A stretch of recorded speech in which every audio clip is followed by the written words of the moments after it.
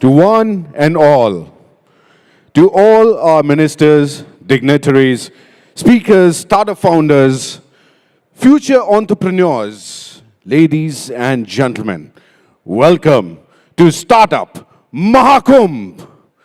Put your hands together, come on. My name is Tuhin Chaturvedi. Joining me, the lovely Karunya Rao on the dais. Put your hands together for us as well, come on. Mahatma Gandhi once said, if I have a belief that I can do it, I shall acquire the capacity to do it, even if I may not have it that time. And our Honorable Prime Minister, Shri Narendra Modi said, stand up India, start up India. Are you ready, India? All right. Welcome to the second edition of Startup Mahakumbh, where we have 3,000 exhibitors, 1,000 investors, 5,000 entrepreneurs, 1,000 incubators and accelerators, 10 thematic pavilions. Ladies and gentlemen, the ladder of success cannot be climbed by keeping your hands in the pocket. So let me see both the hands up. Let me see both the hands up. Put the hands up. Everyone. Let me see both the hands up. Both the hands up. Join these hands together and make some noise. Come on, harder. Before we kickstart, there's a very famous dialogue that is, how's the Josh? All right, so we're not going to say, hi, sir, there is no sir. When I say, how's the Josh, you will say, Bharat. Are you ready? All right, all the youngsters, are you ready? How's the Josh? Come on, you have to take your country's name. Your voice should go all the way to the Prime Minister office or to the nearest police station. They should know what's happening here. So once again, how's the Josh? Come on, Bharat. You have to say Bharat. How's the Josh? How's the Josh? All right, let's kickstart. Over to Karunya. Well, give it up once again for our lovely host and my co-host, of course, Tuhin, and for all the lovely audience. Let's kick off the Startup Mahakumbh 2025 and, of course, the powerful theme that we have for this year, Startup India at 2047, unfolding the Bharat story as we envision and build the future of India's entrepreneurial landscape. Before we begin this exciting journey together, I request everyone to ensure that your mobile phones are on silent so we all have undivided attention for what's happening and what's about to happen in front of you all. And of course, for all our speakers today, there is a screen right up front so you can keep track of time while you're conversing with our guests. All right then, let's get to business. I'm delighted to introduce our very first session, a fireside chat on the D2C revolution, navigating the new landscape and predicting future trends. To guide this conversation, we have with us Ms. Archana Jahagirdar, founding and managing partner of Rukum Capital. As an investor with deep expertise in consumer brands and retail innovation, Ms. Jahagirdar has been at the forefront of identifying and nurturing the generation of D2C success stories in India. And joining her in this conversation is someone who's not just witnessed, but pioneered the D2C revolution here in our country, Mr. Piyush Bansal, co-founder and CEO of Lenskart. In this fireside chat, Ms. Jahagirdar and Mr. Bansal will explore the evolution of the D2C landscape in India, the challenges of building and scaling consumer brands, strategies for balancing online and offline presence, and bold predictions for where this revolution is headed. Give it up once again for Ms. Jahagirdar and Mr. Bansal. Thank you so much. It's a great crowd, early morning, not so early in the morning. And Piyush, we are back again in the same place we were last year. Yes, thank you. This looks amazing. So many entrepreneurs and investors in one place. I think the minister really meant this is become Mahakumbh now. It is indeed. We want to attract everyone from the length and breadth of the country and, of course, the world. So, you've had an incredible year since the last time we met.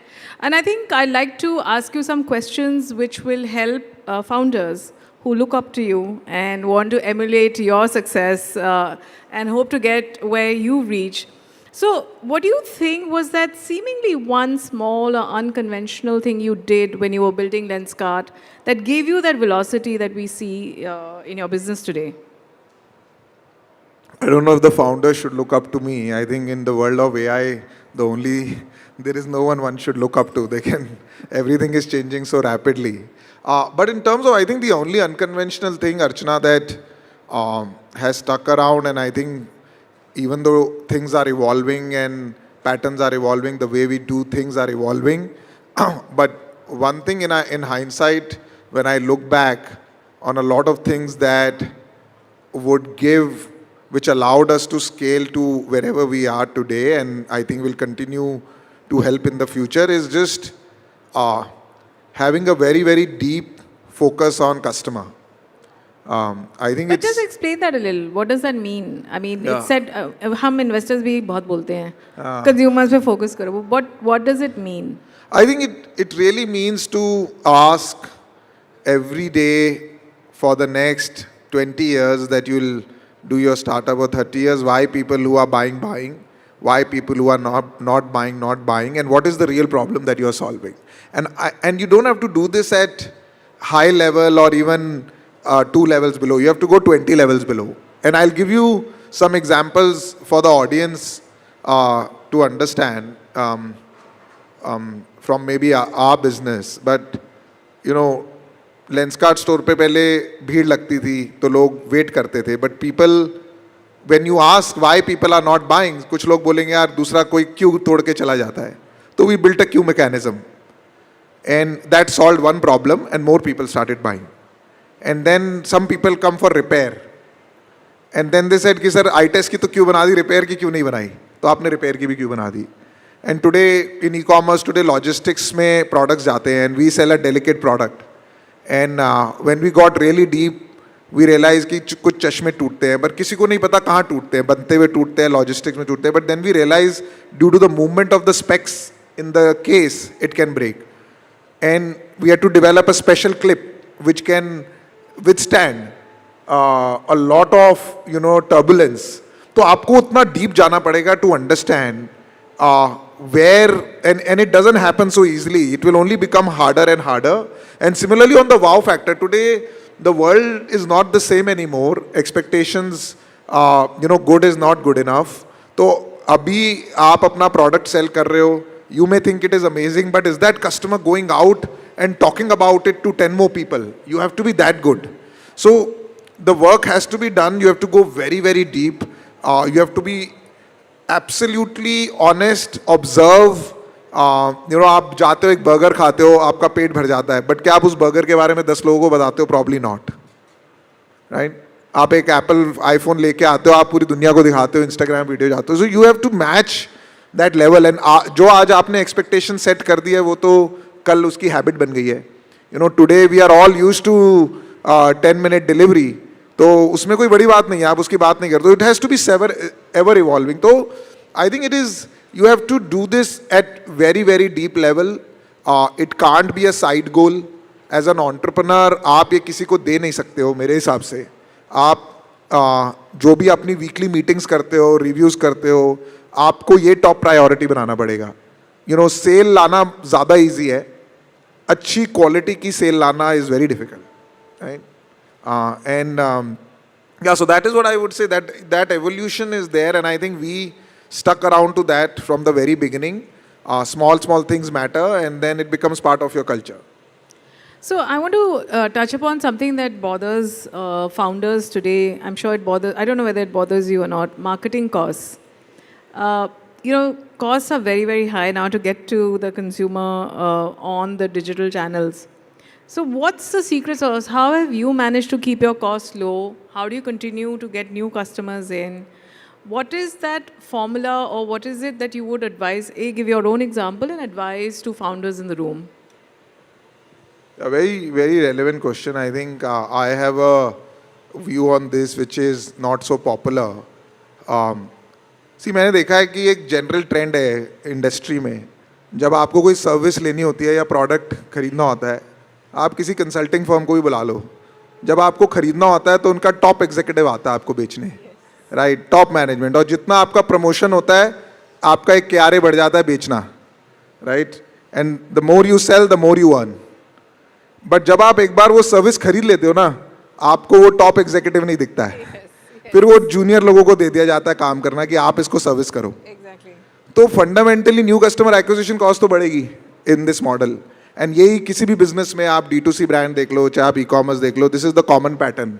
जब बेचना होता है तो top founder के लिए वो सबसे important होता है, टॉप एग्जीक्यूटिव्स को लगा दिया जाता है. अभी मैं अगर किसी कंपनी को फ़ोन करूँ अर्ली स्टेज स्टार्टअप को कि हमको ये सर्विस चाहिए, तो फाउंडर आ जाएगा. जब उस सर्विस में मेरे को कोई प्रॉब्लम आ रही है तब फाउंडर बोलेगा यार जाके देखिए वो कोई प्रॉब्लम हो रही है. तो प्रॉब्लम क्या है ना, the time that we spend on new customer acquisition, आप इतना उस पर टाइम लगा रहे हो कि उसकी कॉस्ट बढ़ ही रही है, राइट. आप you are manifesting that cost to go up in some ways. Instead if you figure out a way and you build a structure and a org which cares about the customers that you have already acquired and you go out of the way, उसमें आप profit नफा नुकसान मत देखो इतना.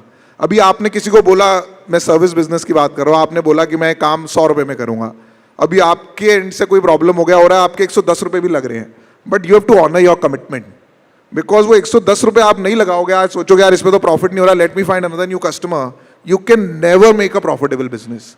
So the only way in my view to reduce new customer acquisition and survive in today's time is कि आप अपने existing customers पे focus करो, get an experience for them which is so great, you know, and I can give you innumerable examples. और आप इसका फायदा आपको शॉर्ट टर्म में नहीं होगा, राइट, एंड आपकी टीम को हमेशा लगेगा कि हम कुछ डिस्काउंट दे देते हैं, कुछ और कर लेते हैं, because you know we like people like SEM, they don't like SEO, right. SEO में आज मेहनत करोगे तो 1 साल बाद रिजल्ट आएगा, बट SEM में तो आज पैसे डालेंगे इमीडिएटली क्लिक आ जाएगा.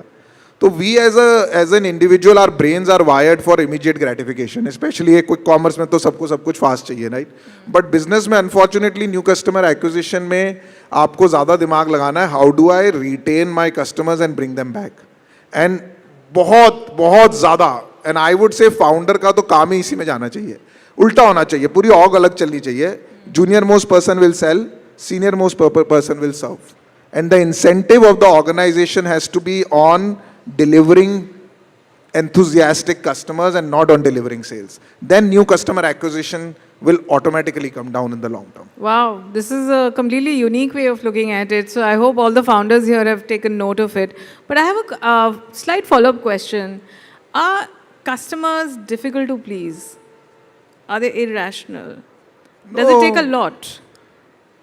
But उनका तो right है ना irrational होना. I mean, why should they settle? अगर they as human beings, आपके पास 10,000 रुपये हैं तो ये कहना मुश्किल होगा कि are you should not expect more. There is no irrationality about it. I think आप नहीं करोगे तो कोई और करेगा, राइट. आप अपॉर्चुनिटी दे रहे हो किसी और को करने की. I don't think you can blame the customer. I for sure think that customers have a right to expect. We have a right to set their expectation right and keep delivering. And आपको बहुत deep में जाके core level में समझना पड़ेगा कि आपका value proposition क्या है. आधे टाइम तो हम लोग पैसा लगा रहे होते हैं चीज़ों में जो कस्टमर को मैटर ही नहीं करते. That's a good thing. So Right. can you give some examples of तो that? अभी जैसे हम चश्मे बेचते हैं, ऑनलाइन बेचते हैं, ऑफलाइन बेचते हैं, ये करते हैं, बट इवेंचुअली तो हम चश्मा ही बेचते हैं ना, राइट. आप जब घर जाते हो आपकी जेब में एक स्पेक्टिकल केस है, एक चश्मा है. तो if I put all my money on everything else but my spectacled quality is not great, will you ever get your new customer acquisition cost low? No.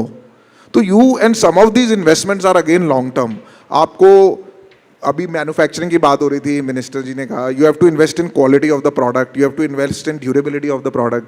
जो अपने 1,000 रुपये या 2,000 रुपये खर्च कर रहा है आपके प्रोडक्ट और सर्विस को लेने में, उसके लिए तो उसमें 2 रुपए भी बहुत बहुत इंपॉर्टेंट है, and you have to feel that pain कि उसके लिए क्या इंपॉर्टेंट है, and you have to invest your money in making sure कि उसको जो लॉन्ग टर्म वाव मिलेगा ना उससे, that is what is going. They may not say it today, eventually वो जाएंगे, घर जाएंगे, 1 साल यूज करेंगे आपका प्रोडक्ट, उनको अच्छा लगेगा, सर्विस अच्छा लगेगा, वो घूम फिर के आपके पास आएंगे. So like you've come back in the second edition of Startup Mahakumbh, the wow factor था कि नहीं था? That you Wow returned factor as a है. customer. वाव फैक्टर है. That's why you returned, right? Yeah, yes. Okay, let me ask a point that you raised about omni-channel. So again, it's a question that I think a lot of founders in consumer are thinking about, you know, offline, online. How do you get omni-channel? When do you start offline?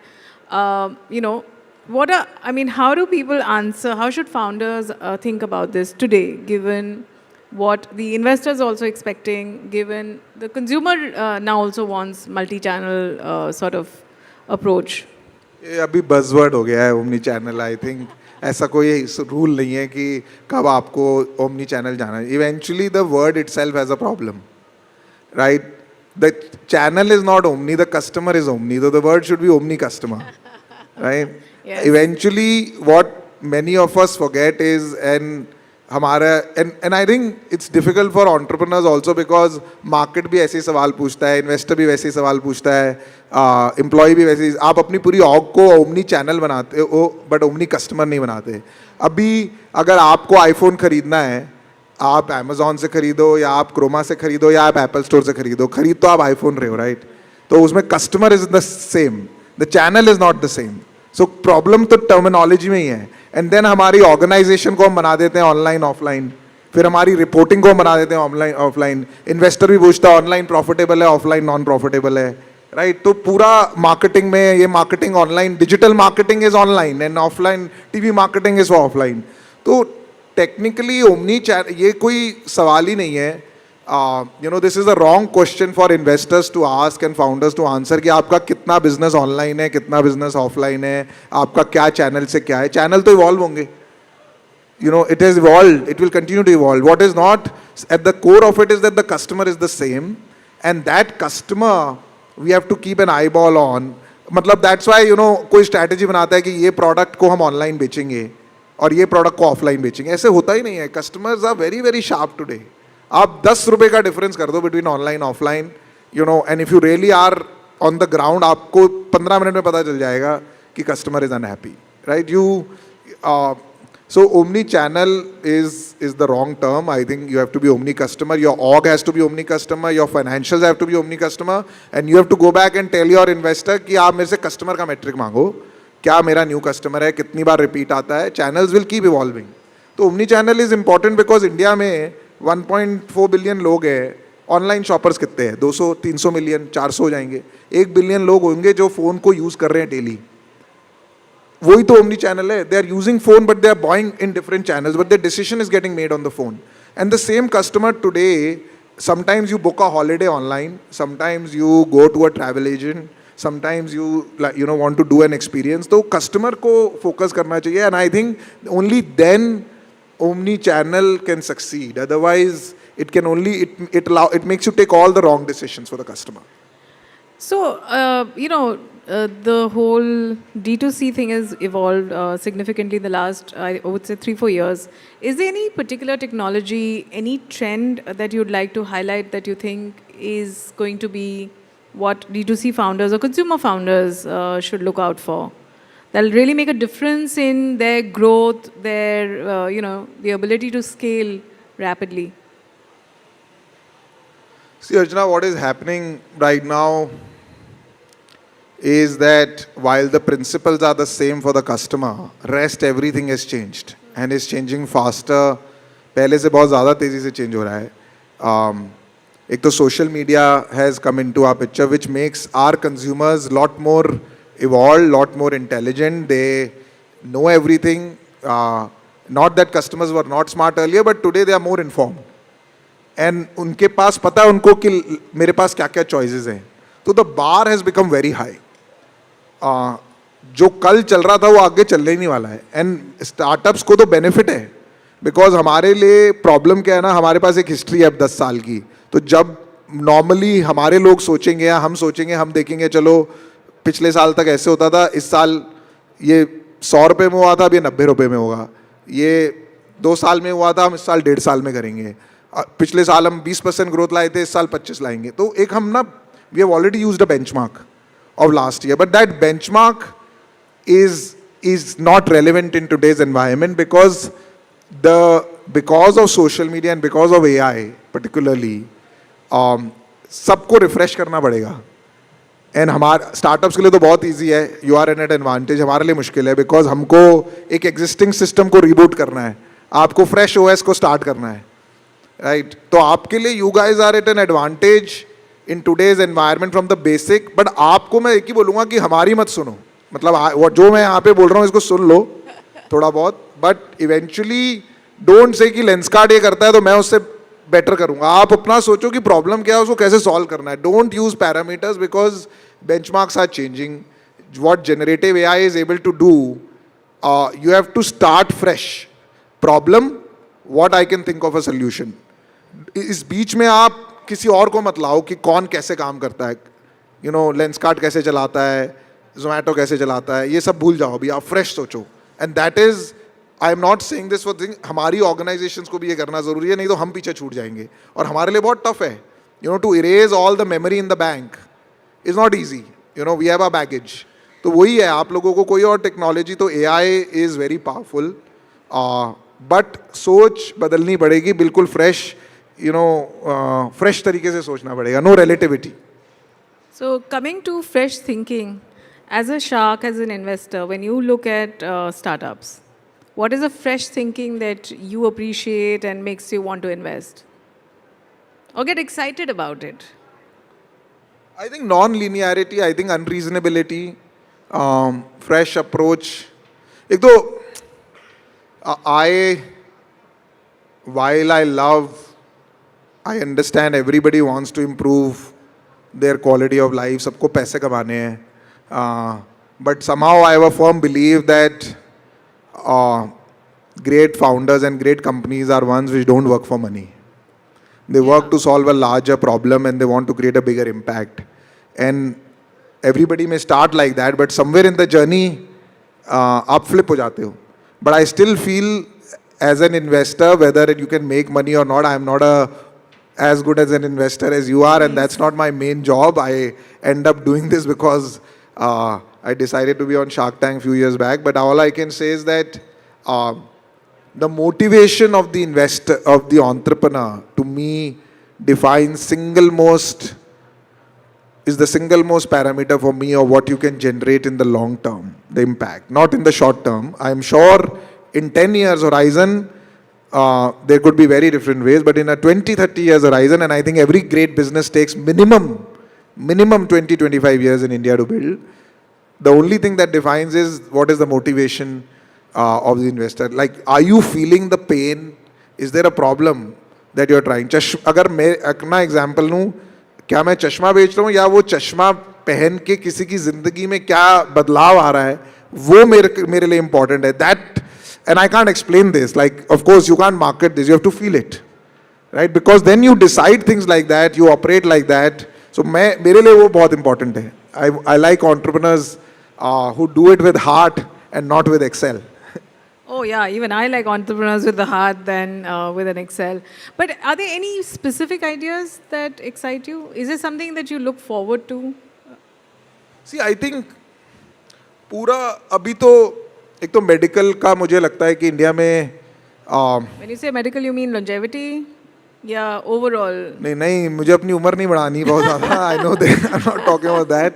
But today, for an average human, you know, अभी मैं यहाँ आ रहा था, there is somebody, मेरे घर में somebody works, and उसके father को 1 तारीख को कुछ पैरालिटिक अटैक आया, तो एक साइड उसकी पैरालिटिक हो गई है. वो हॉस्पिटल गया, उसको पास कोई तरीका नहीं है, राइट? अभी मुझे रजत दिख गया स्पंदन से, I am an investor in his company. So what he is doing, right, he has developed a ECG device जो कि 2-3 हज़ार रुपये का है, जो नॉर्मली आई थिंक 1-2 लाख रुपए का आता हो. एंड केदारनाथ में आई नो इतने लोगों की डेथ होती है या मैराथॉन्स में because of heart attack, and this guy really feels the pain. You know, I think he cares less about the business, but he has saved so many lives in Kedarnath and marathons by detecting his device, and he has got it US FDA approved. So I think there is a lot of opportunity, because somehow I feel the importance of life in India needs to get higher. You know, I definitely feel it painful when somebody says, यार मैं अपने hospital में अपने dad को admit नहीं करा पाया, तो मैं उनको घर पे ही देख रहा हूँ कैसे manage करूँ, and he is not able to. And इन चीज़ों में तो the speed of the treatment is very important, right? The more you prolong. So I think medical with AI, with India manufacturing, we can really, you know, we can really solve some of the unsolved problems of the world. Yeah, I think on that note, I really want to thank you. We are run out of time. Piyush, very engaging as always, and thank you for coming for Startup Mahakumbh. Thank you. Thank you. Thank you so Archana. much.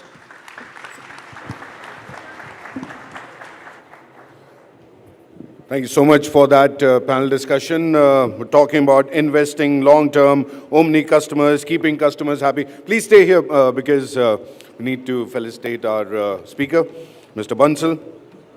I request Ms. Jangidar to please felicitate Mr. Bansal.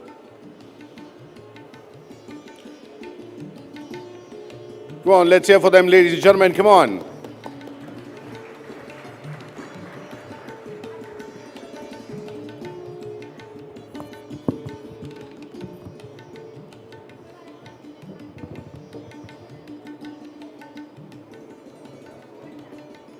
All the pitches will be outside. No, stay here. We have the next talk, next panel discussion coming up.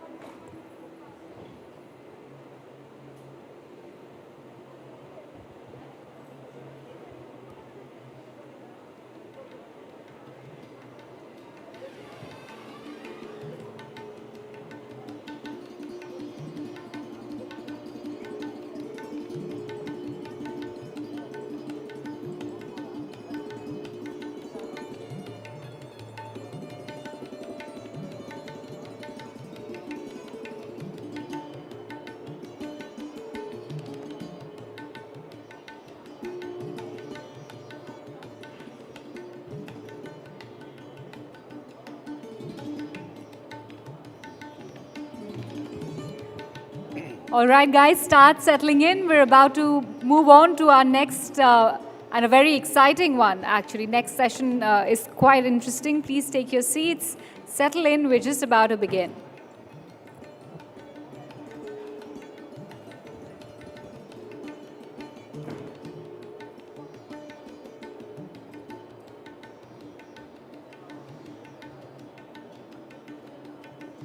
People who are standing on the right side, they can come take the seats here. Seats are, some seats are vacant, so you can come and take the seats. People standing there as well, you can take your seats. Kindly settle down because we need to start the next session.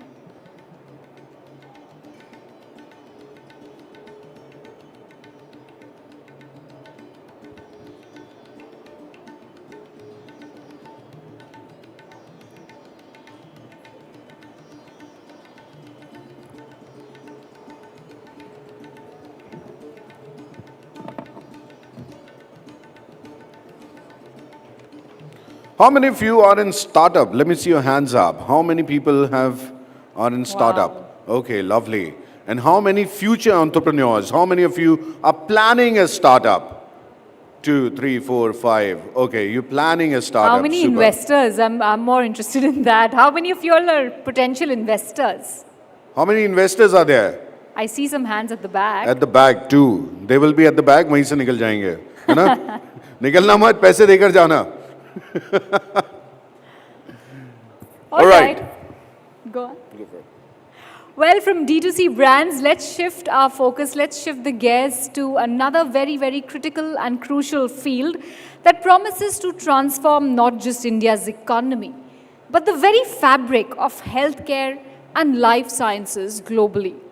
As we envision India at 100 years of independence, few sectors hold as much importance and as much promise for solving humanity's most pressing challenges as healthcare technology and biotechnology. From genomics to precision medicine, from AI-driven diagnostics to sustainable biomanufacturing, Indian innovators are all set to lead this revolution. It's my pleasure to introduce our next panel discussion on Health Tech and Biotech 2047, Fueling India's Innovation Engine with Young Changemakers. To help us navigate this critical conversation, we have with us Dr. Talis Marif Syed, CEO and Director of the Center for Cellular and Molecular Programs, also called CCAMP. Joining Dr. Syed on this distinguished panel are true pioneers and architects of India's biotech vision. Dr. Anand Kumar, co-founder and CEO Bugworks. Put your hands together as the panelists join us on stage. And Ms. Padmaja Ruparel, co-founder of the Indian Angel Network, the AIN Group. Give it up for her. IAN Group, I'm sorry.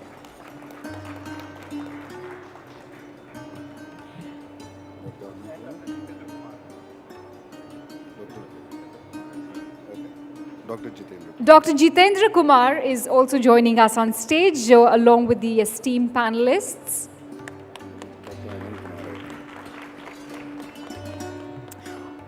All right, then, together this panel will be exploring how India can accelerate its biotech revolution, nurture the next gen of scientific entrepreneurs, and position our nation as a global leader in healthcare innovation by 2047. Mr. Anand Kumar, over to you.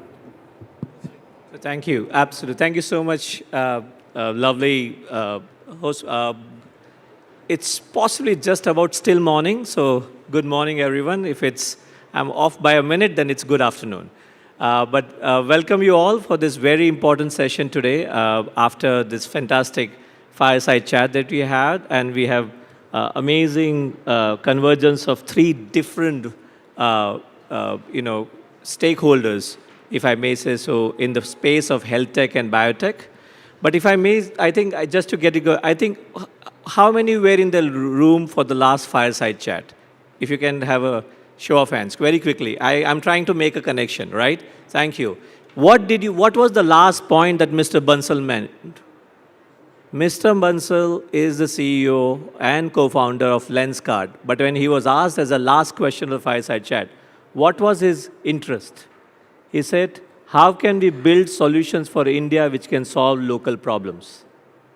And he mentioned medical, but it is actually this session that he was priming in a way. He didn't know that, but he was priming this session in terms of how India is absolutely rightly poised to build solutions for biotech and healthcare from India, for India and beyond. So I'm very excited that this was perfectly timed for us to actually set this up. And we have three fantastic panelists with me, and I'm very delighted to moderate this panel discussion. We have Dr. Jitendra Kumar, who is MD BIRAC.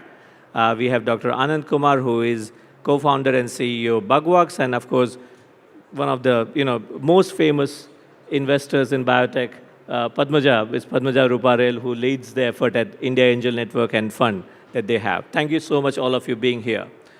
So in the next few minutes, what we want to actually probably share with you as different stakeholders coming from the entrepreneurs, innovators, future entrepreneurs, what is that we want, where is it going in terms of the projection of 2047, that is Viksit Bharat? What is Viksit or what is developed country, if I may ask you? A developed country is where its largest part of the population has resources to be educated well, resources to be healthy, and resources to live really a good quality of life. And that can be achieved when you actually build those resources across. There's a population in India that actually has it, but there's also a large population that doesn't have it. And that's where Prime Minister's vision is to build this Viksit Bharat. It's not about numbers, my friends. It's about what we are doing for our population as a developed country. Are we going to have a setup and resources to help them in education, in health, in society? And what will help us to get there? It is going to be new innovations. It's going to be science, it's going to be technology, it's going to be biotech, it's going to be health tech, which actually make sure that not only we'll serve the society, but we'll take the economic impact to the next panel and next level. And that is where this panel is actually going to be all about. So let me begin with this thing. The reason of this panel is largely to see from today, if we're going to be talking about next 22 years, what does it take for us to contribute? There is nothing guaranteed. We have to work hard to achieve something. So what does it take for us to contribute towards the larger vision of the Prime Minister in making India Viksit Bharat, not to tell somebody, to ensure that our own population is well served? And that's very, very important.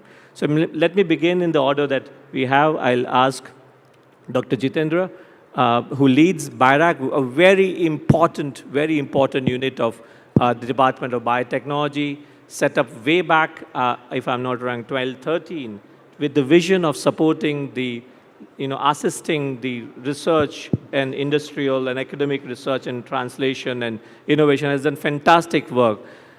If I may ask you, Rajendra, what would be your, starting comments on this aspect of building a Viksit Bharat, building a country which is truly developed, which has achieved the 100 years of journey, and make every human being which it badly deserves in terms of living in a country which actually provides that capability. So your vision and how that will be contributed to the space of healthcare and biotech. Yeah. First thing that I want to say about biotech and health tech is that it's it solves some of the fundamental problems of human being, more so in India. Life is now a fundamental right. Right to life, right to live actually. Right to live was always a fundamental right, it's nothing like new. But the connotations have changed now. Now, Supreme Court recently has pronounced that right to healthy life is a fundamental right.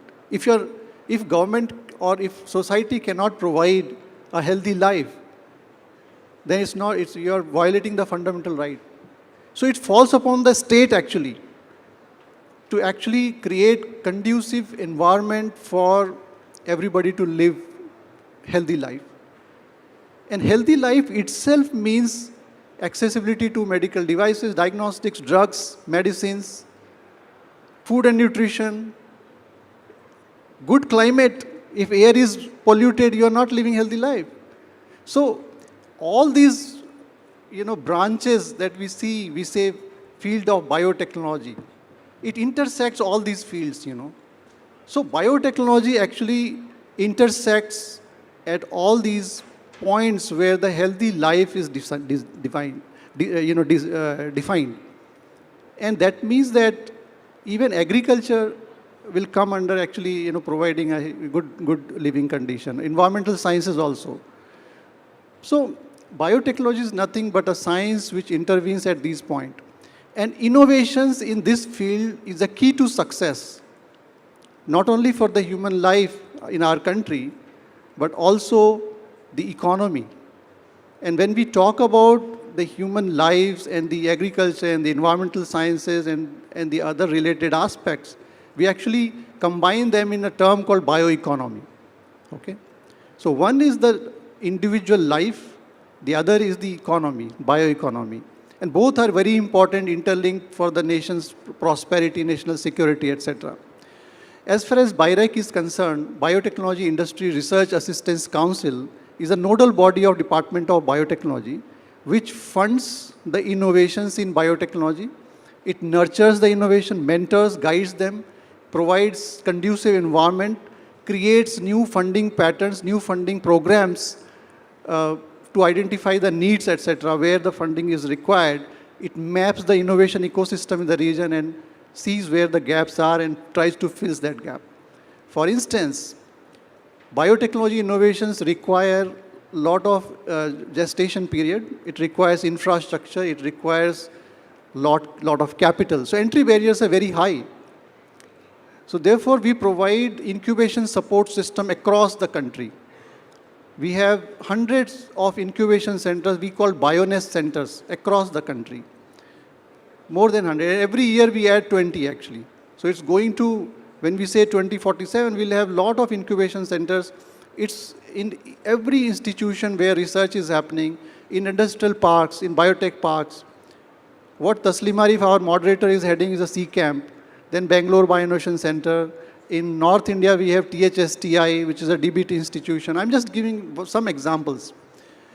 So these incubation centers provide conducive environment for startups to plug and play and do the proof of concept and, commercialize their ideas and startups and, raise funds, etc. This is one aspect which we have actually tried to lower the entry barrier. Then we have some funding programs in BIRAC, and we have supported some 4,000-5,000 startups directly or indirectly. These funding programs starts from the basic ideation phase. So if any individual has an idea, we have a biotech ignition grant. They don't have to even start a company. Although we now have, tried to say, try to move towards, people who have already registered from next 2 years, it will be like that. But so far we have funded individuals also. Ideation, then they go to the incubation centers which are mostly supported by BIRAC, and then they do proof of concept.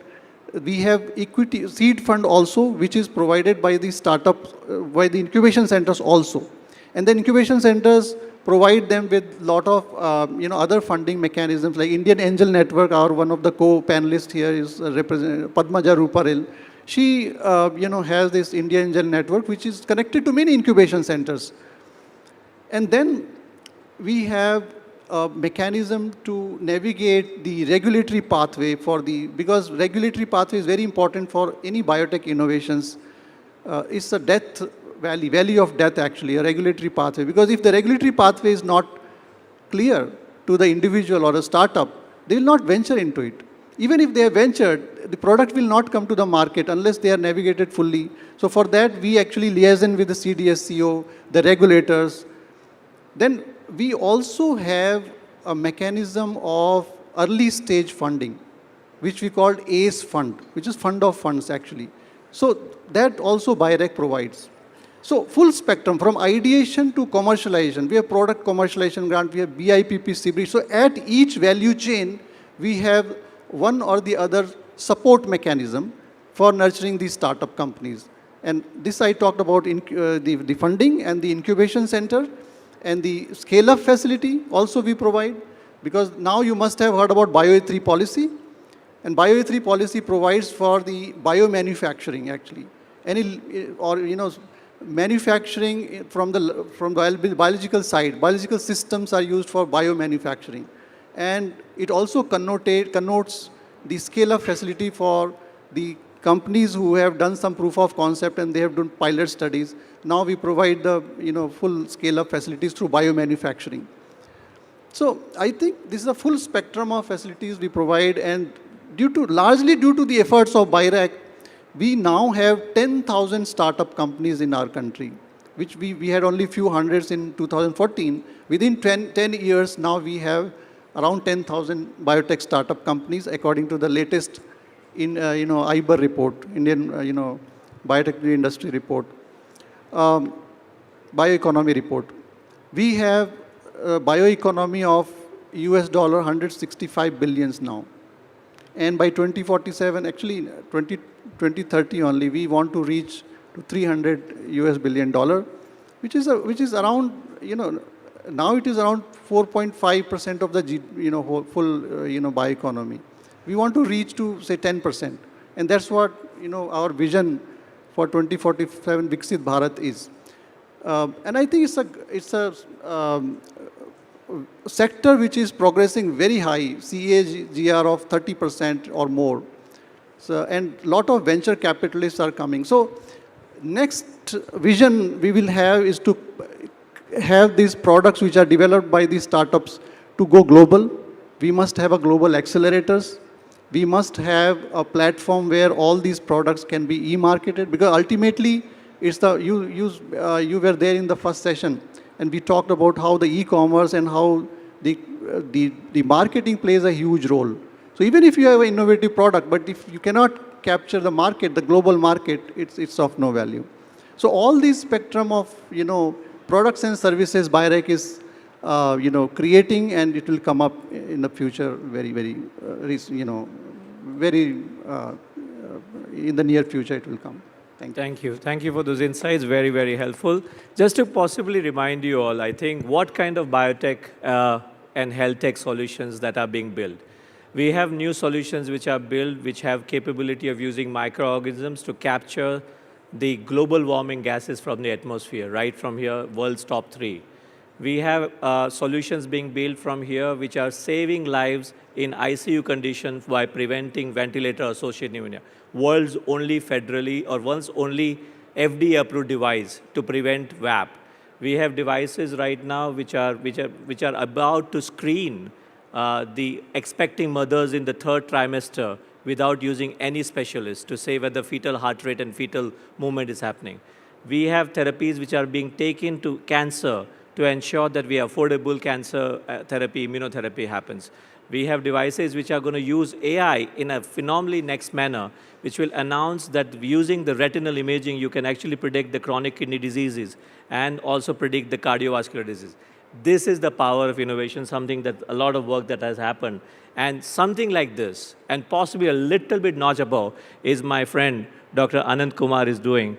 That is to build a drug which is anticipated to address the global threat of losing 10 million lives a year. That is the antimicrobial resistance or superbugs. So I request Anand to share his phenomenal story, the work that he has done, which is going to be the most important for all of us when it comes to the market and start saving lives on day one. Anand, over to you. Thank you. Thank you, Tasneem. Good morning, everyone. I'm really proud to be here. And as he said, Bugworks, we have an opportunity from India to work on the first novel antibiotic in the last 60 years that the world has seen. And we're also working on oncology solutions. I'm deeply thankful to BIRAC because we started by incubation support from BIRAC and CCamp, where Bugworks is based out of. So before I talk about Bugworks, Tasneem, let me just, for this audience, just take off of some point that my previous speaker said, right? The three most important things that will define your generation when we are 2047 is right to health, right to good air quality, and right to food. No fantastic app in the world that delivers your pizza in 5 minutes can give these three things. As a country in 2047, we are going to be $30 trillion, of which at least 10% of the $30 trillion will come from the biotech space. Ladies and gentlemen, while we are greatly proud of where we have come from, when the British left us, we were less than 1% of global GDP, to where we are now talking about $30 trillion in 2047. Unfortunately, we have to be humbled by the fact that we are one of the most sickest populations with the biggest cardiovascular problems, infection problems, oncology problems, and neurological problems. Air quality in many of our cities, including this city where we are sitting in, is abysmal. We have to be humbled by the fact that we have huge problems of health, huge problems of environment, and khana to be fully sufficient. Right to life, right to health, right to good air, right to food will happen only if the biotechnology sector continues to grow well and deliver like what e-commerce has done for all of us. It's that important. What is most important in our families? It's biotech, right? So when I see the investments happening from BIRAC, from CCamp, I'm really, really happy. So what is amiss, Tasneem? Let's talk about what is missing for biotech to become really fantastic.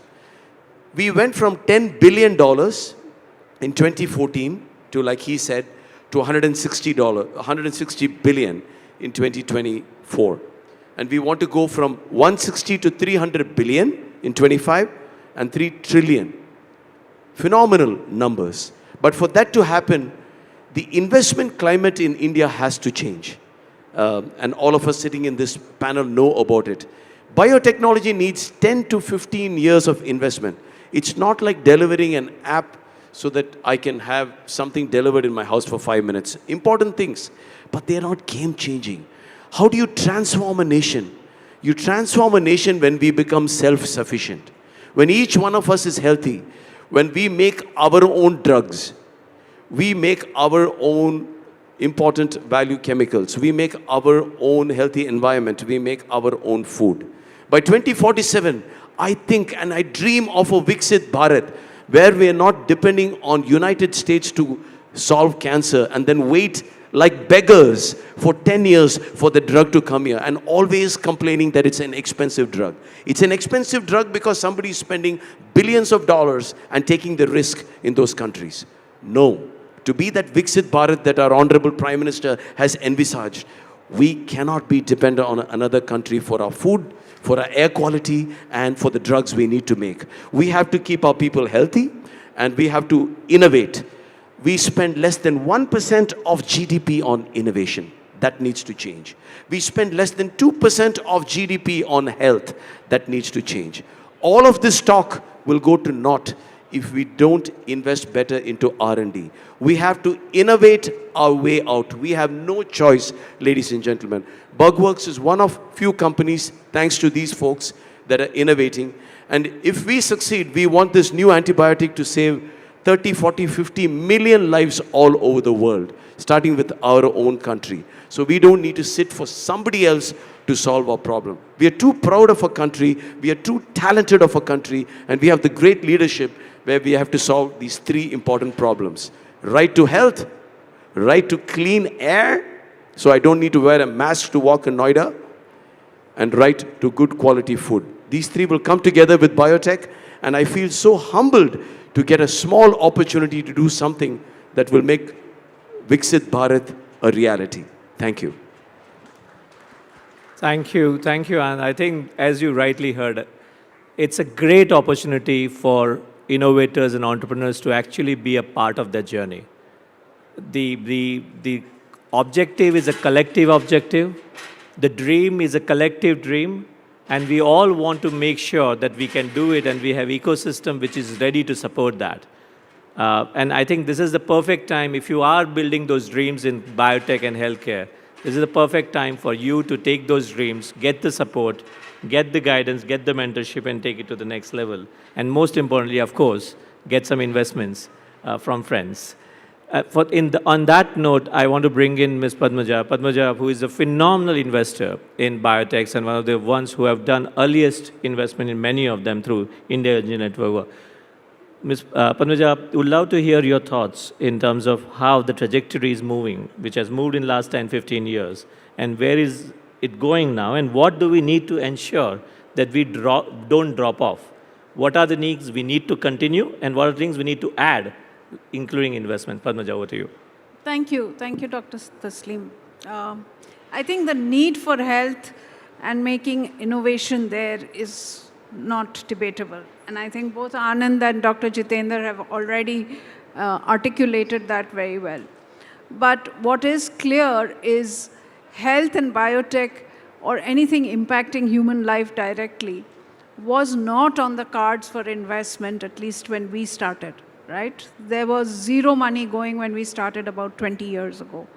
So when we actually made our first investment in stem cells way back in 2011, it was an extremely, extremely difficult task to raise the money within the angel group that we started. We lost money on that. The company failed. But what it did, what was successful, was it whetted the appetite of investors.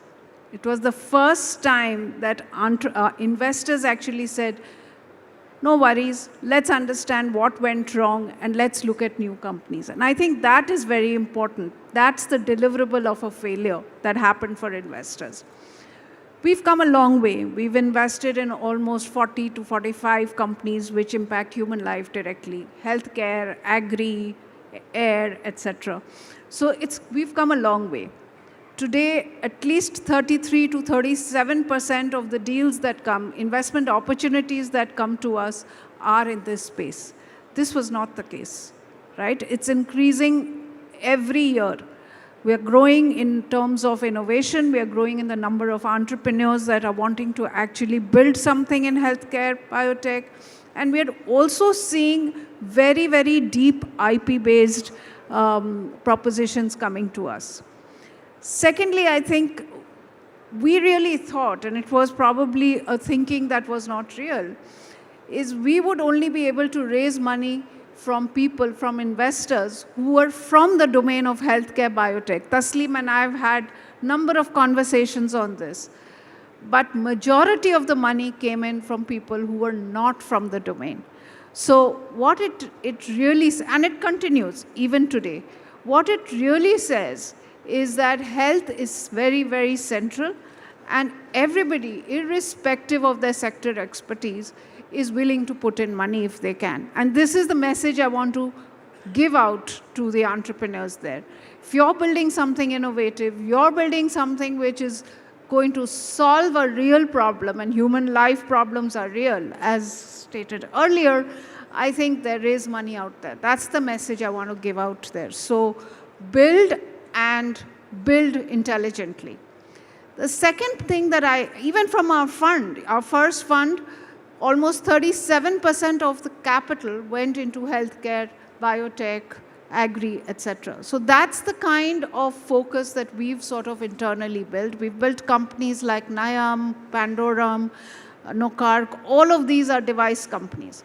Now let's come to the downside of what we need to do. I mean, it's great to say that when BIRAC sort of bred, and BIRAC's done a phenomenal job, it bred companies, it's bred research, it's bred ideation to commercialization. And I think a lot of, not only IN, a lot of early stage funds have sort of plugged into that. But I think what is really today impacting are a couple of things. In India, for biotech healthcare companies, there is very little growth money. So early stage investors, while they are willing to put in money for breeding these companies, taking them to a certain level, I think the next round money is not here. So somehow we need to build large pools of growth money coming here. Otherwise, we are losing our companies to other countries. We have companies which have moved or have been acquired by overseas players. So this is a big need that needs to happen, number one. Number two, even when we talk to entrepreneurs, I think there is a learning that I'd like to pass on from an investor lens. Entrepreneurs understand the technology, and large number, it's a general statement, so don't take it to heart if it doesn't apply to you. But there is deep science and deep technology that we see in entrepreneurs. The missing piece in these, specifically in this sector entrepreneurs, is the business side, the finance side. And it's not possible to build value for yourselves unless you understand the business and finance of it. So I really, really want to send out this message that somehow please get that thinking, either you learn about it, embed co-founders who can help you, bring in that expertise, bring mentors, advisors, or whoever. But it's a piece that is actually limiting you to grow. Because unless you understand that, it's going to be very difficult to create a valuable growth stage company. I mean, at the end of it, you can only proceed on your journey, you can only progress your journey with money, and money, unfortunately, does mean finance and business thinking. So that's the second piece. The third, or whatever serial number it is, I think we have to, as a country, to echo what Anand has mentioned, we need the infrastructure behind it. And infrastructure doesn't only mean equipment and real estate. It means that we need testing capabilities. We need approving bodies. We need an ability to get a supply chain built. Otherwise, these entrepreneurs are not going to be able to build that. So that is something we need to put on the table. And finally, in the interest of time, actually, Tasleem, otherwise we can continue, is how do we retain and good entrepreneurs in the country? If we don't create that ecosystem of building these entrepreneurs, retaining them, providing the support that they need, what does that mean, right? I mean, we are talking about the public procurement policies which are allowing startups to sell to the government. That needs to be relooked at, right? You are saying, we have policies where we're saying if we have the BSI mark, we can go and sell to a government hospital. It's not that easy, right? We need several other approvals. So somehow I think there's a whole ecosystem and there's a whole there needs to be a much sharper focus where all of this needs to get solved. And if I may take the liberty, I think it's not just the government. We all need to get together and work towards this goal. Otherwise, Anand, what you said, your vision is a little further away than 2047. Thank you, Padmaja. Very well put, and a few of the things were really right on spot, but if I may take some of the points, I think we are, as we prepare the early promises and new startups and the new cohorts built up, we need ecosystem that actually can respond to that journey. It's very, very important. I don't know how many of you have heard, the government is planning a 1 lakh crore for largely fund for the research translation component. Very, very important component, which as it comes through, it will actually really make the splash in terms of how do we do the deep science stuff forward. There is much more happening through the new ANRF that is happening at the same time in terms of how they are going to collaborate with academia and industry. So with this amazing biotech efforts that you heard of and you will see outside in the biotech pavilion, and the 3 different perspectives from the side of the government, from the side of entrepreneur and investors, there are so many things happening. I have been working in this setup now for nearly 15 to 16 years, and I have never been more optimistic, to be honest with you. There's so much to achieve, there's so much to do, and there's so much to actually contribute towards. And I think that's the philosophy that we would love to work with, because it is never an individual game. It is a collective game, it's a collective play, and there's a lot that we can do together. So on that note, please join me in thanking the panel. So build these thoughts and working together. Thank you so much. Thank you. Now I hand over to the, thank you so much. No, you're gonna be here for a while because we're gonna unveil something really, really cool now. Ladies and gentlemen, put your hands together for our panelists here. Come on, put your hands together one more time. Well, now it's time to unveil.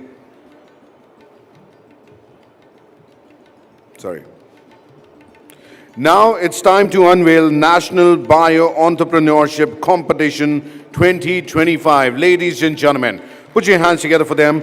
May I invite Mr. Prashant Prakash, founding partner, SL India, Mr. Rajan Anandan, MD Peak XV on stage, please.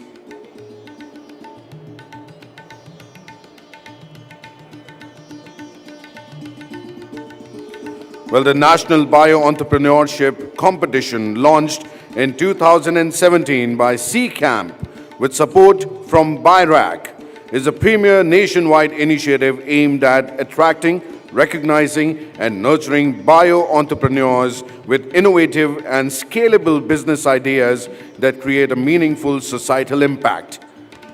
NBEC offers participants a unique platform to compete for substantial cash prizes and exclusive investment opportunities. So do take part in this.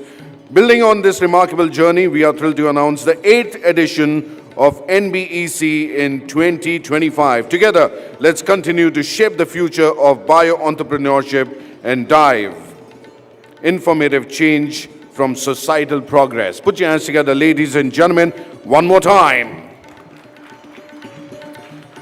Please, I request all the speakers to be on the stage because I request Dr. Tasleem to felicitate our guests.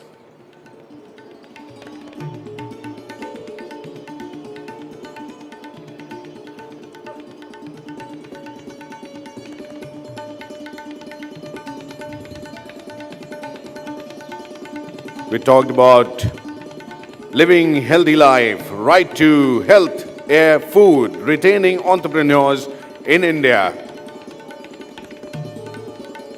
And as we say in Mr. Bachchan's voice, Parampara, Pratishtha, Anushasan. ये हिंदुस्तान के 3 स्तंभ हैं.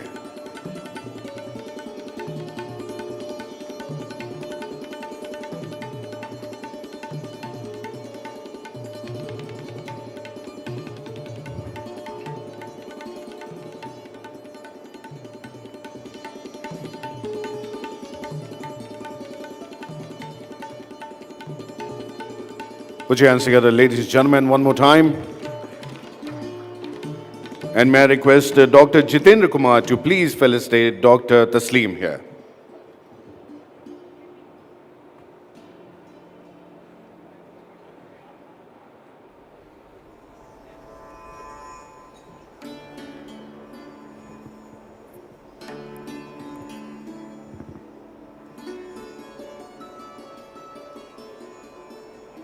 Thanks so much for joining us on the stage. Put your hands together, ladies and gentlemen, one more time for this insightful panel in health tech.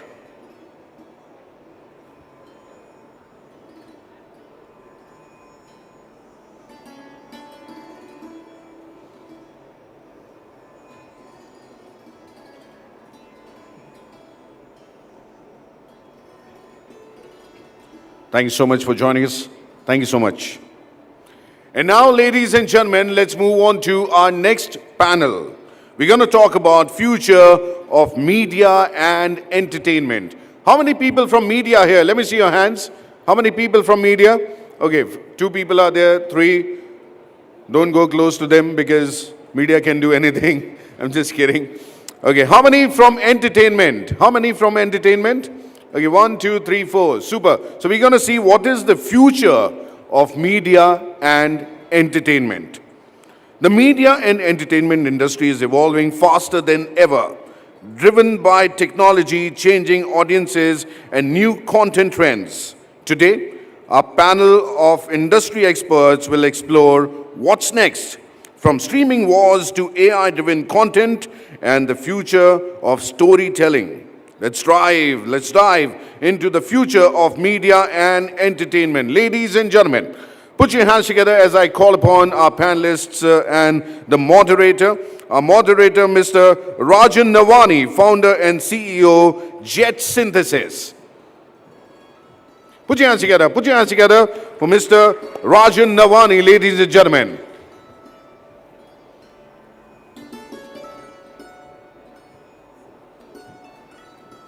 Joining us, the moderator, Mr. Rajan Nawani. Put your hands together, ladies and gentlemen. Put your hands together. Come on, let me see. Come on. Young entrepreneurs. All right, now joining us, the speakers, Mr. Ashish Hemrajani, founder, CEO, Book My Show. He's not there? Okay, super. Joining us, Mr. Bhavin Pandya, co-founder and CEO, Games 24/7. पूरी information लेकर आए हो आप. Super. Mr. Harsh Jain, co-founder and CEO, Dream 11. Sir, ये मैं कर लेता हूँ, आप टीम बना लो. I'm just kidding. Over to the panel, ladies and gentlemen. Put your hands together one more time. So very good morning to all of you. I think, you were trying to get them to clap. You're going to do that with everything that happens in your daily life, because media entertainment is touching you probably every few minutes. Today it is not only entertaining you, but it is also helping you make choices about what you should consume, what you should buy. And there is no brand today, I think, that hasn't realized the power of reaching audiences, especially in a digital, disruptive, personalized world that each of you, I can see each one is sitting with a mobile phone. And how does that mobile really, touch your life? And the entertainment, the media part of that is something that the world has not experienced before, but seeing a big shift. And now as we see that shift happening, I think it is very important to realize that where is this sector going to go? And therefore, to take us through this conversation, we have Bhavin and Harsh, will enable us to be able to look into this world very differently and see how to make that happen. We have one more person joining us. Yeah. May I also invite Anuj Tandon, who's the partner, Bitcraft. Put your hands together for Mr. Anuj Tandon, ladies and gentlemen. Mr. Anuj Tandon, are you here? Yeah. So Anuj makes all the he's there. investments in the sector as well. So good. I think we'll have a complete discussion around different aspects. But I think it's important for us to begin. What has actually made this sector so important in the life of everybody? And I think the one word that stands out is technology. And I think technology, while it touches everybody's life in different ways, and you're going to see a lot more of it with Gen AI, which is, one conversation that you're going to see everywhere, and many others, whether it's immersive tech, whether it's blockchain, Web3, so many new technologies all converging at one time. and also shaping this industry very differently, because this is one industry that is now converging in multiple ways.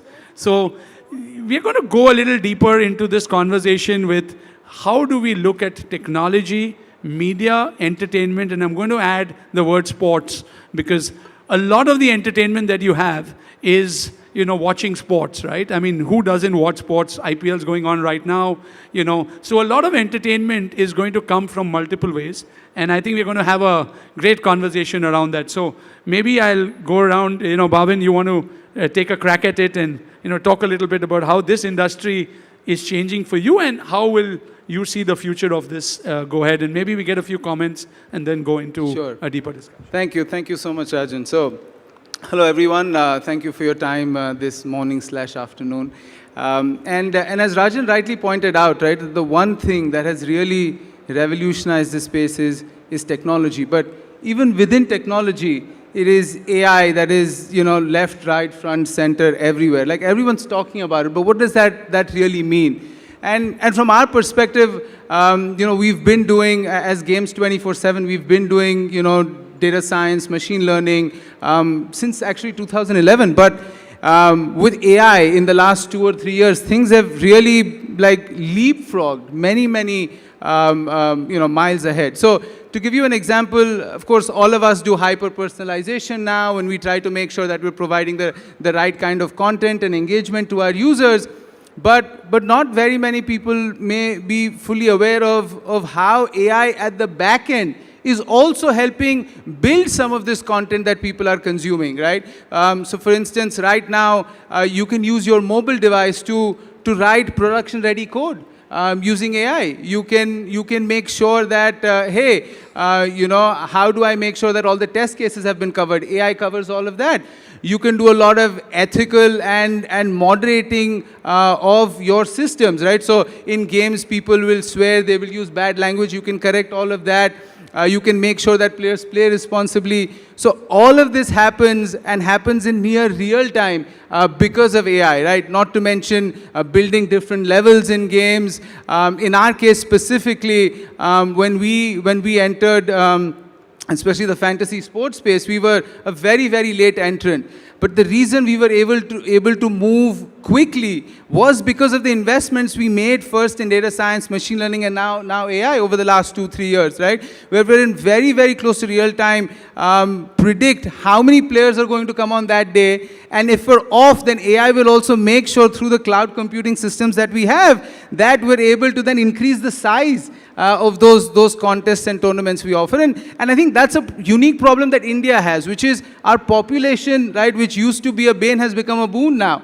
Like so many people in India, so many people want to use these apps that the apps and these companies have to be on top of their game to be able to provide these services to every single user. And I think that's where AI is helping massively. And that's why everyone is getting, this is the future of media and entertainment. That's what we're talking about. Like a lot of media that's there, a lot of entertainment that's there. A lot of that content is getting generated in real time. Like something happens and in 2 minutes, you have 1,000 videos just talking about it, right? We as users are spoiled for choice. And I think this is all on the back of AI. And as Games 24/7, we've leveraged a lot of it to make sure that we're staying ahead of the curve. Great.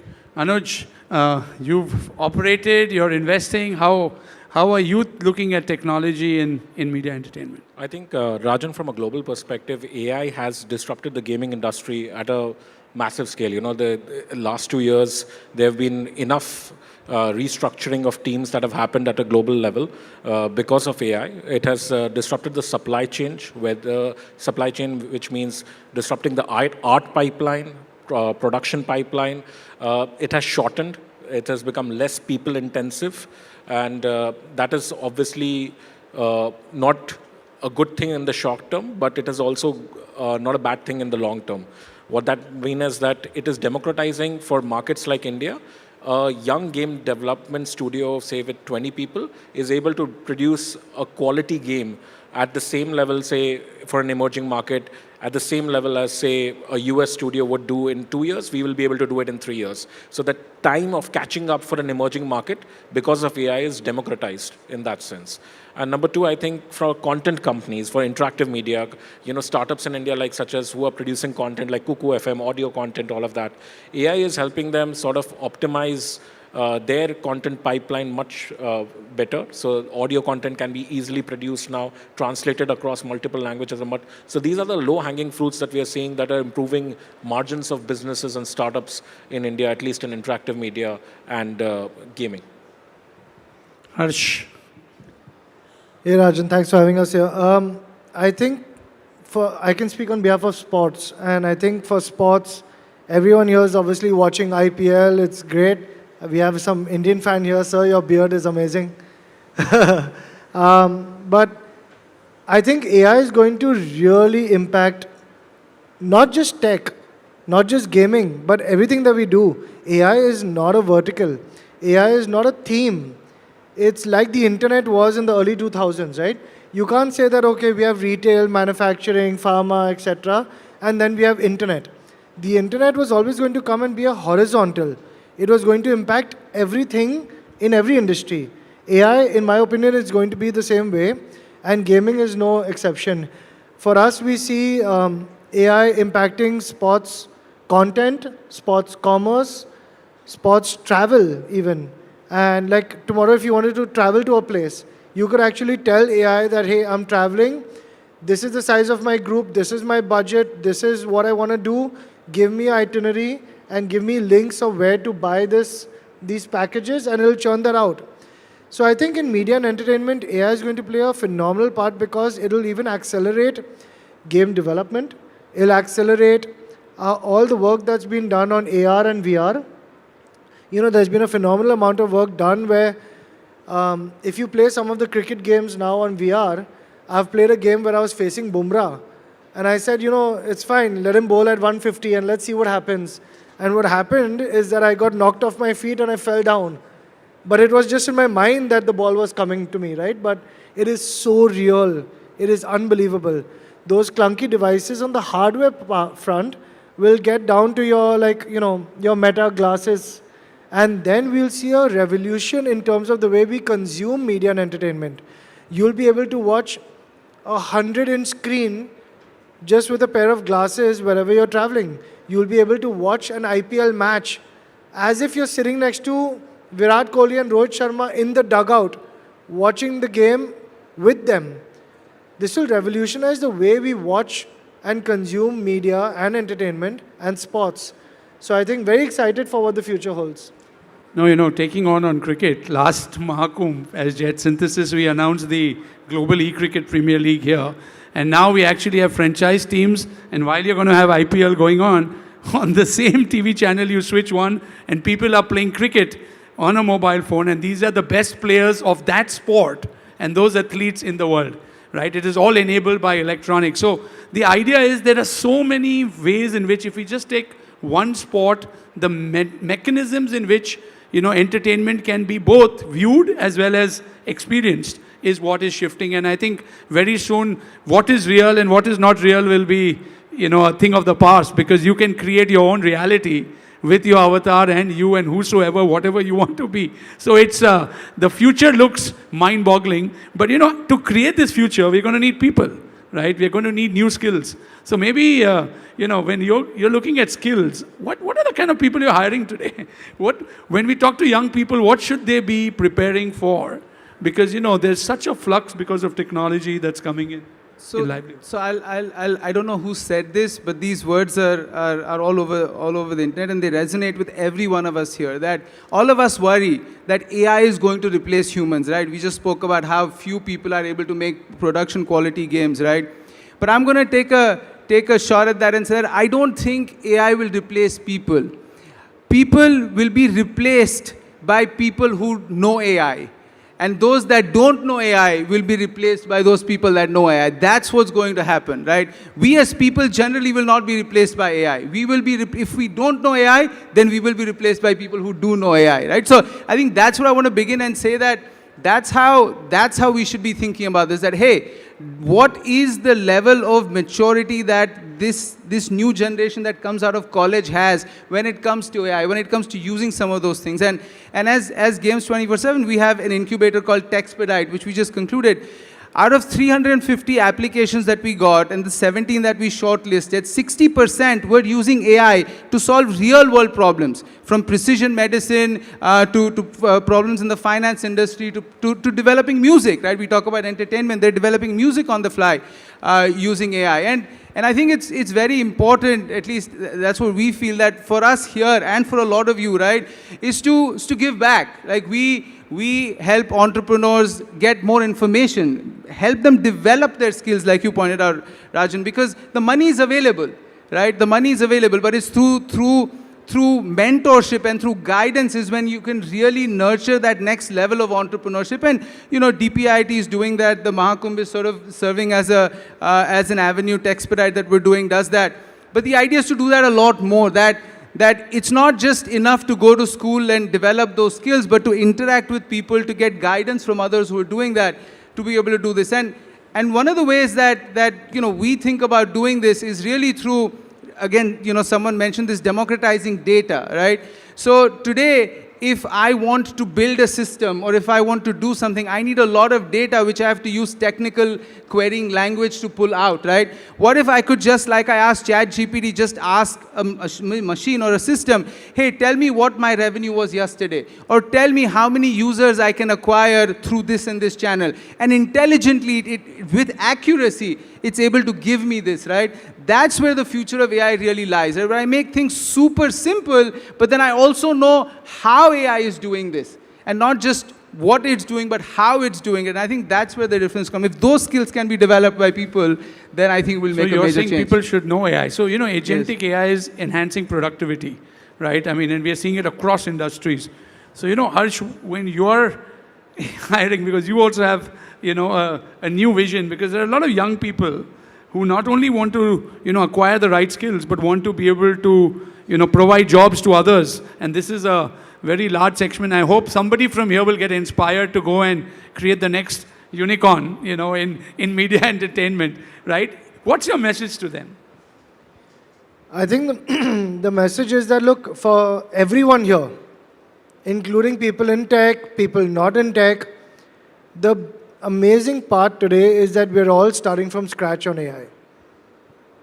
Any one of you could jump onto, ChatGPT, Claude, Cursor, Copilot, you name it, and you could start picking up stuff on the fly.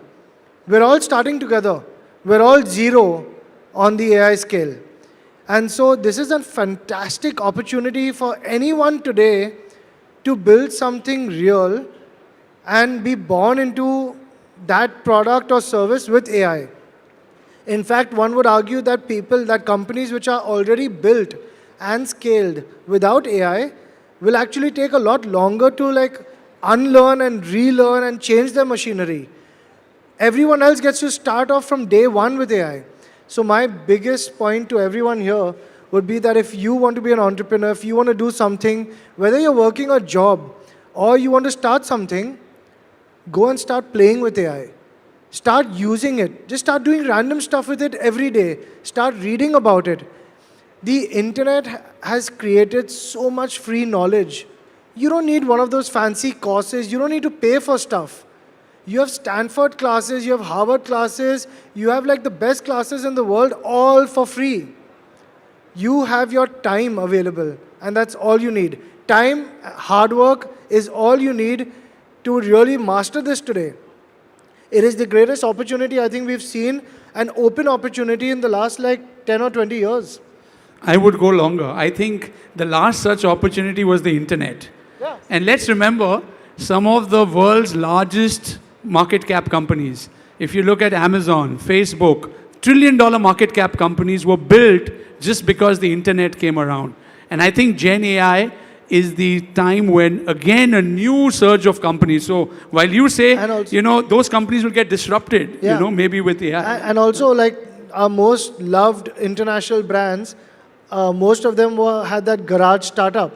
It was two kids with a laptop. Yeah. right? Absolutely. That's exactly what's going to happen today.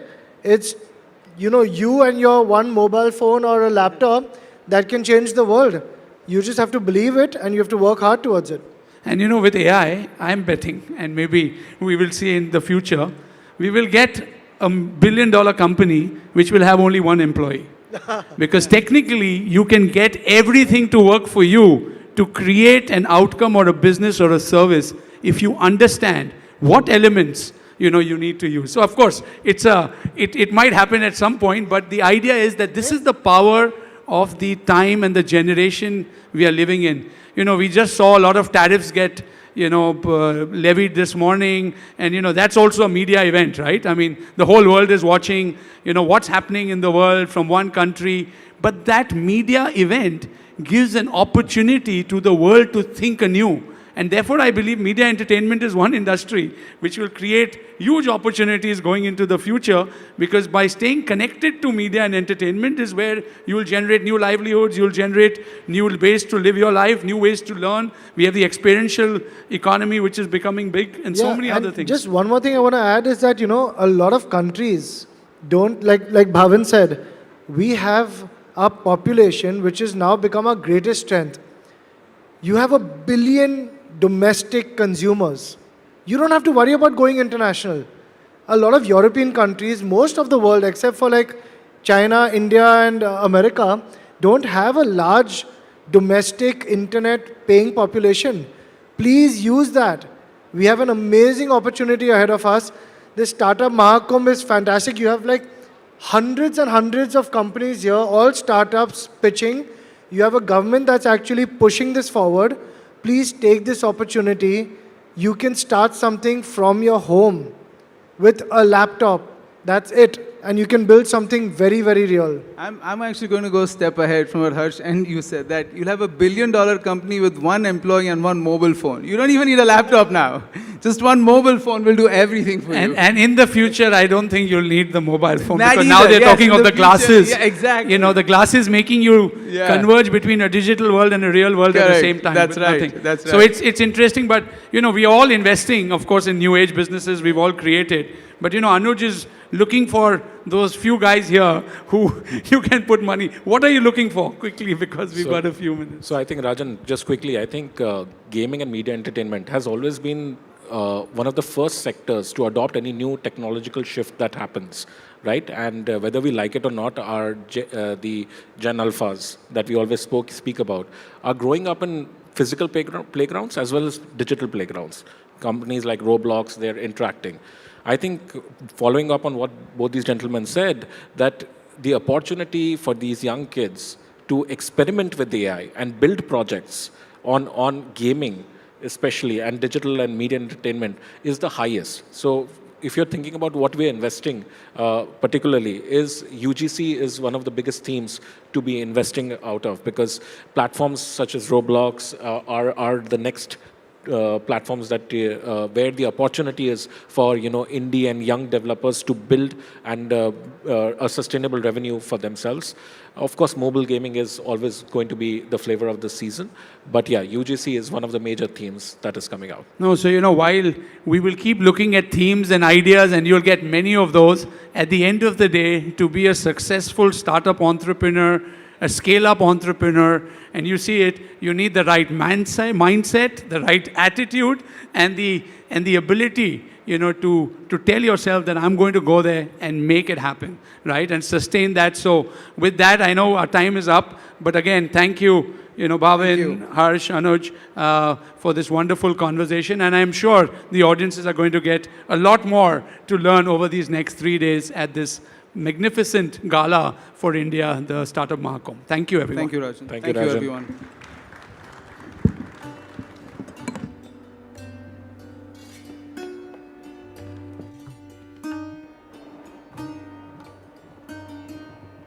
Thank you so much, gentlemen, for those illuminating perspectives on the role of technology in media and entertainment industry. We now request Mr. Navani to hand over a token of appreciation to all the panelists as well.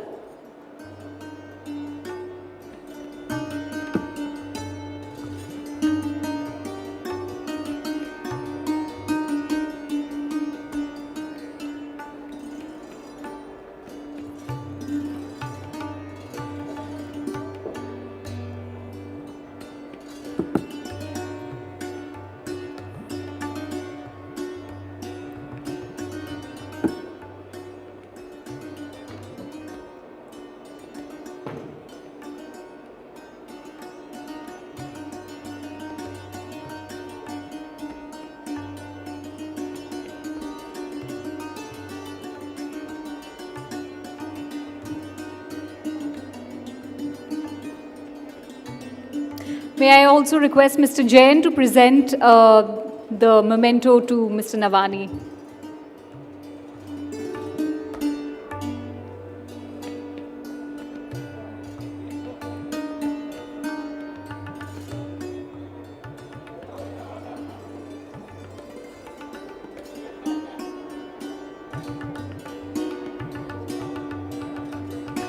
Give it up once again for our esteemed panel of speakers who shared their perspective on the role of technology in media and entertainment.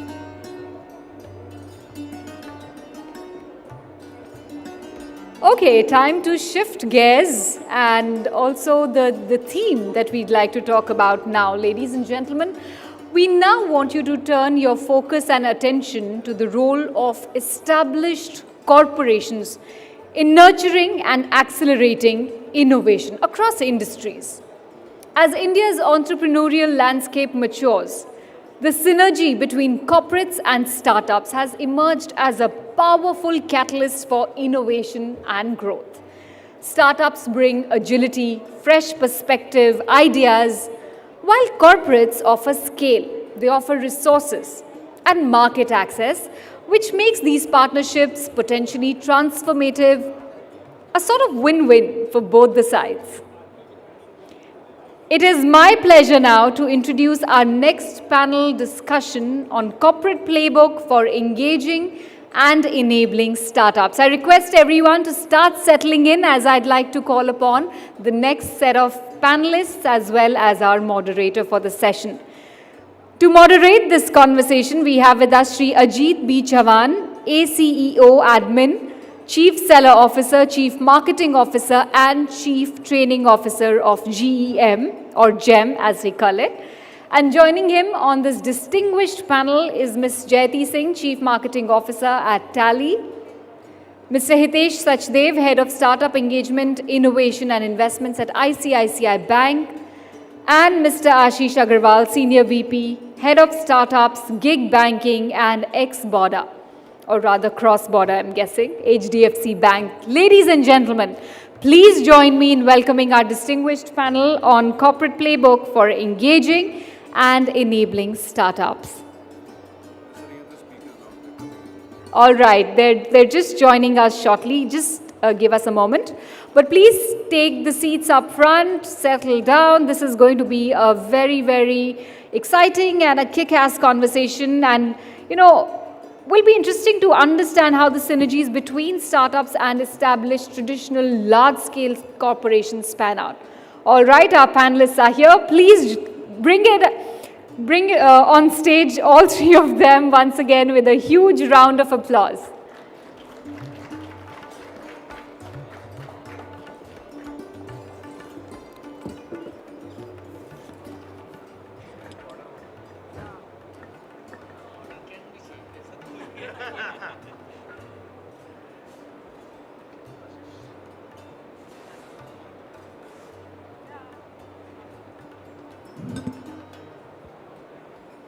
So are we ready to go? Yeah.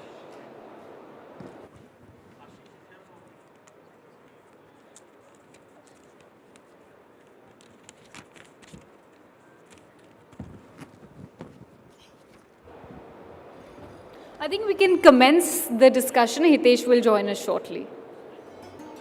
Yeah, I think we can start Okay. in the interest of time. So how much time do we have? 20 minutes. Very well. Then the time starts now.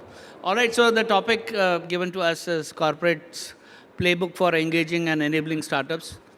My name is Ajit Chavan. I'm additional CEO in Government e-Marketplace. We do a lot of work. One of the works that we do is promoting the startups in our own ways, trying to link them up in the public procurement space. And we have a very erudite, members here on the dais, and I would like to go straight away to them.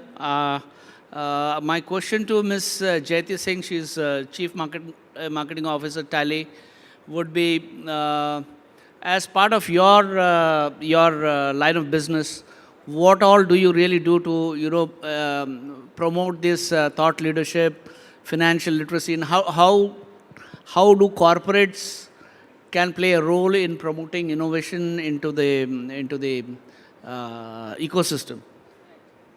Thank you, Mr. Chavan. Am I audible? Yeah. Okay, fair enough. Hi, very good afternoon to everyone. Great being here and great to see the energy all around. So specifically with respect to the startups and the stuff that we at Tally are working, I think first thing that we try to do a little differently than all others perhaps is the whole aspect of reverse mentoring. While we think about mentoring as being a very, very solid pillar that corporates can provide to startups, I think one thing that we strive on is to understand more as to what the startups could potentially need in their day-to-day business, because all startups would be at different levels of evolution, their requirements could be different, and therefore how to best engage with them, right? So given that there are so many programs that are already in motion by the government agencies like your METI, DPIIT, Atal Innovation Mission, so the thing that we're working on is getting access and building relationship with the incubation centers there to understand what are the kind of startups that are, they are incubating. And then, of course, offering any kind of mentorship and knowledge that they may require to succeed. So stuff related to financial literacy, because we being Tally, of course, having the books in order is something that becomes very, very important for any startup to ensure that even when they're pitching, they have the right stuff, projected. So we carry out sessions with respect to that, with respect to startup marketing, and also anything around technology, right? We build our own technology and therefore we encourage. The other aspect that we also work on is ensuring that we have a vertical internally which can also evaluate, some of the startups that are working on fintech space, for instance, and get an understanding on how we can potentially help them in their GTM. So go-to-market typically for any startup could be something that they will need a lot of learning and mentoring and knowing who the right partners could potentially be. And those are some of the areas where we are currently focused on. Yeah, thank you so much for that. We will move on to Hitesh Sachdevaji, Head Startup Engagement, Innovation and, that's loaded, ICICI Bank. So we have a FinTech panel. I would directly jump. I'm sure you guys are doing a lot of activities where, you, in your own ways, your sector is promoting startups. What would, in your view, would be the challenges that corporates face while trying to collaborate with startups, especially your line of business, financial institutions? What are the challenges that these organizations face while, interacting, engaging with the startups? So at ICICI Bank, I think we are one of the largest fintech, I would say.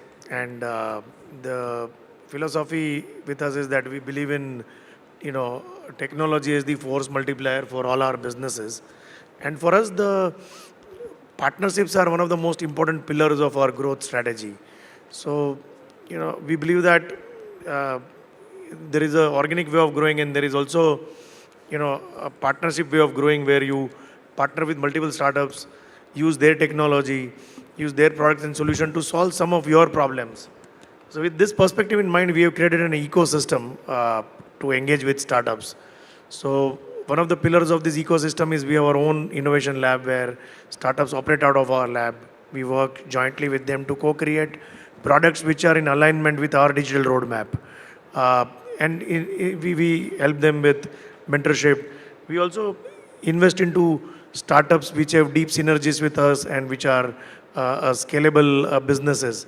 So whatever it takes to grow or work with startups, we have all those pillars. The challenge for large organizations to work with startups are, one, there is always a dilemma that if I start working with a particular a startup, whether it will survive for next 2 years, 3 years, if they don't get enough funding, whether they'll be able to survive or not. That's one of the biggest question which comes in. Second dilemma is about the robustness of the platform or the tech, because in a partnership way you end up sharing a lot of data, and for us we are the custodians of the data. Data doesn't belong to us. It's customer who's the owner of the data, and when we share any of this data with any of our partners, we have to be very sure that this data is protected, and there are enough measures in place to protect this data. Third is many times these startups themselves, founders, they are not from the domain of the finance, not from the domain of banking. So that's where they also don't understand sometimes compliance requirements of the bank. So those are again different kind of challenges where you have to coach them, you have to kind of make them understand what works, what doesn't work. And then the fourth one is about in terms of scalability. When you're working with a startup, you always want to ensure that whatever we do as a bank, we want scalable platforms. So our startups working with, they have built scalable platforms, and they will be able to take the load or the kind of volumes which you will be able to generate out of this solution. So these are the couple of challenges, but all of you have seen this movie Three Idiots, right? And like we also started this journey, we had these challenges, but we said that we put our hand on our heart, all is well, and we started, and it has given fantastic results for us, and these partnerships with startups have been a win-win for both us and startups. Yeah, thank you for that. I just wanted to also ask and check with you, how do you, as a corporate, maybe not as a financial institution, how do a corporate identify the right fit? How would they, I don't know, I could talk about the government and for us, impetus comes from the top, all right? We have to do something, then we all get geared up. But are corporates ready to work with startups? How do you find the right fit? How do you identify that, well, this is the people that I would like to work? Is there anything that you would like to add on to that? So there are two ways to innovate. One way is that you build large teams inside your organization and do a lot of technology development yourself. That's one part of life. Second part of life is there is a lot of innovation which is happening in the startup ecosystem. How can you marry that innovation and use them to solve some of your problems? So the approach number one has a limitation. You can't build everything inside, right?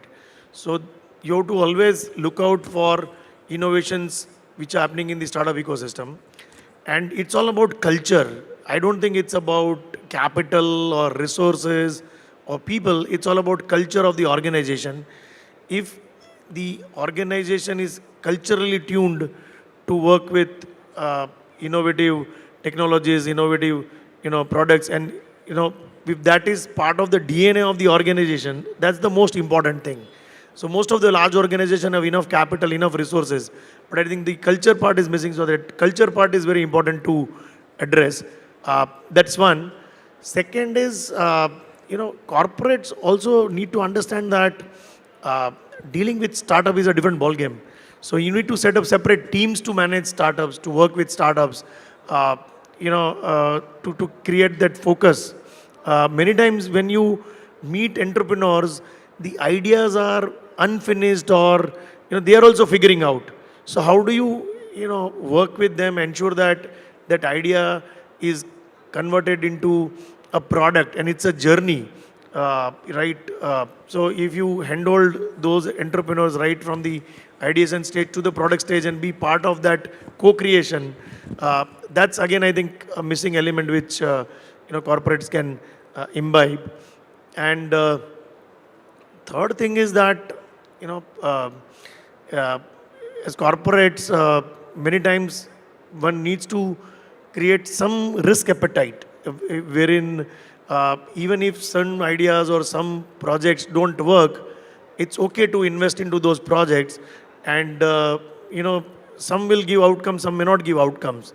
So at times we also need to do experimentation and promote that culture of rapid prototyping, experimentation, proof of concepts, so that, it's a continuous process, and some will give you results, some might, be learnings for you.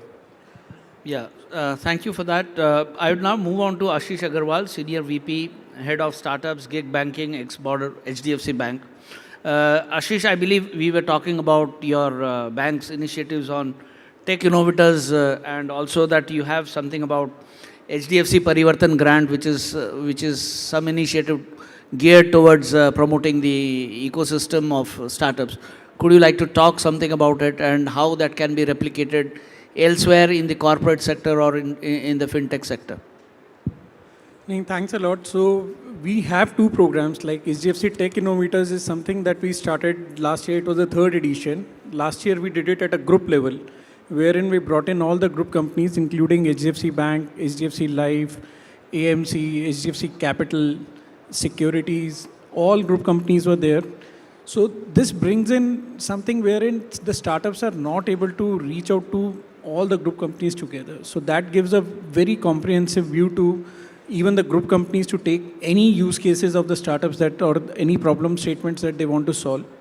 So we got a very good response last year. We had more than 2,000 startups which had applied for the program, and we selected top 10 and felicitated them.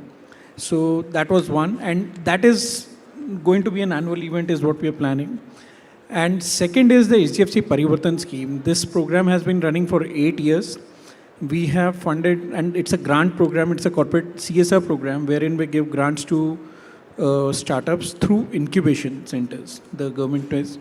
And as of now, we have supported more than 135 incubation centers, out of which more than 500 plus startups have got benefited out of it. So the best part is it's an equity-free grant. So that helps, and that is to the early stage companies. So that is something we believe that in case if as a good corporate citizen we can help the companies at an early stage to develop the ideas, nothing can be better than that. So in your view, whether money is a challenge or idea is a challenge, or what is your view? Today, are we come to a stage where money is no more a challenge? I agree that money is not that big a challenge any longer. In the country... Money meaning funding. Funding. For the idea, yeah. So if you have a good idea, funding is not at all a problem. You can see the numbers that are coming up with more than $12 billion getting equity funding this year. And early stage, there are a lot of government programs, corporate VCs which are there, which are ready to invest in the early stage companies also. I think one very important part about startup ecosystem is that startups also need to agree. You have an idea, you have funding, but the key to success is execution. If you're not able to execute properly your idea, then every company, every venture is going to fail. So if you focus on execution and making a dream turn into reality, all avenues are available and open. Yeah, because in our, when I talk about government e-marketplace, it's a constant challenge to ensure that, we want the startups to be on our ecosystem and in the public procurement. It's a 5 lakh crore annual business. Startups, as on date, are, we are not satiated by the number of startups on the platform. We think we've gone out of the way to reach out to startups to say that, this is one platform where you can at least get your businesses right. You can, if you have an idea, you're able to sell. But, the challenges are multi-pronged. Reaching out itself is a challenge. I do not know what is the situation there in the private sector, whether startups are able to reach out to private corporates, whether corporates are able to reach out to startups. So anybody would like to take a call on this challenge? Maybe, one of the recommendations, and I'm speaking on behalf of all the startups in the room, okay? You need to deal with startups differently. one can't have a criteria of, 1 year balance sheet, 2 year balance sheets, and then you will qualify to, apply or participate in a tender. And tender requirement also needs to be kind of, that way separate for startups. Otherwise, none of the startups will qualify. At early stage, they will not have 3 years balance sheet if, tender requirement is financials and all those stuff. So somewhere, if we create a separate channel on your, platform where you create a separate specifications for startups, you can't compare a startup with a large organization. So if you create a different channel for them, don't compromise on the quality of the product and stuff, but let not that barriers of experience or vintage, come into play, or financial net worth come into play. So if we create that separate channel, I think it will promote a lot of startups to be part of the. So good that I asked you that question. I have a rejoinder to whatever you said, but before I come to that rejoinder, probably we'll hear what Jyoti has to say on this. No, I completely agree. I think one of the key issues is also that the very many programs are there and all of them are scattered and they're not talking to each other either. I mean, that's a challenge that even we feel. Like we work with SIDBI, we work with Maiti, we work with AIM. And a lot of the times there would be ideas where, one startup in an incubation center would be working on, which could have a very strong synergy with another one. But that communication is so not IEC there. is missing. Right? So it's more dependent on your own networking and all. So I think the owners there that the startups take is one. But as corporates and as government organizations and agencies, how we can perhaps address that is definitely one of the ideas that he's mentioned. What we do in our company also is that there's a separate thing meant for startups. That anybody who finds any kind of synergy or they think that we could potentially help them in terms of alliances or GTM, then they write into us. And then, of course, there's criteria, there's a complete evaluation that they have to undergo, and then, of course, the meetings and things happen. So and that's how you probably we potentially need to have more events like this, so Absolutely. that industry, academia, and government agencies can come together and help each other out. Over to you, Ashish. See, I think what you're saying is right in terms of reach. Definitely, there's a problem. But can the problem be solved? The answer is definitely yes. You can not solve the problem to the full extent, but definitely you can reduce. The idea is that the way we do in our bank is that in case if there are any problems that are addressed or that come to us, we just see whether the problem is to be solved horizontally or it has to be solved vertically. In case So Please we, go on. We so are in we, time. So we definitely have a dedicated, so every organization will have to have a dedicated face to here to the startups. And that's what we represent. And we take startups internally. And as Hitesh also pointed out that we also invest in startups which are of strategic nature. We invest in them. We have group companies which have fund of fund wherein we are LPs in few VC funds also. So that gives us an edge in terms of seeing and the startups early. So avenues are available. It's just that we need to get. So we need to probably link the dots and create a more holistic environment so that everybody is aware about all the opportunities available. I believe opportunity is not a problem. Idea is also not a problem because we are third largest ecosystem in the world, and I'm sure the funding part is also taken care of. Just a rejoinder that I was wanting to come back to Hitesh is that on GEM, we do not ask for turnover, we do not ask for experience if you are a startup. For getting, that's part of the policy environment that we worked around. Anybody who has an idea, who's doing business in 14 internationally acclaimed and nationally recommended, sectors, they can come and onboard. It's a self-onboarding process. We are mindful of that challenge relating to experience. So I just wanted to make, just correct you or add on to what you're saying. We are already doing that. We are already ensuring that people are able to list their products, their ideas with minimal technical specifications. Yes, I think there is one requirement that we need to really reach out, and through such kind of events, I think it's best served that we tell the audiences through through this kind of events that, well, we are there for any of you if you would want to be a part of the government public procurement. I think the time is up. That's what the screen is telling us. We've had a engaging discussion. Do we have oh, all right. So probably there is one last question that I think we can take. All right. So I think we can interact. We are there in hall. At least Jem is there in hall 5. We have a pavilion there. If there is anything related to the public procurement or Jem, you could please feel free to come, walk by, and get yourself educated about the processes and the journey. Thank you very much for this opportunity. Thank you, panelists. Thank you. Thank you so much for that insightful panel in the corporate playbook for engaging and enabling startup. Now, may I invite Shri Chavan to felicitate our speakers, please. Ms. Jayati Singh, Mr. Hitesh Sachdev, and Mr. Agarwal.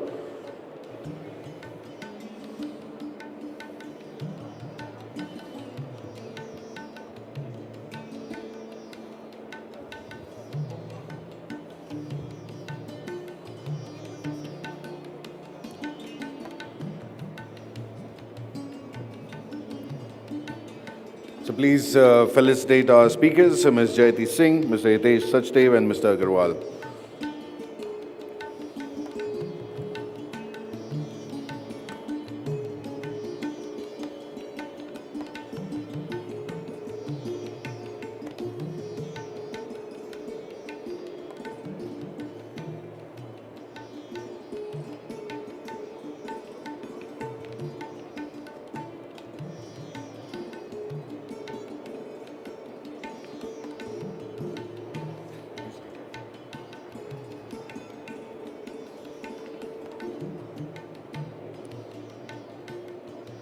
And I request Ms. Jayati Singh to please felicitate Mr. Chavan.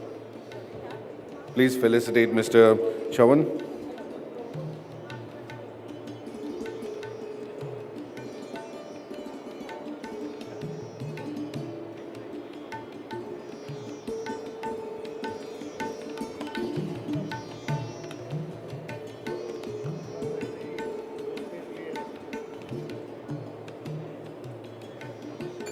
Well, thank you so much for joining us on stage. Thank you so much. This is the second edition of Startup Mahakumbh, ladies and gentlemen.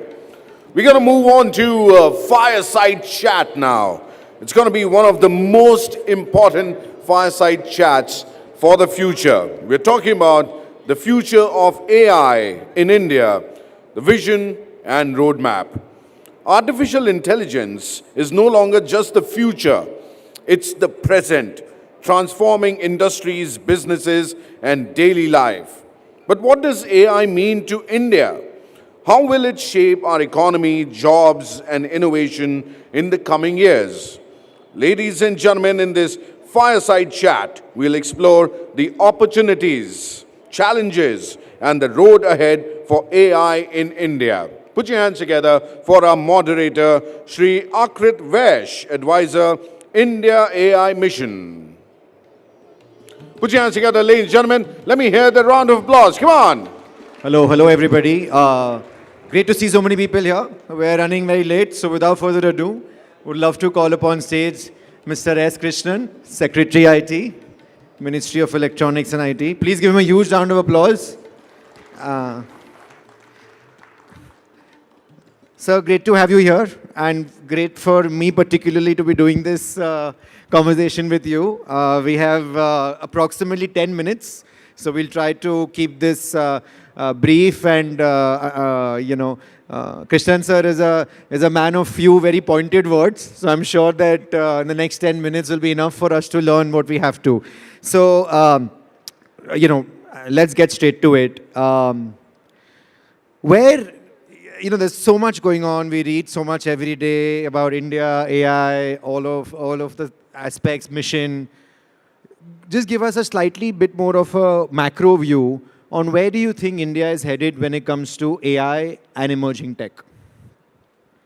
See, quite honestly, as far as AI is concerned, I think For India, it is a huge opportunity, more than anything else. And in some ways, it could actually be the next Y2K moment, which is something that we've likened it to quite often. I think the potential for AI in its applications across various sectors could raise productivity tremendously in manufacturing and various other sectors.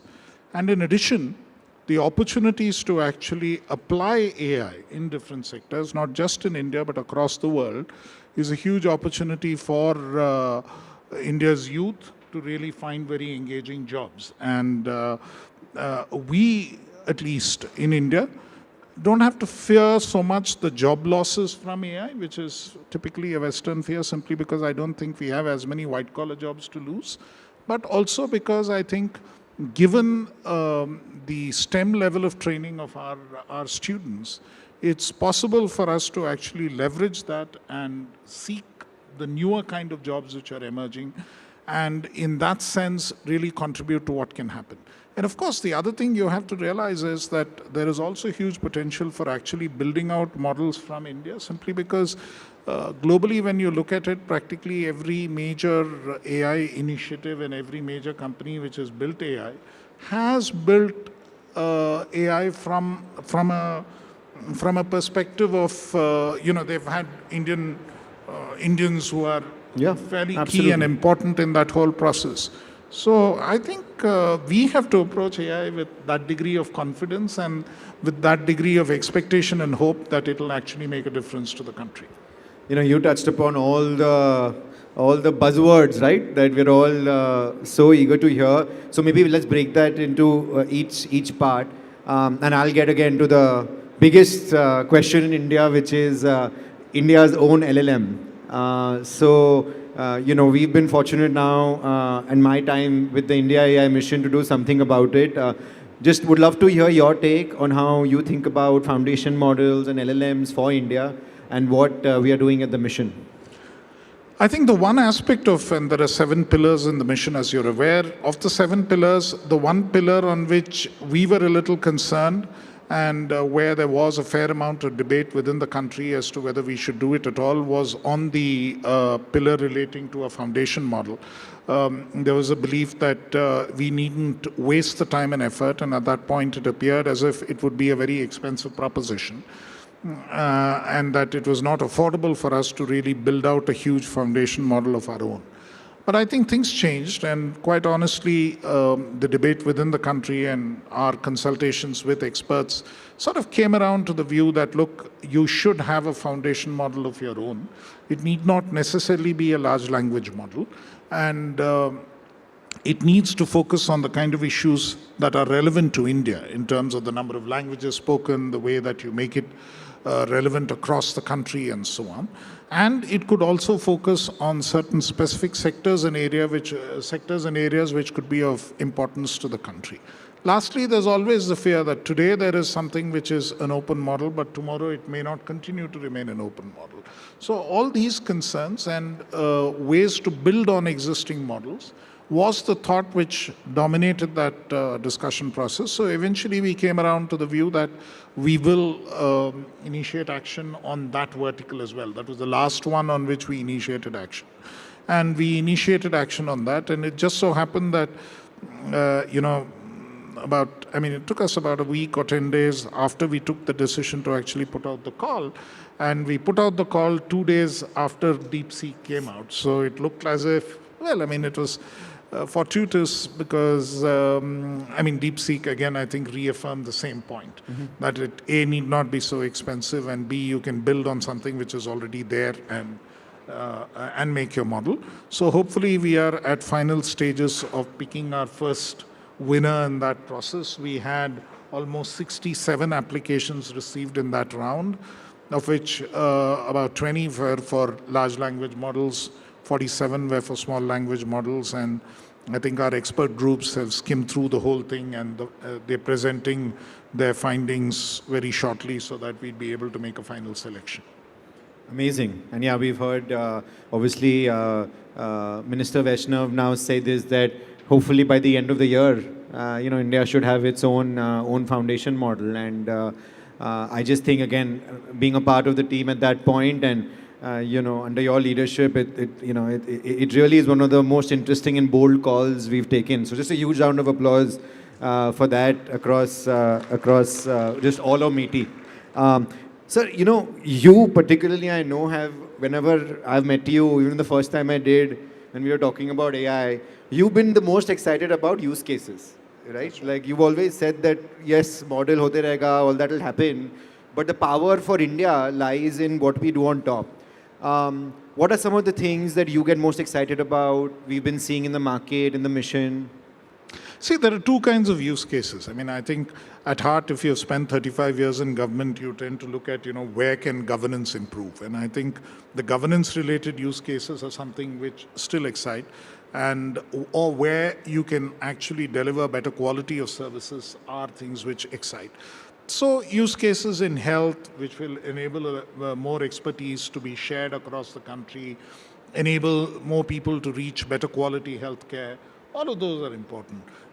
Probably in the same hall or another hall, we had a startup which actually presented a wonderful use case of a way that they took pictures and then figured out, road quality and road quality. Road quality, and the way in which you can actually identify potholes before they actually come up.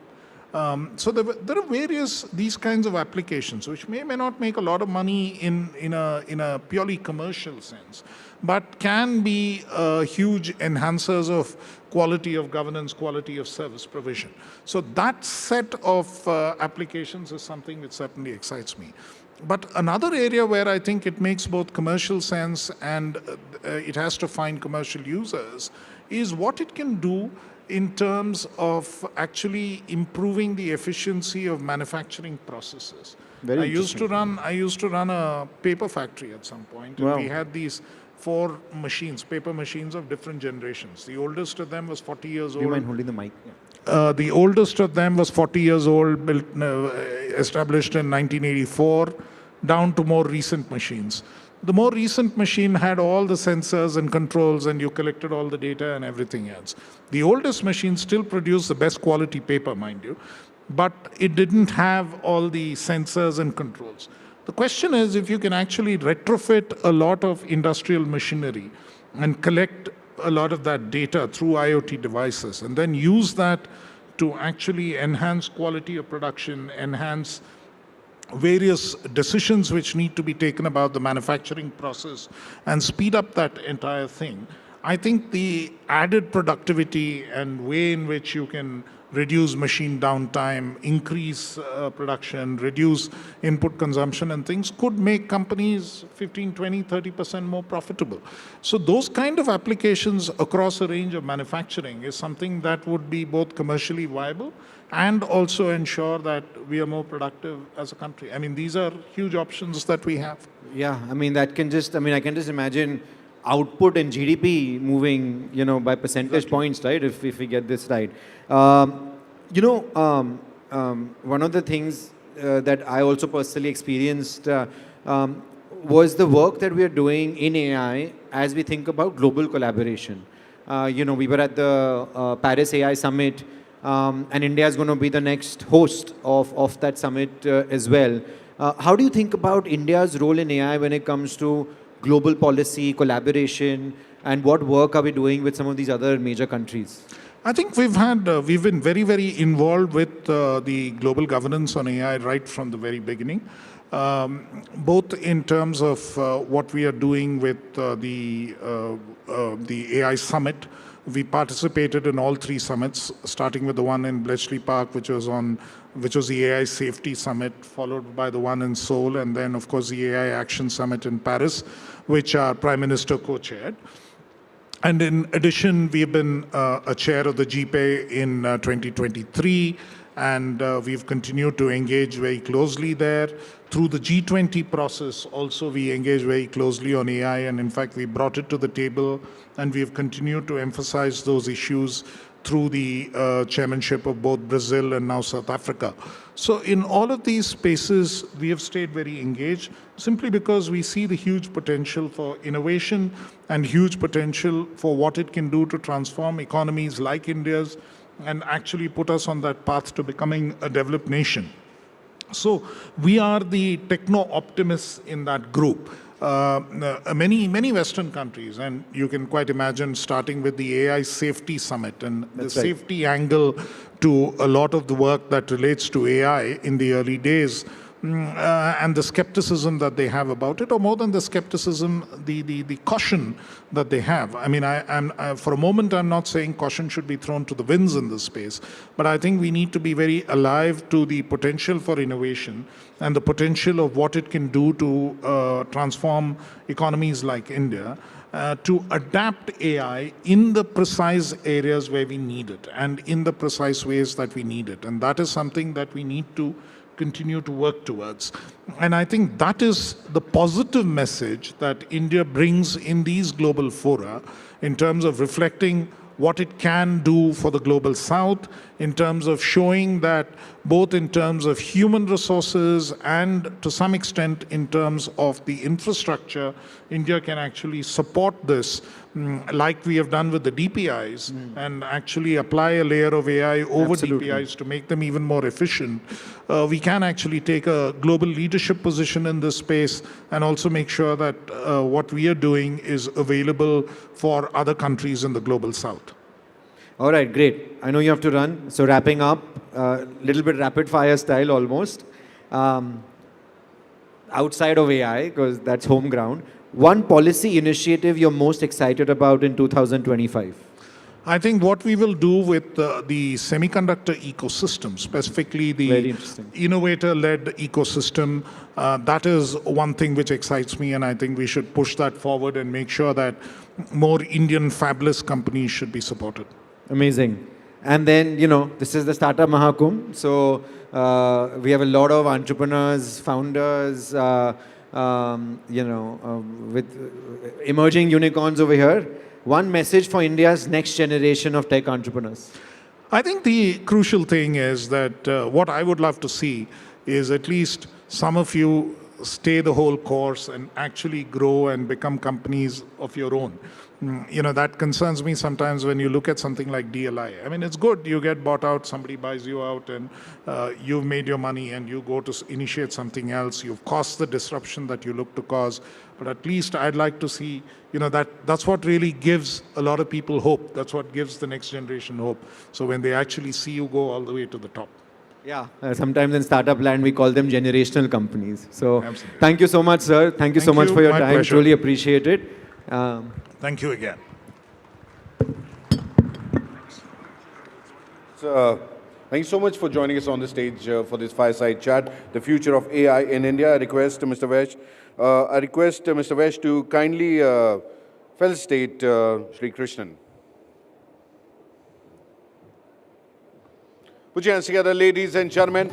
We are ready for future AI because we have the support.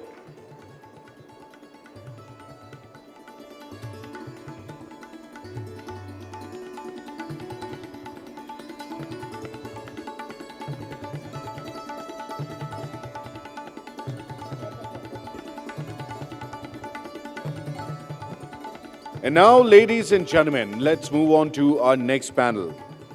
Banking Tech Stack for Startups. Ladies and gentlemen, let's turn our attention to the fundamental aspect of startup growth and scalability, the financial infrastructure that powers innovation.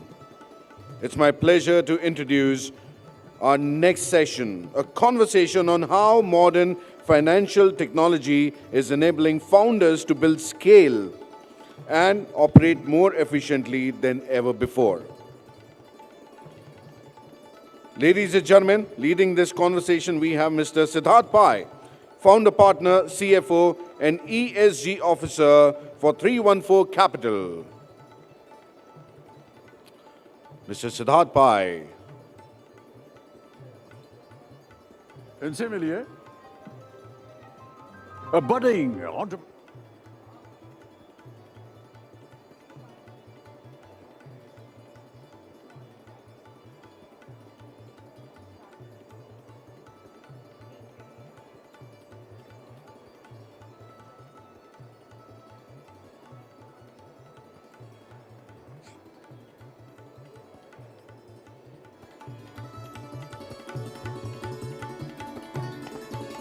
We have our speaker as well, Mr. V. Vedyanathan, Managing Director and CEO of IDFC First Bank, who has put together an engaging presentation that explores how the banking tech stack has evolved to serve the unique requirements of startups. From seamless API integrations, specialized lending products, and global payment solutions to regulatory compliance tools and capital efficiency strategies. They'll be joining us in just a while.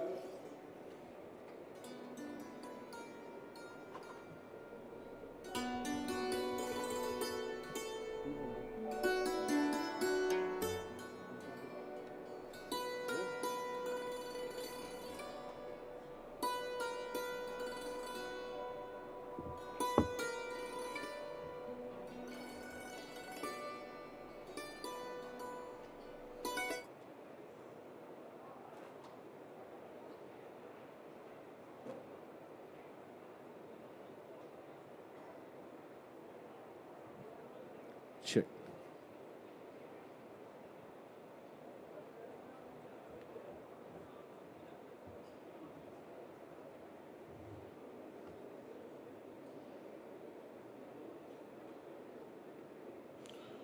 All right, people at the back, if you're standing, you can come sit here because we have some space here.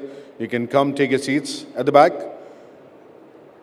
People at the back, you can come in front, in the center. There are a lot of seats vacant for you. So you can come and take these seats.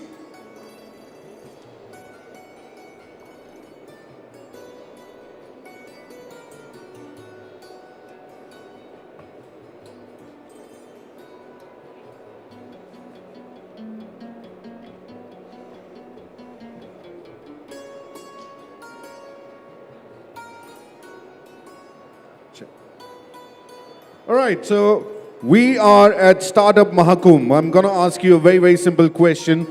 And you have to give me a very good and creative answer if you can, okay? It's a very simple thing.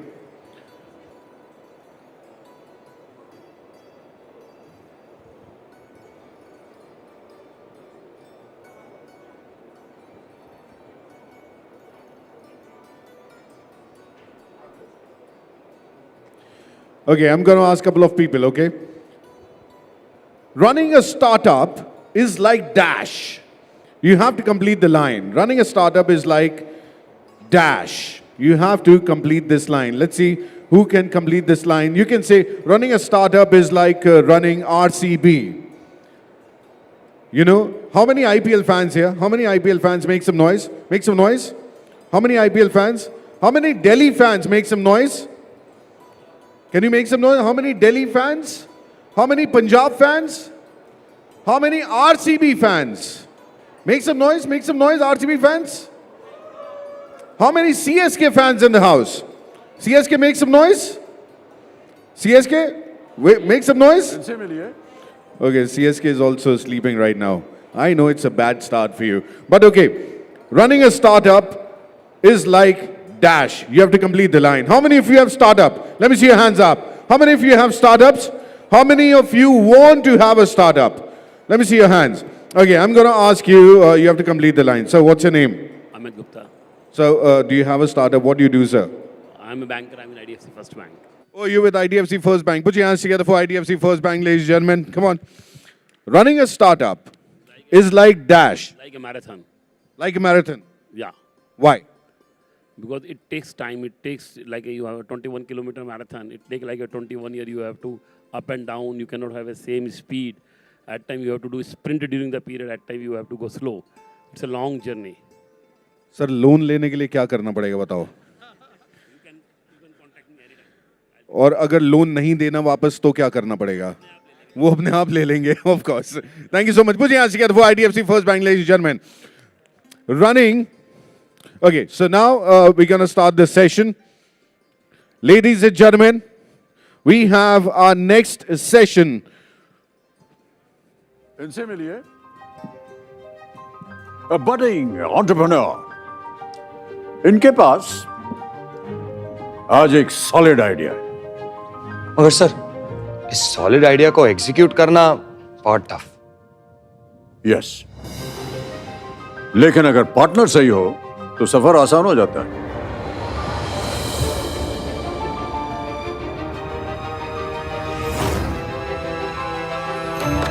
Welcome to IDFC first bank. यहाँ आपको startup से related हर banking service मिलेगी। Sir banking तो ठीक है, लेकिन startup को ग्रो करने के लिए और भी बहुत कुछ चाहिए। करेक्ट। इसलिए first wings startup banking programme. इस प्रोग्राम की मदद से आपको मेंटर्स भी मिलेंगे और उनके एक्सपीरियंस से सीखने का मौका भी। Sir, what's next? I'll show you. Come. और सोचिए स्टार्टअप वर्ल्ड के प्लेयर्स जैसे कि फाउंडर्स और इन्वेस्टर्स की कम्युनिटी में आपको जगह भी मिले। इस लॉन्च में इंटरैक्शंस भी होंगे और फंड रेजिंग की अपॉर्चुनिटीज भी आपको मिल सकती हैं। हाँ क्या पार्टनर, वरना सफर थोड़ा सा आसान। So, the stage is yours. Go and shine. Come on.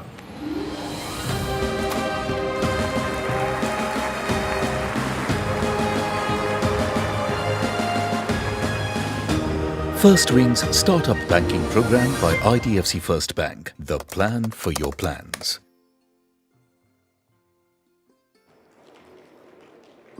So, Devi or Sajjano, stage is all yours. Go and shine. Put your hands together once again for IDFC First. Ladies and gentlemen.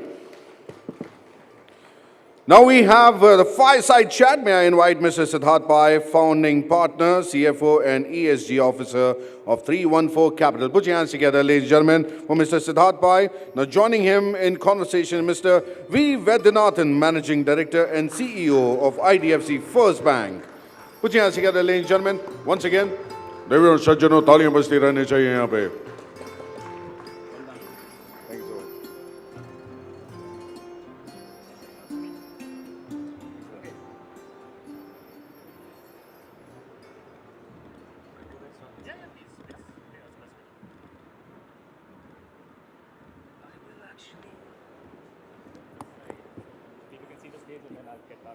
Absolutely. Okay, good morning, everybody. It's really a great pleasure for me to be here with every one of you today.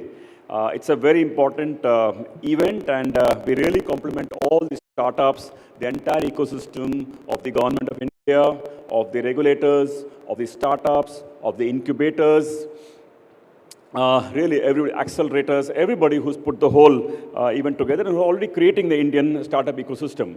I'm going to keep it really very quick for you. This is broadly the startup key players of the ecosystem, and in addition to the names I talked about, there's also education institutions, apart from the other names I talked about. India has probably close to about 350 or so of the mid-large venture capitals, it's about 650 odd of the micro venture capitalists, and then about maybe 70 or 80, accelerators, which probably could be better.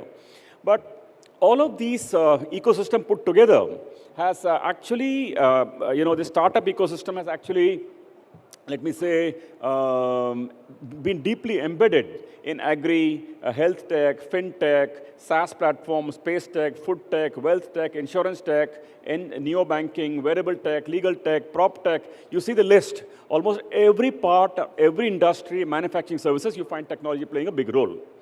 Now, in terms of startups itself, you can see that there were 19,000 startups in India in 2019. Today, it is 1.59 lakh.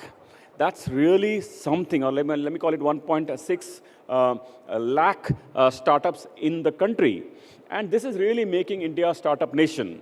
Currently the startup system is giving close to about 1.7 million jobs have been created, and about 1.3 million have been created in the last 5 years alone. And you can see that its current contribution to India's GDP is something like about $160, $170 billion. And by 2030, it's expected to be close to $1 trillion. So you can see how important that is at that point of time. Now, as far as IDFC First Bank is concerned, I'd like to just share with you that what we have done really different and special is really, plugging into the entire new India's digital ecosystem. And as a result of plugging to the digital ecosystem, our deposits at a bank and sharing our own life experience of how building tech-first digital organizations can really scale up at a very low cost. And I'll give you this example here. So our deposits on the retail deposits, and Siddharth, just watch this, Siddharth. So has gone up from 10,000 crores, just note the number, 10,000 crores in December of 2018 to 1.8 lakh crores. Okay, that is the power of being a part of the digital ecosystem. This is the kind of stuff only new digital ecosystems can enable, not the normal conventional branches and all that. Number two, you can see here that the CASA, in our banking system, the term called CASA, that is grown from a current account and savings account from 8.7% to 47.8% in just 6 years. Again, the power of the digital ecosystem. This is something that will be really impressive. IDFC First Bank in March of 2019 was the lowest in CASA percentage at 11.4%. And by December 24, the highest at 47%. Again, the power of the digital ecosystem. Our retail loan book grew from 27,000 crores to 1.35 lakh crore, 5x. Our priority sector loans grew from 4,600 crores to 25,000 crores. Our MSME book grew from 5,300 crores to 29,000 crores. And FASTag grew from 1 lakh, that is 0.1 million, to 22 million. The kind of numbers really fintechs and startup institutions can do. Just think about 22 million in 5 years, digitally acquired. So the point I'm trying to say is that building an advanced API stack, microservices-led, cloud-native, fintech-grade capabilities makes a really big difference in being able to build a stack. And on that stack, you can build the bank. I want to just share this with you. IDFC banks are startups having account with the bank. I told you earlier, India has about 1.6 lakh startups. We were 2,000 startup accounts 3 years ago, and number 21, 4 years ago. Now we are 25,000 of them, 25,000 startups banking with the bank. I'm just trying to tell you, we are really, this is an important segment, as I described to you earlier. And I wanted to share with you, what do we bring for startups? One is an advanced tech stack, API, cloud-native microservices. And I told you earlier how it can be really very powerful in growth in an effective manner. So what we have done is we have tied up in our stack, and by the way, the stack is available for our entrepreneurs who want to work with us, etc. So depending on the nature and needs of the startup. So you have regulators, you have payment companies, UIDI, SWIFT, MasterCard, Visa, NPCI, the mobile network, market participants such as stock exchanges, CDSL, NSDL, CCIL. Then you have government services like income tax, passport. Then you have the processing services as e-mandate, e-agreement, e-stamping, then experience services like hotels, airlines, GST, bank statement, EPFO, fraud, account aggregator, mutual fund. So this whole ecosystem is all connected. IDFC is connected with every one of this ecosystem. That is the reason you can really scale up the bank and give great customer conveniences, and also people who plug in the ecosystem, or startups who plug in the ecosystem, get this benefit. I'm just happy to share with you in a very quick way, in the interest of time, that our app is now rated #1 app in India, and we're just 5 years old or 6 years old. #1 app in India. Someone really built it. And #4 in the world, as per Forrester. #4 in the world. So I think people are still asking us, how come an Indian bank developed an app which is among the catching the world league? I'm just sharing that with you.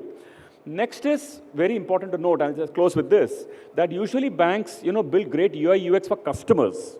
What we are trying to do is to build fintech-grade experience for enterprises. I'll give you one example here, okay?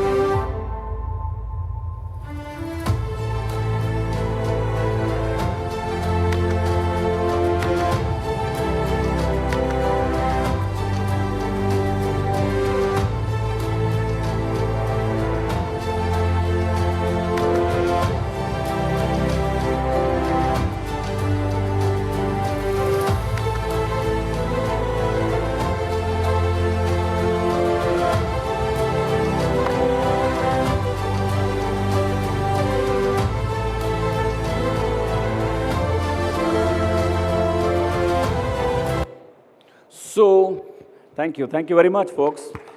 The point I want to show you is that experience layer for enterprises. So if you're startup banking with the bank, the experience layer IDFC is building like this, so that it gives a feeling like a fintech and gives you the response time. Second is a startup banking account. I want to just quickly keep it for you. There are three things we give to our customers in startups. We say zero balance, zero fees, and auto sweep. Just think about it. No balance or not no balance. You can keep the balance, but we don't charge you for not keeping balance. Balance, and then we said zero fee and auto sweep. So we say zero charge for IMPS, zero for NEFT, zero for RTGS, zero for ATM transactions, debit cards, zero for cash deposit, cash withdrawal, demand draft issuance, SMS alerts.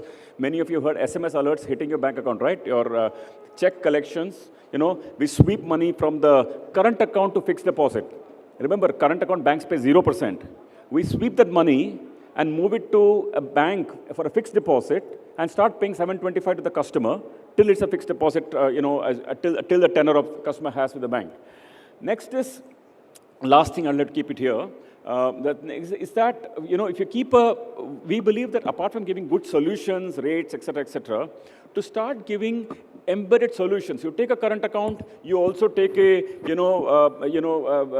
also plugged into Azure, into AWS, for HR solutions with somebody, with workspaces with Oyo, for legal solutions with the legality, workflow solutions with even WeWork or Appfizz, etc. So you get the point that, look, you don't get an account, you get the embedded solutions along with it, like the ones I've shown here. Last thing is credit solutions. Credit solutions for startups is, all of us know the early stage companies don't get credit solutions. Company also does not get credit. The entrepreneur also does not get credit. That's the truth of startups early stage. Unfortunately or fortunately, it's very hard. So we've set up some credit solutions where we give them a business card. With the business card, unlike your credit card, personal credit card, with this business card, they purchase cloud services, co-working spaces, business travel, digital marketing. So these are kind of things people buy on the credit card. It makes, it eases out the cash flow. Then finally, we put out a founder success program where we do a few things which I'll talk about in the course of discussion. Just want to tell you this, just in case people are thinking or scratching your head, that if the bank is giving all services free, how is the bank making money? And how much does it make? So let me just tell you that it should make you feel very good that this bank, which was probably early stage, kind of making loss of maybe 2,000 crores or 2,800 crores, last year made a profit of 2,957 crores. So I'm just telling you, it's a viable model.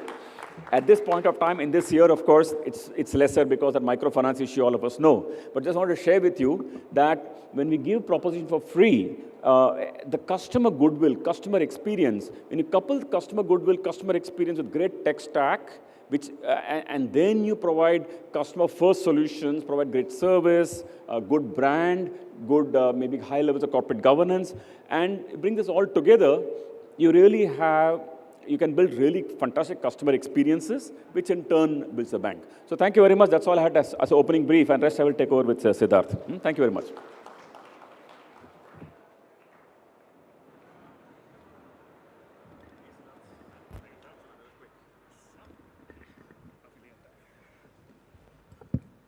So I think mic check. Yes. I think first off, that's a fantastic round of applause to Mr. Vaidyanathan here. I think every fintech entrepreneur has always dreamed about actually taking on a bank. Mr. Vaidyanathan has actually been the first fintech startup from his days in Capital First to end up actually getting a banking license. The last banking license given by the RBI was in 2015, actually to IDFC First Bank, etc. We've actually seen the level of scale that they've ended up actually achieving for that matter. I think startups across the world would be envious of the fact that you could actually grow your deposits from 10,000 crores to 1.8 lakh crores during the short span of time. So you've actually built up a financial institution now that has a reputation for working with startups as well as being a startup bank. But I think the one thing that resonates very closely with all the entrepreneurs here, for that matter, is that you have put technology at the heart and the core of your services and customer satisfaction as paramount compared to everything else. Indian banks have a notorious reputation of building technology for the regulators, not for the customers. I think all of us have faced banking app outages over the last few years, for that matter. That's always been the case. So what led you, sir, in 2015 to end up placing technology at the heart of what you do and to take a bold call to end up investing into technology while seeing this sort of rewards end up actually compounding over the next 5 to 10 years? First of all, Siddhartha, thanks for that. The way we think about it is that we find technology both as a means of providing outstanding service and also providing solutions to customers which we cannot provide the conventional way. Because the way people make branches, we believe that we have some branches, but we really believe that the digital means can scale the bank. For example, I showed you that our FASTag has moved from 1 lakh to 22 million in 5 years. No model can make it happen. That would have been $1 billion startup, sir, if you had actually hyped that out for that matter. No, but that's actually testament to the power of technology. So, sir, one more thing I actually want to, so I think the numbers you've shown over there, none of us have seen banks grow 30% over 5 to 10 years, 4x, 5x, 17x, any of these numbers. Now, how did you actually manage to do this while being relatively prudent about marketing spends? I think almost every startup, numerous startups have been guilty of raising a large amount of money, spending it all on marketing. But you've actually been very tight on your marketing budget. How have you understood the customer's mindset to acquire these customers to come to the bank while actually being very frugal when it comes to marketing? Product. There's so much power in product, Siddharth, I really can't tell you.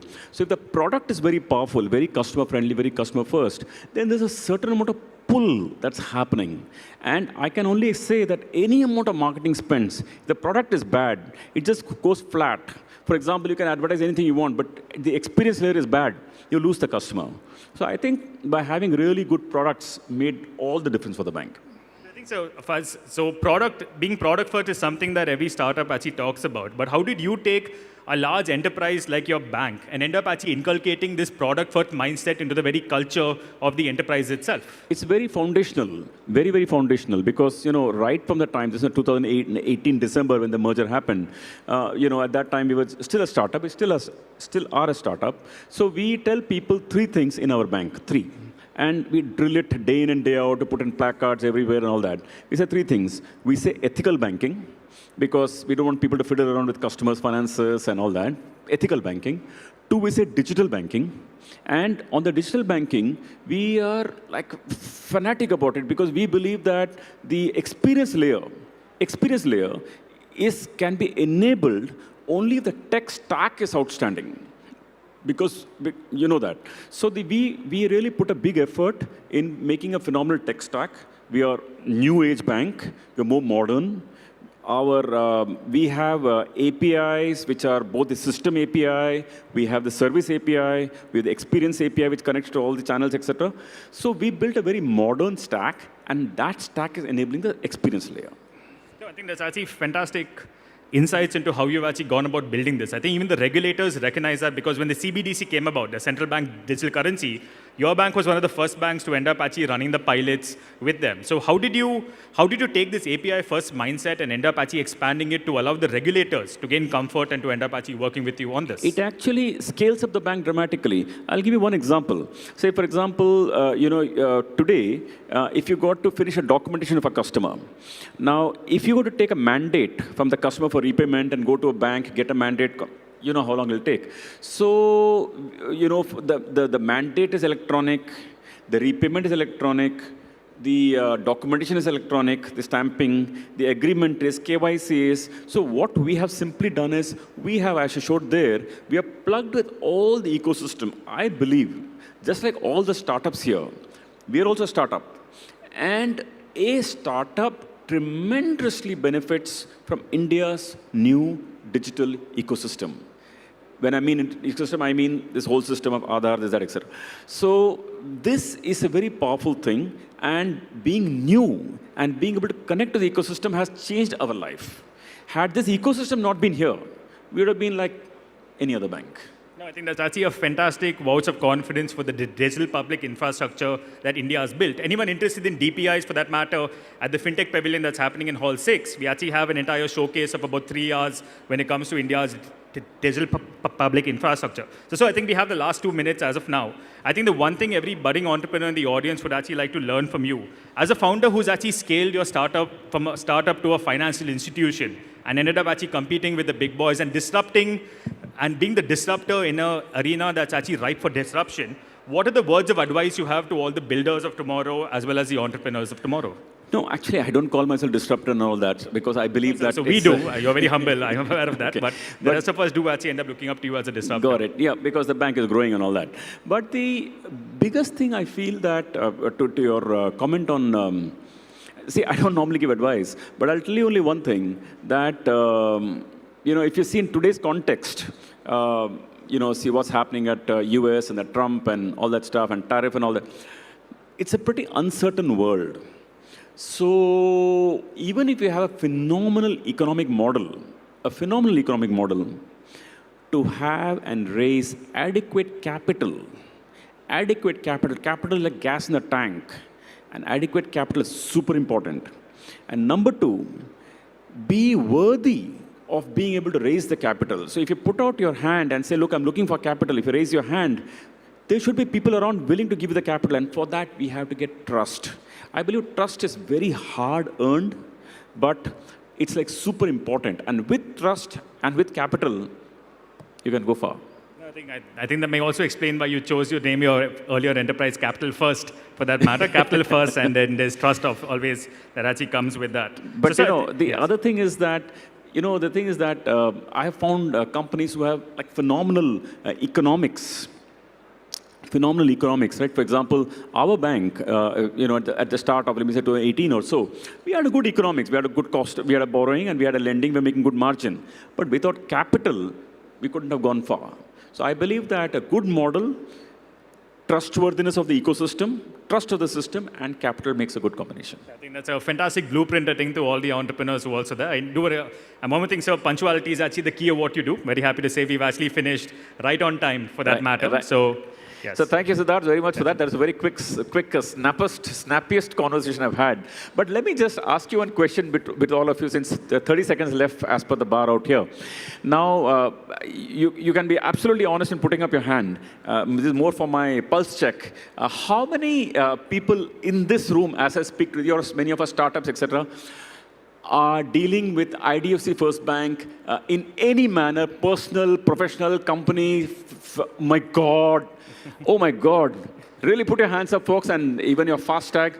Oh, really? Thank you very much, folks. I'm like amazed. It sounds like maybe 30% here. Siddharth, so that you made my day. Thank you very much. More for the conversation, but I can also say for an audience like this. So thank you very much for, like, many of you put up your hands. I can tell you only one thing. Our bank is building something very special, very special. I'm telling you, we're building a phenomenal tech stack, a great customer experience layer, and we don't take one penny from your pocket more than what we need to take. Thank you very much, everybody. Thank you. Bye.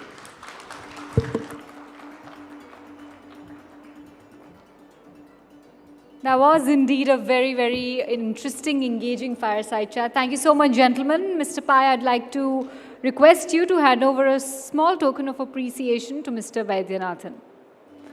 Give it up once again for Mr. Vaidyanathan and Siddharth Pai.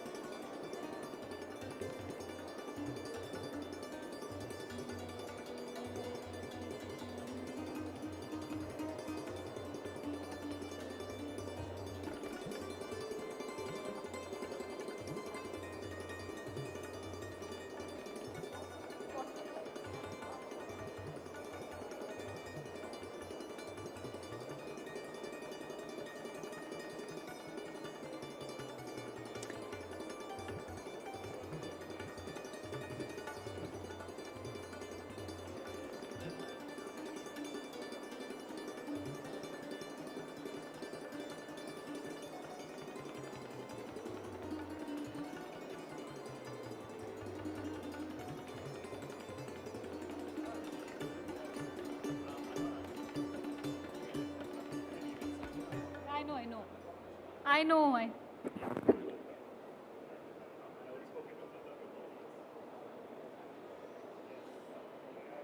Okay, looks like we're all set for changing gears and moving on to our next session, which is also a fireside chat. We often hear of success stories, how businesses are built, scaled, and transformed. But for visionary entrepreneurs, it's not just about their ability to create wealth, but their willingness to give back and make a lasting impact. Today, let's hear it from someone who has done it all. Built billion-dollar businesses, disrupted industries, and redefined philanthropy. From revolutionizing India's media landscape to empowering the next generation through education and rural development.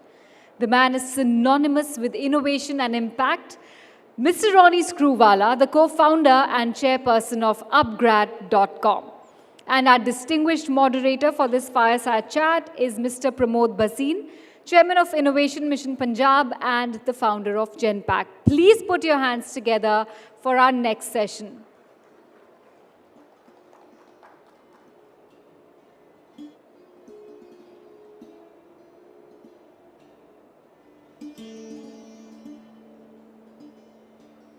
Allow us a couple of minutes. I think the speakers are on the way. They'll be here any minute now.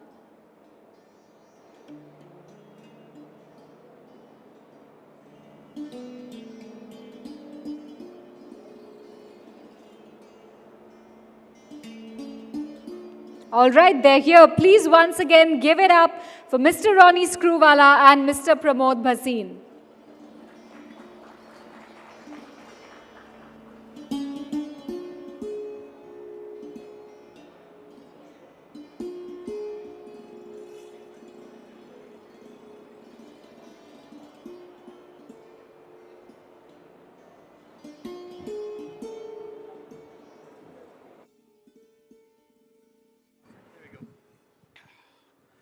Good afternoon. Hopefully this is the warming up session after lunch, I guess. I think so, Ronnie. I think so. I'm very grateful we got through the gate, as like all of you, eventually on time, and it's a pleasure to be here. Really, really and appreciate it. your clock is ticking. The clock is ticking. I guess no introductions are going to happen, right? Or I thought somebody might do that. No, we move on. Already done. We move on. Very good. We move on. Ronnie, this is about building institutions, building businesses with a purpose, and it's my pleasure to host Ronnie here. He's flown in from Mumbai just for this session with all of you. And for many of you who know him or may not know all the details about him, he's a man of myriad talents. He started UTV, which kind of revolutionized the media industry in India. He sold it to Disney for a significant amount of money, and obviously created a lot of value. But that in itself is a story as to how somebody can sell their own baby. It's very hard to do that, I suspect. He's then moved into making movies. He's very well known for some of the movies he's made, like Rang De Basanti and Barfi and Swadesh, right? As well. And so he's turned into making movies. And now he's working on the education side, online education, Unacademy, and the kind of work that he's doing is really pioneering. Upgrad, actually. Upgrad. What am I saying? Bad choice of words here. Upgrad, which is doing probably the most successful, or I wouldn't say necessarily successful, but certainly the most impactful education business recently started that has a huge impact on India and will have a huge impact on India because it's such a big deal for our country. Ronnie, I'm going to start on the questions very quickly. Go ahead. Tell me, you defy conventional wisdom about domain expertise. You've gone from media and TV to making movies, to education, to building a foundation, Swadesh, which is a very large foundation which is scaling across the country. How do you do that? Because that defies conventional wisdom. Most people are told to stick to their knitting and stick to their expertise. How does it work for you? Well, firstly, good afternoon. I think there's no such thing as conventional wisdom, right? I think it's what you make of it, how you look at the opportunity. Domain expertise is important, but it's not critical, because at the end of the day, when you're looking at finding a new sector and a new industry, there's a fair bit today where you can actually catch up. 20 years back or 10 years back, you needed to either be a specialist or a generalist. Today, I think you have to straddle both. And I think you're getting a head start from that.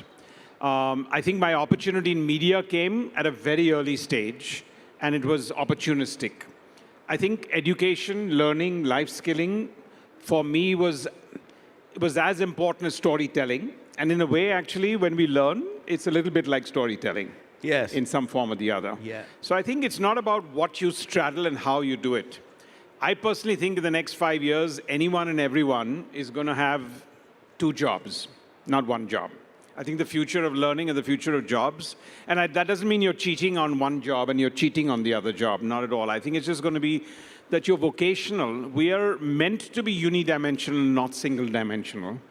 This is different from multitasking, because when you look at multitasking, it's a little bit like being on the mobile and thinking you're going to pay attention. That's not the multitasking.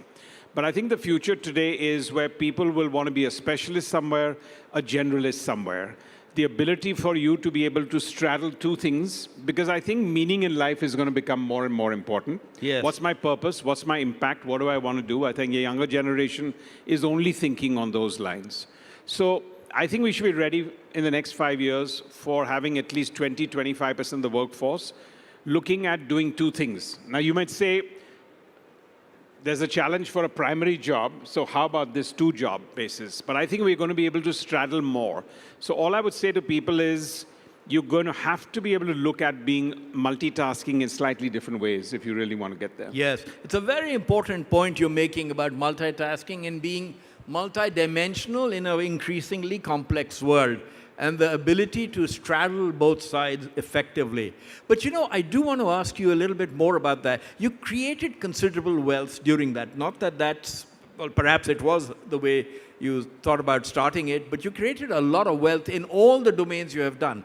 That in itself is very unusual. So there is a spark there, there's something there that allows you to build institutions in different domains. You know, handle the prima donnas of Bollywood, deal with the education sector and today's aspirational youth, as well as the media and all the embedded, if I may say, mafia in those areas, which is hard to cut through. So there's still some magic there that you're being able to produce, which allows you to create that kind of wealth. Institutions. Well, I'd like to first clarify between wealth creation and value creation. Well done. And firstly, you need to first create value creation, then only can you have wealth creation. It doesn't come the other way around. Because if you're only looking at wealth creation, chances are going to create neither. So I think the goal is about value creation. That's one part.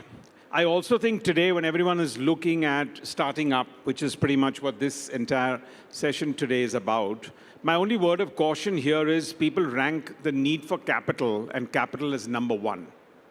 And I think that is something that is not going to get you that necessary, always the success. Because if it's always number 1, it's going to steer you in different directions and pull you in a direction which is going to be counterintuitive to what you really want to build and what is your vision. Because capital has to be a backing, capital has to be a catalyst. It cannot be the primary one. And I think media, the definition of the word unicorns, has pushed people in a psychological manner to actually pursue that if I can raise money, I'm already a success. Yeah. Whereas actually when you raise money, you've got a liability on your hands in many ways. So I think just here for everyone's either in 2 years into a business, 5 years into a business, or just starting up, the context of differentiating first value creation versus wealth creation, and the context of how important we give to capital is, it's important, but it's not critical. And I think we make it critical and we make it a badge of honor. And I think that's when we slip sideways in executing on our vision. Oh, entirely. I've always said that money is the largest commodity in the world.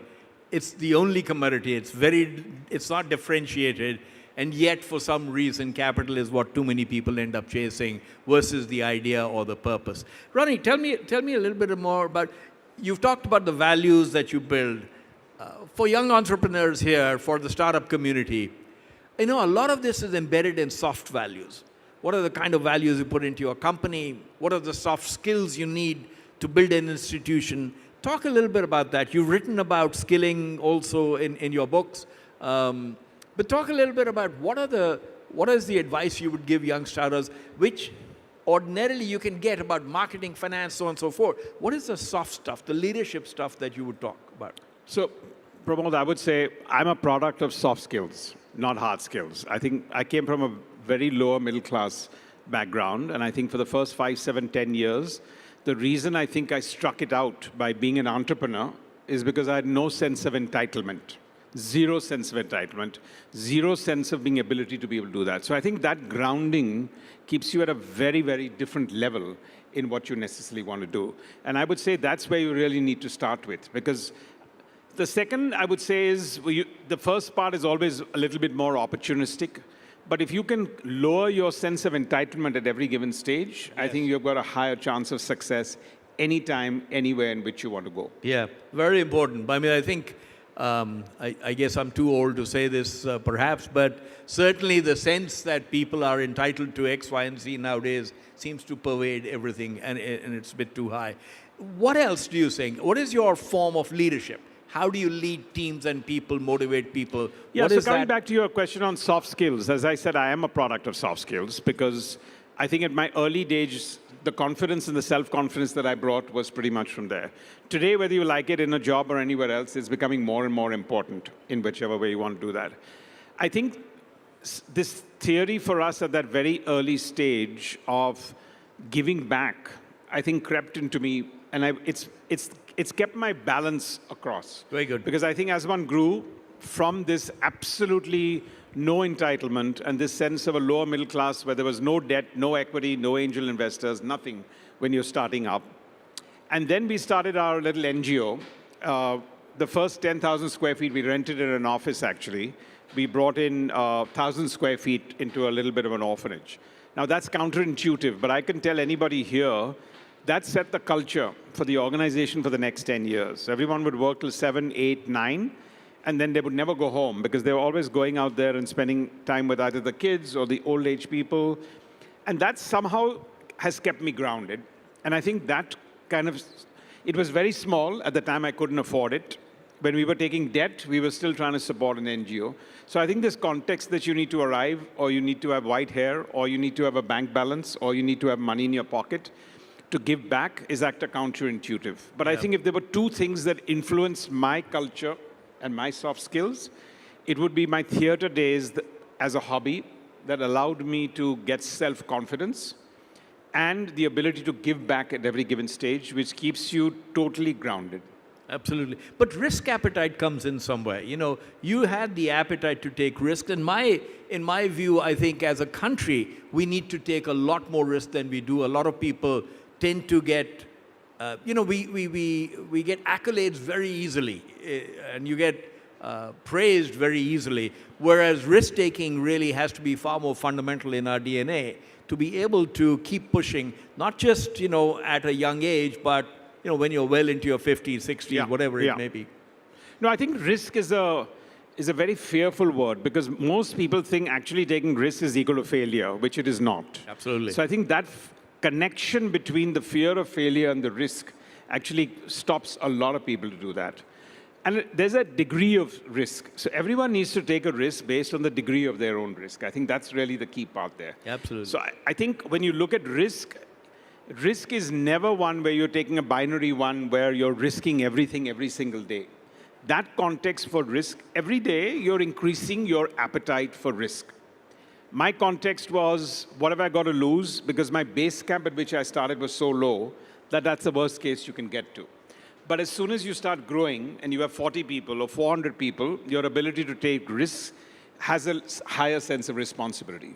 But I would say go with the degrees that you're most comfortable with, not what peer pressure and what people give you around you that says, oh, but look what this one is doing, and oh, look what that one's doing. Because the minute you start benchmarking with external people, you're already increasing your level of risk because you're trying to ape other people versus actually being comfortable with your own risk appetite. Yes. Where did you learn all this? I know you say lower middle class, but is it family? Is it friends? Where does it come from, all of this fairly secure sense of being? And one more question added to that. What does wealth mean to you, if anything? What has it done to you? What does fame do? How do you handle it? What is your advice to people here, to some people here who might get fame very quickly and get wealth very quickly. Yeah, I mean, I guess to your first question, without appearing facetious, I would say common sense. Actually, I don't think you kind of learn that. It is basically common sense. It's like swimming, right? I mean, the point is, you can learn from a teacher, you can get in the shallow end, or you can jump in the deep end, fiddle around for 2 minutes, and then you're going to anyway swim, because what option do you have? You're going to swim. So the sooner you get to the deep end versus the shallow end, the more common sense will come to you faster, quicker, better, and sharper. Right. I think wealth is a word which, like philanthropy, is a little evolved in itself. So I don't know, but I think creating value gives you a little bit of a liberated...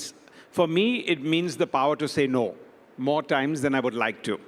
Because the minute at some stage you have more resources, you can be a little bit more selective. Sometimes in the early stages, you have to be opportunistic, and therefore you worry about saying no to many things because you feel, what if this opportunity was the best one and I missed it? And I think a little bit when you've created a certain sense of value or wealth, your ability to say no is very powerful. Yes. And I think for me, that's the, if you ask me personally, that is what it means to me. The bigger ability to say no to more things and yes to less things. But it changes your life in many ways, doesn't it? Not really. No?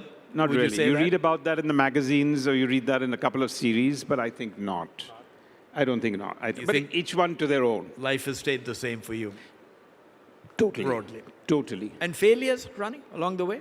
Sorry? Failures? Oh, I think there would be, 3 failures a day in that context. Because, I think my ratio, as I've said many times before, is about 8 failures to 2 successes. Yeah. And I think the reason why my 2 successes may have been larger than normal is because of the 8 failures. Because then your risk appetite keeps increasing as you go forward. But I think this context that a failure, the failure is a word which I think for a lot of people sounds like a full stop, right? When actually it's a comma. And I think that's the key part here, because everyone thinks failure means it's the end of a road and the beginning of a new road. But if you look at this as just, it's a moving train on which things will happen and things will drop off and things will not, then you won't magnify this element and sort of epitomize failure in a very different manner. It's also a recognition, isn't it, of failure, that it's not the end of the world.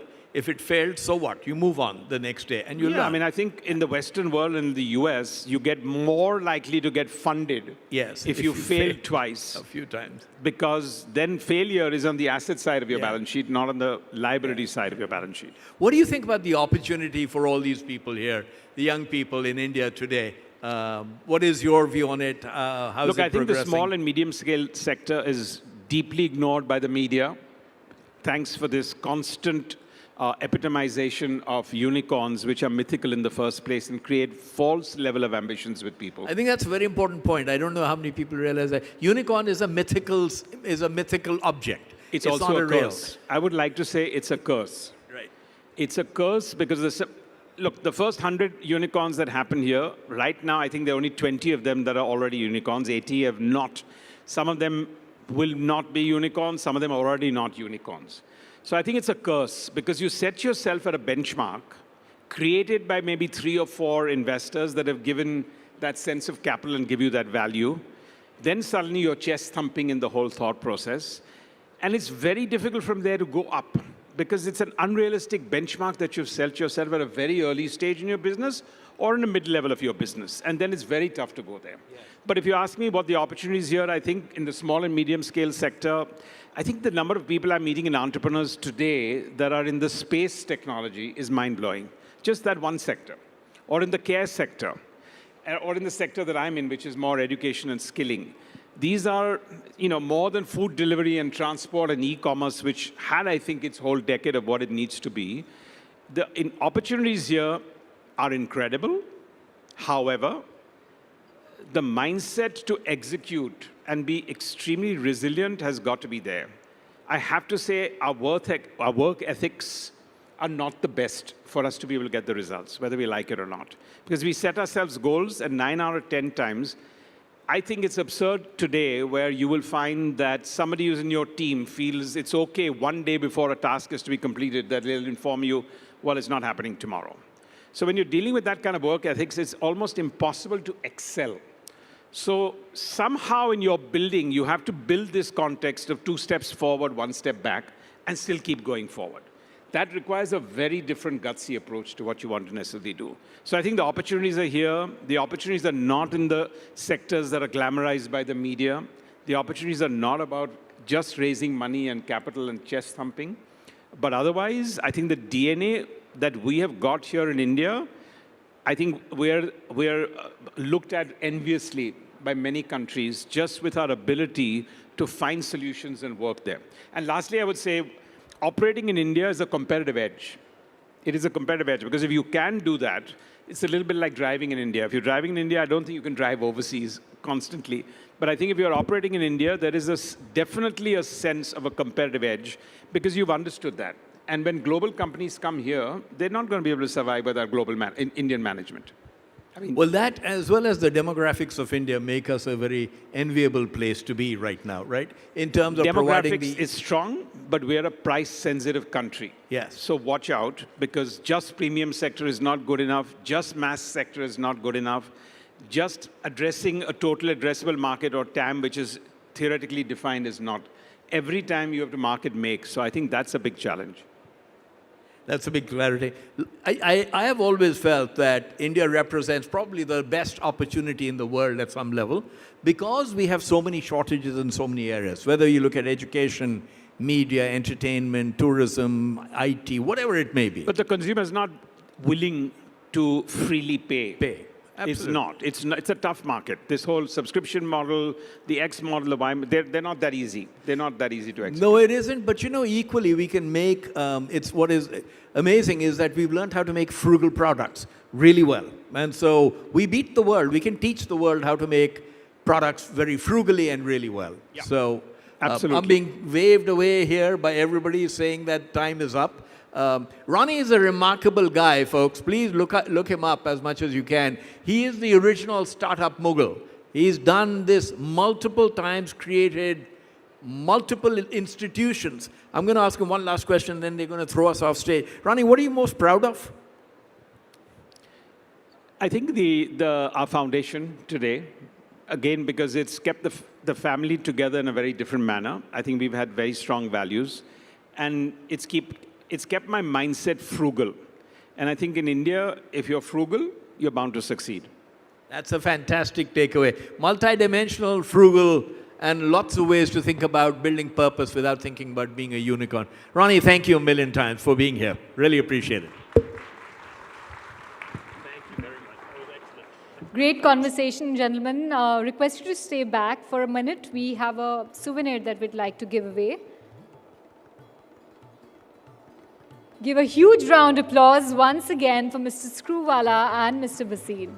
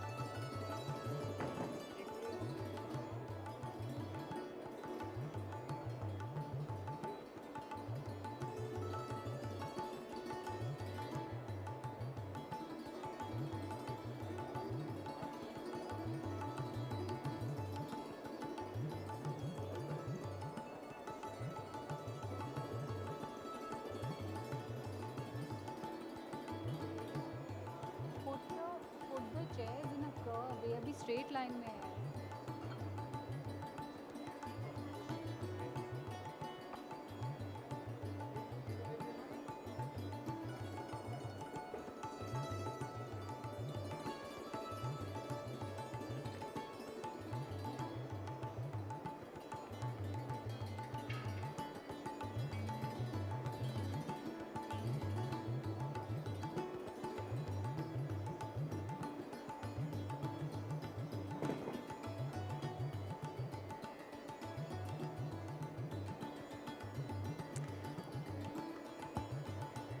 All right, as we start settling in, I want to circle back to the earlier conversation we had in the day about creating valuable D2C brands. And I want you to revisit that theme once again with slightly different perspective. The exploration of direct-to-consumer space. Now, our panel discussion that's coming up is one on the most critical decisions or challenges rather facing the D2C founders today.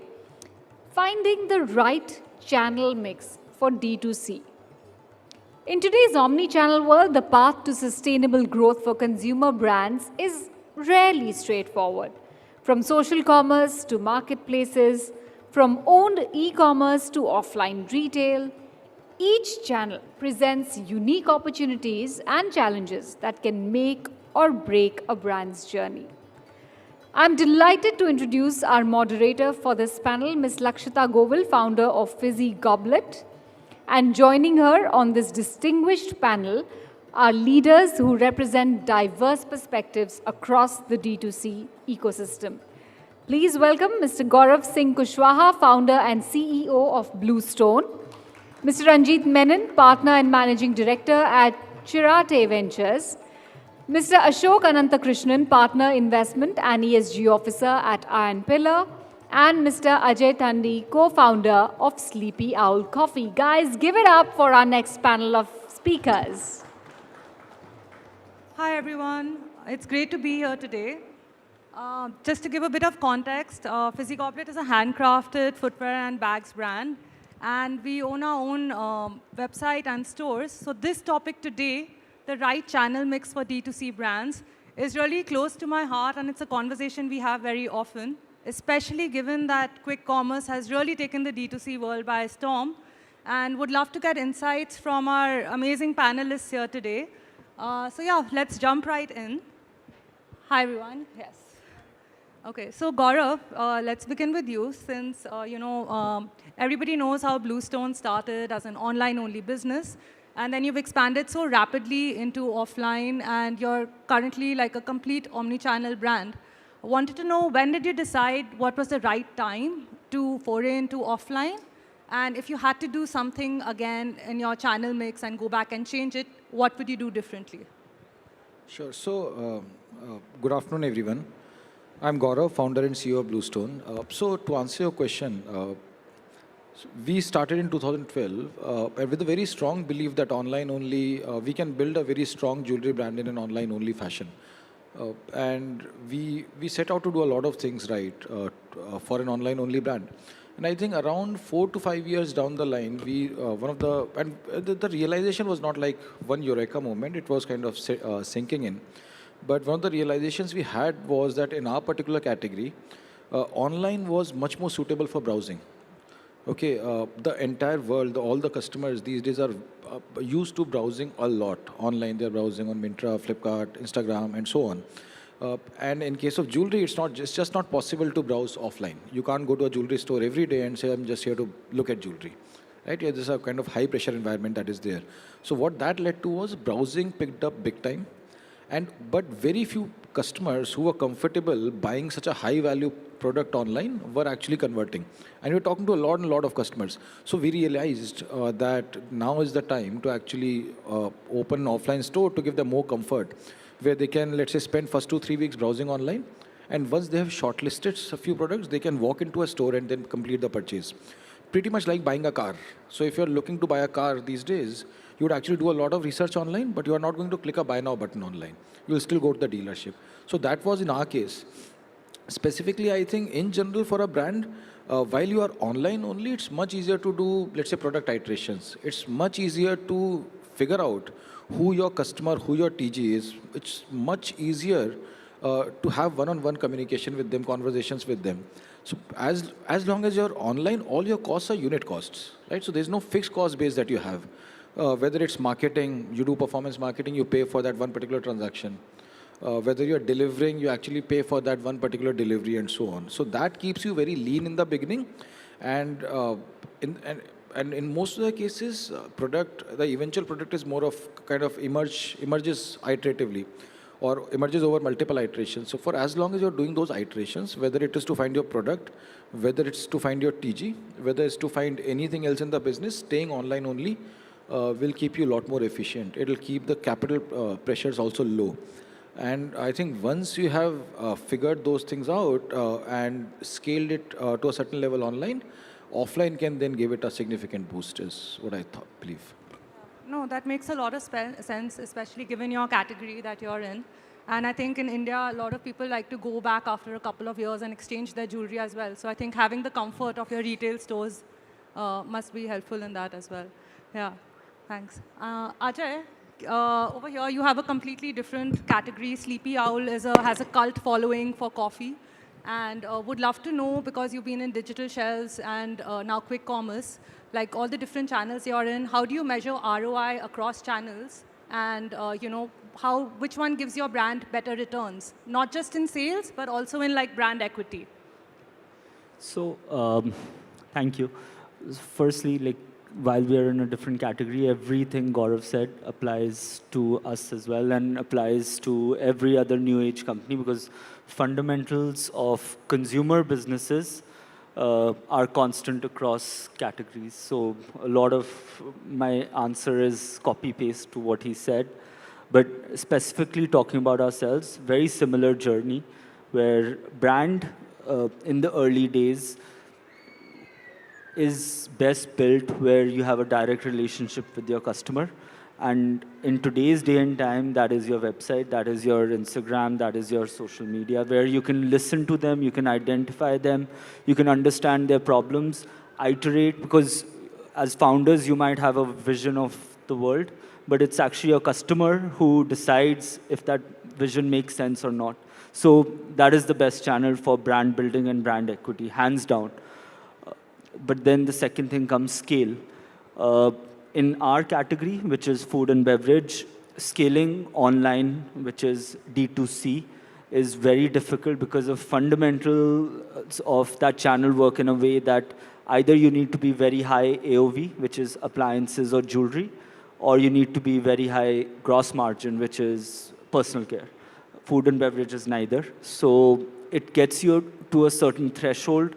It's a slow burn process, but eventually the idea is use your D2C channel to figure out what he said, your customer, their persona, your TG, product market fit, and then use marketplaces as a second channel, I would say, to expand and scale the business.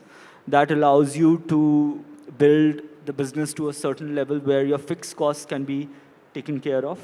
And on a contribution margin, you should be making money before you do anything offline, because contribution level margins kind of dictate your operating leverage at scale.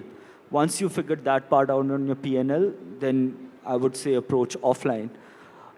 But the most interesting thing is the best and the most ROI-driven channel is offline, hands down, even today. And that's not going to change because just the fundamentals with which it works. But there's a step-by-step guide to get there. You try to take shortcuts or go exponentially fast through one step, you will get into trouble. That's the truth, yeah. Interesting, Ajay. So you were in general trades before quick commerce, right? So do you think that experience helped you, and how did that feed off for your knowledge in quick commerce? Today I can say that experience helped me because, I mean, it was a bitter pill to swallow, but when I was going through it, it was the worst thing we did for our business because we expanded too fast, and general trade, it works on very strong fundamentals of FMCG, fast-moving consumer goods, which means the inventory turn has to be very quick. So if you don't have the right product for that channel that turns very quickly, you will either be stuck with inventory or you'll be stuck with bad debts. Fundamentally, that was a big issue we had to overcome, but you can figure it out. You can spend time in the store, and what it can lead to, and which eventually it should, is that your fast-moving, your Pareto should be established. What are your top 5, 10, 20 SKUs, percentage-wise, that dominate 80% of sales? Once that is clear, then it becomes very interesting because general trade and quick commerce is fundamentally, if you look at it from a first principle basis, exactly the same business. A Kirana Dukan, which has a Lala sitting there with 2,000 SKUs, is also what a dark store is on a fundamental basis, what quick commerce functions on. A dark store is a Kirana without the label and sticker outside. So they also work on a similar fundamental principle of inventory turnaround, fast-moving conversion, replenishment, making sure there's front-end availability. And when you do sales in offline world, you have to do a similar set of experience or service, customer service to those Kirana guys to be a successful brand. So we were lucky that we got to experiment and burn our fingers in GT, and we didn't have to do it on quick commerce. It helped us understand the fundamentals on which the business would work, find the product market fit, and once with those set of principles, when we launched on quick commerce, it was a very smooth ride for us. Interesting. Thanks for sharing that, Ajay. Ranjit, given your experience in early stage startups, you've been a part of, Lenskart and FirstCry. Wanted to know, how should brands which are starting out today, evaluate which channel is better? Like, which category should go across which channel? Do you have any insights on that? Sure. First of all, thank you very much for having me here. My name is Ranjit. I'm a partner at Chirate Ventures. We are an early stage tech-focused fund. Now, we were very lucky to have backed, Lenskart, FirstCry, Zivame, and so on and so forth. I'm talking 2010, 2011 timeframe. Now, if you look at that time, I mean, I don't know many people will be around from that time frame here, but horizontal commerce was really very, very big. You had the Amazon was not there, but Flipkart was really large, and we were very focused as a fund as a vertical commerce, stack. We had Myntra, we'd seen fashion as a vertical. We'd seen invested in a company called Zivame, which was in the lingerie space. We had FirstCry, and then Lenskart. Now, very few people, I know Piyush was here in the morning, I'm sure he shared this with, but when Lenskart started, they were not lens focused. They were bags cart, watch cart, jewel cart, and I think Lenskart. There were four carts, right? And then, he made this choice of cutting down everything else, and Lenskart was the smallest of the business, right? And that turned out to be a vertical play, compared to what a FirstCry, and it was slightly different in the sense that FirstCry was more of a marketplace. This was a brand by itself, and fundamentally because of the kind of products that they were selling, right? I mean, if you think about FirstCry, one of their best-selling items was the Pampers, which was huge in volume, but cost-wise, I mean, revenue-wise was small, margin-wise was even smaller, right? And so the delivery cost of that was extremely high. So, we had to figure out a way to making sure that the gross margin negative business that FirstCry was when we invested in, how do you get it down to making it to double-digit numbers, right? And the way we thought about that was really going offline. I mean, beyond a certain scale, it was very, very clear in both these businesses. About $10-15 million revenue top line in both these businesses, we started seeing a ceiling in terms of what online can deliver, right? And then that's when we said, okay, let's start exploring offline. Now, it was much more easier in FirstCry because there were enough stores and people buying. In Lenskart, what was interesting was the offline experience was very similar. If you go buy a lens, you still have to wait for it to be delivered, right? It's not like instant delivery that you can get on a FirstCry business, right?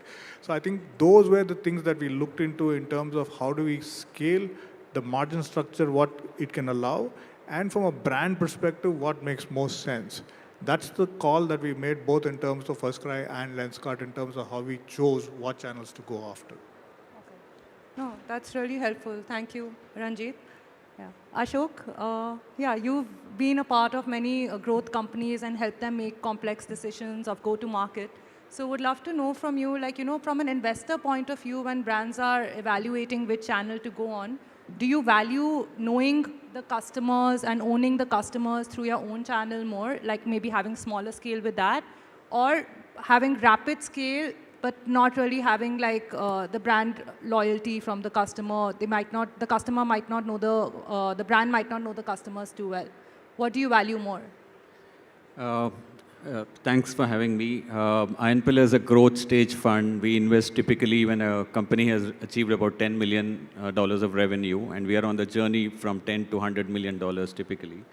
So, Lakshita, the way I would like to answer that is, it's not the investor's call, it's actually the founder's call, right? If you're an investor with a lot of money to burn and you just want revenue at any cost, then you would choose all channels. But from our perspective, if we look at how strong the brand is, and then what are the channels that are required for that particular business, right? So, for example, when we invested in Bluestone, we didn't think of Bluestone as an e-commerce company. We thought of it as a jewelry company. And for a jewelry company, what is required to scale is how we thought about it. Similarly, in the case of Fresh to Home, which is another of our investments, again, it's not an e-commerce company, right? The founders may think that when you add a .com, it becomes an e-commerce, the valuation will go up. It's not that. At the end of the day, you're a fish and meat company. So, and you're in the perishable space. So you need to have availability. You need to be widely distributed. So offline or channel selection does become imperative for growth, right? And then you need to select the channels also from a profitability perspective. You can't afford to burn money just because quick commerce is doing well today and give them away a lion's share of your profits, right? So that's how I'd like to answer that. Okay. No, makes sense. I think for like premium brands as well, I think quick commerce is like a tricky space to be in because you can see that there are a lot of customers spending time over there, maybe your customers as well, but you don't really want to lose out on the luxury segmentation, which brings me to a thing I noticed on Blinkit, Gaurav, that I saw there were a couple of, products by Bluestone, some necklaces with a higher AOV on Blinkit, and wanted to know, your take on it. How is that as a channel performing for you, and do you see it as a future? Yeah, so around quick commerce, I strongly believe that quick commerce works for categories where there's strong demand density because it works on smaller catchments and delivery efficiencies in those particular catchments. When I look at our own categories, by nature, we cannot have kind of very huge concentration among few SKUs. There are few things like, let's say, gold coins, gold chains, etc., which are kind of which a lot of people wear the same designs, the same SKU, and so on. But for the large part of it, I don't think quick commerce can actually have a huge role to play there. And we had this debate internally. I think we, with Blinkit team also, we had few discussions and so on. And this is my point of view, and there were a few other point of view. So I think the general thought was that, okay, we should definitely try. It's always good to try things out and learn from that, and hence what you see on Blinkit right now is a trial going on. Okay. There's no strong belief. There are a few hypotheses by, let's say, different people in the same room. There are a few hypotheses, and we're just trying to either validate or disprove that hypothesis and just kind of learn from that experiment. That's all that's going on. If I can, add to this, I mean, we are seeing this shift here, right? D2C companies about a couple of years back was all about how much are selling on their own website and, and so on and so forth. Today, I mean, the last few ICs that we've seen on the D2C side, most of them are first going on to quick commerce. Especially in categories, I mean, which is to do with snacking and very FMCG kind of categories. And I think it makes a lot of sense because, I mean, to drive traffic, to manage CAC on your own website, I think it becomes extremely difficult if you're early stage and very young. And that, I think, quick commerce kind of gives you that impetus. And, there will be challenges with respect to data not being available, you're not owning the customer and all of that. But I think if you really think about it from a brand perspective and how do you build on that quick commerce story into your own channels, I think that makes a huge difference. But we're clearly seeing this shift where entrepreneurs are saying, now we're selling more on quick commerce, and then we will see how we can do on our own channels. In a way, quick commerce has made it possible, it's kind of democratized the distribution, which otherwise was monopolized. So any new product, any new kid who has an idea about a new snack or a new biscuit, for that person to actually crack general trade or general trade distribution was impossible. With quick commerce, it's possible. You can actually pilot it in 4 stores, 4 dark stores. If it works, it works. If it doesn't work, you just go home. And then you would recommend that they go onto their own channel once they've kind of got recognition on For quick different commerce. categories, it's different. For FMCG, even in offline world, it had never been their own channel, right? It was distribution because you can't have a single shop, let's say one shop only for biscuit, one shop only for atta, one shop only for dal and so on. Right? So those, fundamentally, the nature of those products is such that they will actually rely on a retail network being built and operated by someone else. For jewelry, even in offline world, it was always Tanishq had their own stores, Kalyan had their own stores, right? So for us, it's very natural to have our own presence end to end. But for most of the categories, I don't think that will make sense. No, I agree. I think when it comes, this brings to my next question actually, like what are the potential conflicts between channels? If you're the same brand selling on your own website and on a marketplace and a quick commerce, are there any conflicts that can arise and how should brands navigate them? Anybody? Maybe. I mean, see, the thing is, the dynamics are very, very different, right? Like I was saying, if you are on a general trade or a quick commerce platform, really the customer is buying because of the platform itself and not necessarily your own brand. So data, you don't own the customer, you don't, I mean, those are all things that you have to be comfortable with. That's a compromise that you will make. But then if you say that I'm going to go sell directly on my website, you own the customer, but then how do you do it? Traffic, the CAC will go up. And also, as you go into general trade and any of these platforms, your ability to manage that, working capital becomes a challenge because you'll have to keep inventory. Those dynamics, I think you need to clearly understand, and which basically depends on the categories that you're going after, right? I mean, if you're really going after premium, then I really don't think any of these three channels make sense. You need to go directly offline. Now, we've recently invested in one fashion quick commerce platform, and the thought process is still not out, but the thought process there is how do you marry the convenience of offline, the convenience of online with the touch and feel of offline. I really think that's an interesting area for some of these categories where touch and feel is critical, that you think about delivering 5 units at your place, somebody will wait for you to try it on and then send it back. Maybe those models, which marries the convenience that we're seeing, the positives on both ends, is something that we think will take off in certain categories, right? But there are compromises that you will make in terms of, the brand itself, the data that you can get, the amount of money that you will spend to drive all of this. Those are compromises that you will have to constantly keep making till about you reach a certain amount of capital that you can raise where all of these channels become relevant to you. Yeah. Thanks, Ranjit. Ashok, given this whole scenario, do you think there are any certain metrics that brands should monitor, and are there any metrics that are overhyped that they can ignore? I come from an old school brand, perspective, right? So your brand strength, your brand awareness, those are key, right? They will take you long term. Any vanity metrics that people use to measure, I would not go by that because that's not sustainable in the long term, which is actually required for a consumer-facing brand, right? So I would look at CAC definitely. I would look at LTV definitely. I would look at awareness, top of mind, those parameters. And then if it is offline, how quickly does the store kind of break even? Same stores growth year on year. These are the things that would ultimately make a sustainable business, and that's how founders should actually think about it rather than looking at what investors are thinking or what they want, because then you'll be building it for someone else. You'll not be building the business for you or the customer.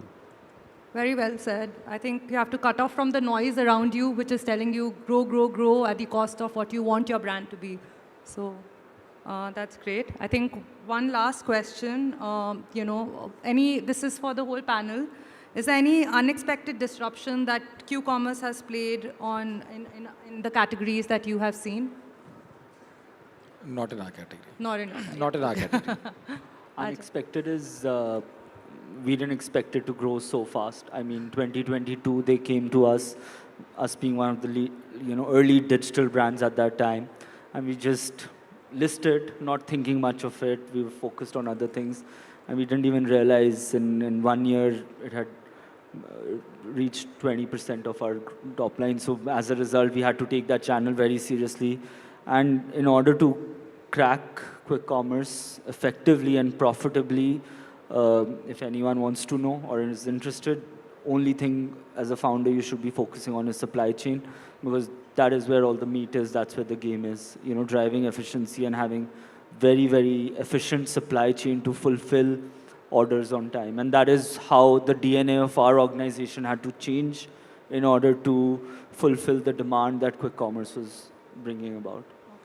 Are there any tools? Sorry, you were saying something, Ashok. Yeah, actually, we have seen it impact Fresh to Home, right? So, you know, Fresh to Home started off as online, then went offline through More and some supermarkets, and then quick commerce came and disrupted the supermarket space. And now they are, you know, like he said, 20% of their revenue is today from quick commerce. So it has affected, it has played a role, and none of us actually thought it would impact it to this level.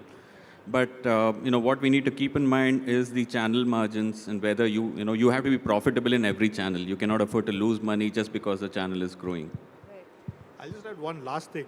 We are seeing a bunch of companies that are starting quick commerce for this, quick commerce for that, quick commerce for everything else. Now, I just want to leave it here saying that, the quick commerce doesn't work for everything, right? I mean, I very recently met a company that's trying to do quick commerce between B to R. Right? I mean, it's very, very important to understand who's going to pay for this convenience, right? I mean, will the retailer pay for the convenience of getting something faster in his shop? Customer clearly pays. The end customer will definitely pay. Will the retailer pay with the margin structure that he has? Some of these things have to be kept in mind because there is so much of noise around quick commerce. We're seeing tons of companies saying that I'm going to build a quick commerce for, everything that you can think of, and it not necessarily will play out that way. Very valuable perspectives, everyone. Thank you so much for your time and your insights. Can we have a round of applause for our panelists, please?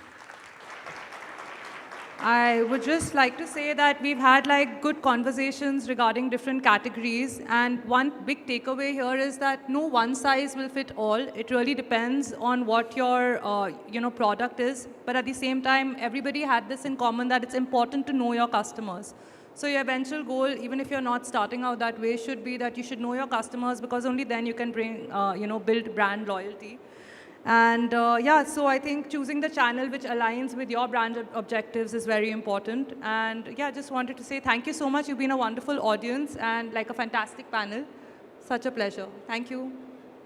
Well, thank you so much for this lovely panel discussion. The right channel mix for D2C. Ladies and gentlemen, give them a big round of applause. Now, may I request Ms. Lakshita to present a token of appreciation to our distinguished guests, Mr. Gaurav Singh Kushwaha, Mr. Ranjit Menon, Mr. Ashok Anantakrishnan, and Mr. Ajay Thandi.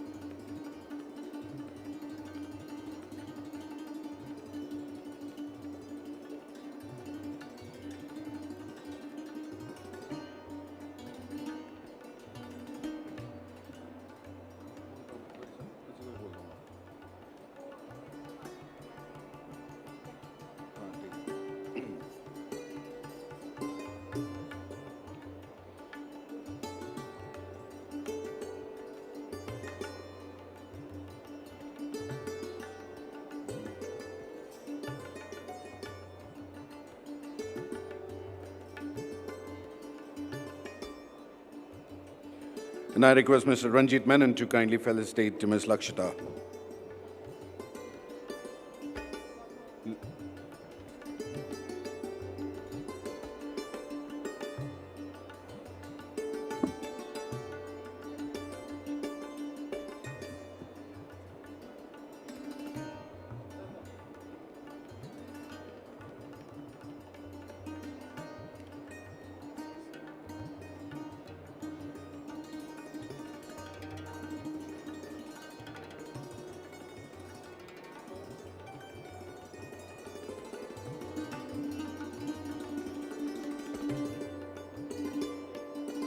Well, thank you so much, ladies and gentlemen. Give them a big round of applause. We are moving on to our next fireside chat. Ladies and gentlemen, we now have the distinct privilege of elevating our perspective to examine the broader economic landscape that shapes the future of entrepreneurship in India. It's my great honor to introduce our next segment of Fireside Chat on Indian macro in the global context and what it means for startup ecosystem. In a world of increasing geopolitical complexity and economic interdependence, understanding India's position in the global economy has never been more critical for founders, investors, and policymakers alike. To guide this important conversation, we are privileged to have with us Sri Sanjay Nair, President of SOCHM. And joining him for this fireside chat is one of India's most distinguished economic minds, Dr. Venkata Ramanan Ananthanageshwaran, Chief Economic Advisor to the Government of India. Ladies and gentlemen, give them a big round of applause. Come on, wake up, wake up, wake up. Over to you, gentlemen.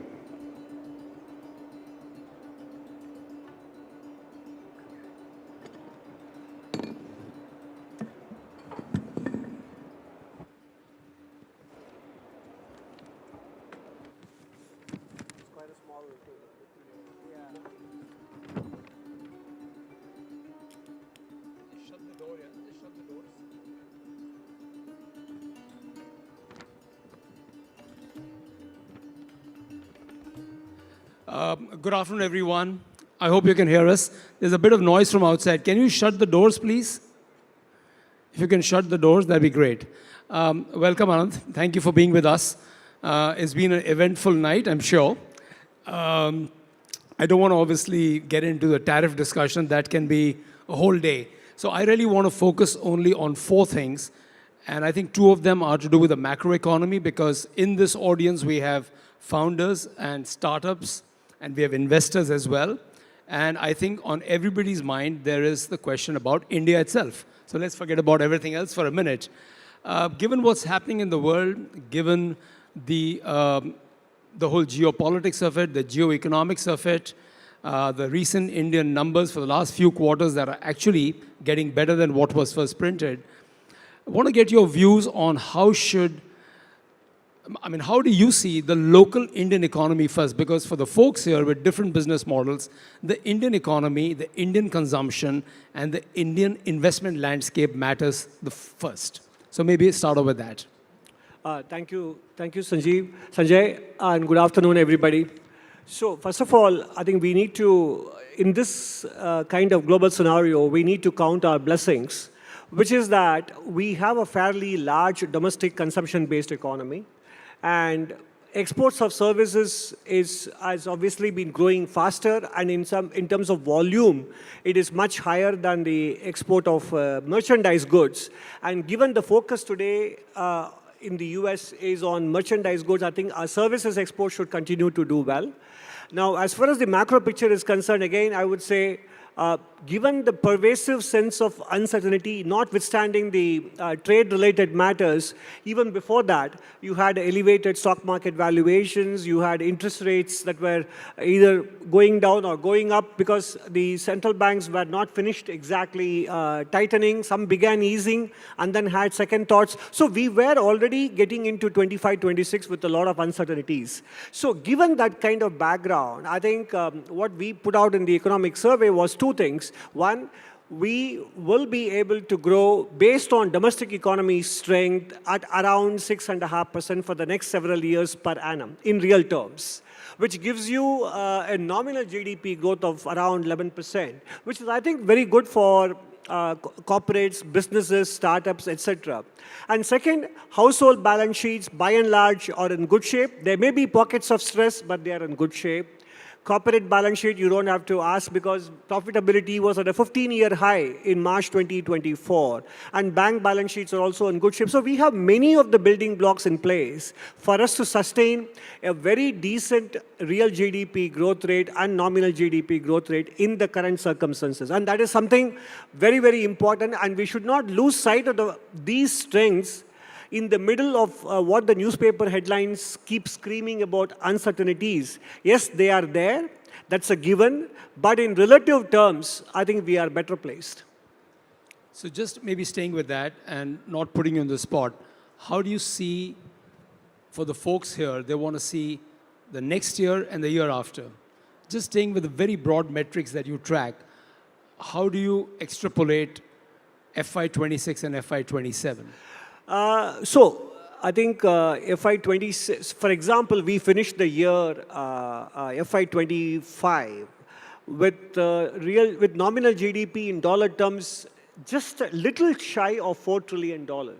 I think one thing we need to be prepared for is more of Indian rupee becoming stronger rather than weaker in the coming years. Because we need to go back to the 2003-8 scenario when dollar was weaker because interest rates were at the time on the lower side in the US. But here, this time around, it may not be about interest rates, but it's because the US administration is looking to have a competitive currency, etc. So one of the things we need to be prepared for is we can't bank on a depreciating currency as a source of exports. We need to be prepared for a strong currency. That is something which we are tracking. The second thing we are tracking, of course, is the foreign direct investment flows. I am aware that you are doing a lot of work in that space, but I think India has been having a lot of investor interest, no doubt, but also given the profits that investors have made in the past, we have also seen quite a bit of repatriations in the last 2-3 years. And as a country that still has a very high investment need, and therefore domestic savings has to rise, but there will be a gap. And that gap has to be met by external sources. So we need to continue to keep an eye on how the foreign direct investment space evolves, and we should do whatever we can to make it easier and possible for those monies to keep flowing and to sustain the investor interest. These are the broad parameters we are looking at these days. So just staying with the macro, so you have couple of levers to drive growth from a government point of view. You have infrastructure, obviously manufacturing, services, and assuming for a minute, you don't want to be obviously using your balance sheet all the time. Where would you prioritize? In terms of... in just driving this 5 trillion vision that we have in the next 2 years, from 4 to 5. I'm just staying with the short term because folks here are raising money from investors. Everybody wants to know what happens in 1 year, 2 years. So from that perspective. In the short run, we need to focus on deregulation as a tool for investment efficiency. Because both trade flows and investment flows, in the light of what is happening in the world, will be that much difficult to come by. People will be pulling back their haunches and looking at and be in a wait-and-watch mode. Therefore, in that sense, we need to be able to do a lot more with our existing investments than assume that new investments will keep flowing in the same manner as it did in the second decade when global interest rates were at zero. Okay? So in that sense, investment efficiency is the important consideration, and for that, deregulation is an important theme, which is what the economic survey mentioned. The Honorable Finance Minister's budget speech highlighted that in more than one place. Tax certainty and tax administration, these are the policy levers that we will be looking to work on in order to drive growth and investments forward. Great. And maybe again, just continuing to capital. So we want to bridge the gap between saving and investment with FDI and FPI, of course, to some extent. What about unleashing more domestic capital, which is trapped sometimes, and I mean, we all know it is, in two big sectors, pension and insurance. It is such a valuable pool of capital. It is so long-term. It's probably the longest-term, highest quality savings are trapped in these two. I mean, give us a trade-off between a policy change. I know you're not the only one who's going to decide that, so I'm not putting you on a spot. And you have to balance, obviously, the needs of the country because they also need to finance the deficit. At what point in time, because ultimately, domestic capital, patient capital is the most important thing for our startup ecosystem to go to the next level. HNIs and families will do what they do. Foreign money, let's say it stays flat. The big gap, I think, can be fulfilled by our own pool of capital in pension and insurance. No, Sanjay, I think, look, conceptually, there is absolutely nothing much to disagree with what you said. I mean, these two important pools of capital, provident fund, pension funds, etc., can go out on the risk curve a little more than what they have historically. But you and I know very well that in the early 2000s, when the US pension funds went on that path, within a few years, they met with these financial innovation and those products which brought them some kind of grief. So I think more importantly, one needs to prepare these institutions to be able to undertake such investments. The investment capabilities, the investment professionals, their ability to understand the risks and the cost-benefit trade-offs. But conceptually, I am with you because these institutions have the kind of horizon and they don't have to worry about short-term liquidity and mismatches, etc. And our demographic dividend is still with us. Therefore, the pension burdens and the payouts will rise into the future. And given our potential for steady nominal GDP growth, it is possible for these institutions to take a longer investment horizon and therefore go into somewhat less liquid and long duration assets. So I think in principle, I see the merit in what you're saying. One thing I heard the other day that China has got massive e-commerce exports. We have probably very little. Any thoughts on that? Because where I want to go with this is how should the startups be thinking if they want to compete on the global scene? Of course, products and services, they're very creative, very innovative. But how's the government thinking about increasing one element of exports called e-commerce exports? Any thoughts on that? No, look, I think it's very difficult for me to articulate the government thought process because these are dealt with by different administrative ministries. You have MeitY involved, you have Ministry of Commerce and Industry involved, etc. But in general, when it comes to these borderless services, we obviously have to rely on the fact that bulk of the intellectual inputs rest with us in terms of the generation of data, in terms of the software professionals. At the same time, the other consideration that we need to keep in mind is developed countries are investing very heavily in artificial intelligence as a means of boosting their competitiveness, and that is very useful for countries which have an aging demographic profile, such as in Europe and Japan, etc. But for us, it is a question of balancing the two. We need to deploy technology in such a way that it is labor augmenting rather than labor displacing. So I know that we have a different set of challenges compared to other countries. We have an extremely low labor cost base advantage already, but that is being threatened by the inroads technology is making on behalf of the advanced countries. So where policy can help is in basically bringing down the cost of doing business in terms of deregulation, in terms of policy certainty, especially with respect to tax administration, safe harbor rules, advanced pricing agreements, and in general on consistency. These are all the ways in which I can think of from the finance ministry perspective, how we can enable these businesses to compete on a global basis. That's a really good point. I think although startups don't use the word cost of doing business and ease of doing business, but I know that they too face quite a few headwinds in different areas. I think that's why we did, for example, finally after a long time, the angel tax got abolished. And I think much more remains to be done, Maybe just maybe one or two questions in no particular order. You're building so much infrastructure. We're giving a real supply side shock, which I think is much required because we need to catch up on that. But the consumption definitely is much lower than before. And do you see any green shoots from your vantage point of consumption picking up which can absorb all this supply side, or are we going to have a flip scenario, which we had earlier, which is consumption was outstripping supply? And your government has done a fantastic job in giving a huge supply side impetus after COVID, which has been absolutely incredible, and actually long-term is very credible strategy. But what happens in the meantime? Sure, I think, Sanjay, one of the reasons, first of all, consumption story is not as bad as we hear from the media, because we have looked at the quarterly reports of companies like Unilever India and Nestle, etc., and they have some problems with respect to their consumption growth, etc.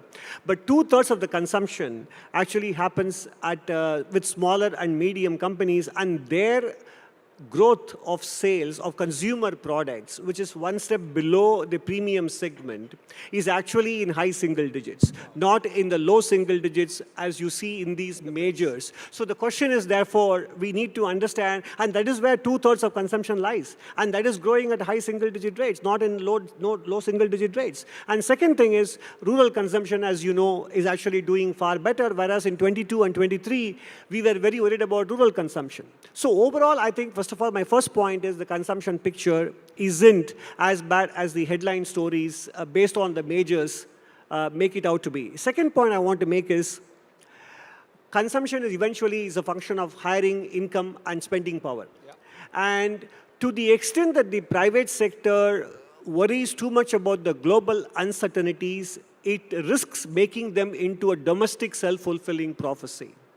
And I think they don't spend enough, hire enough. Yeah, and that creates a vicious circle in itself, because you know that investment, hiring, income growth, and spending, and therefore investment, it is an endogenous, it's a mutually dependent cycle.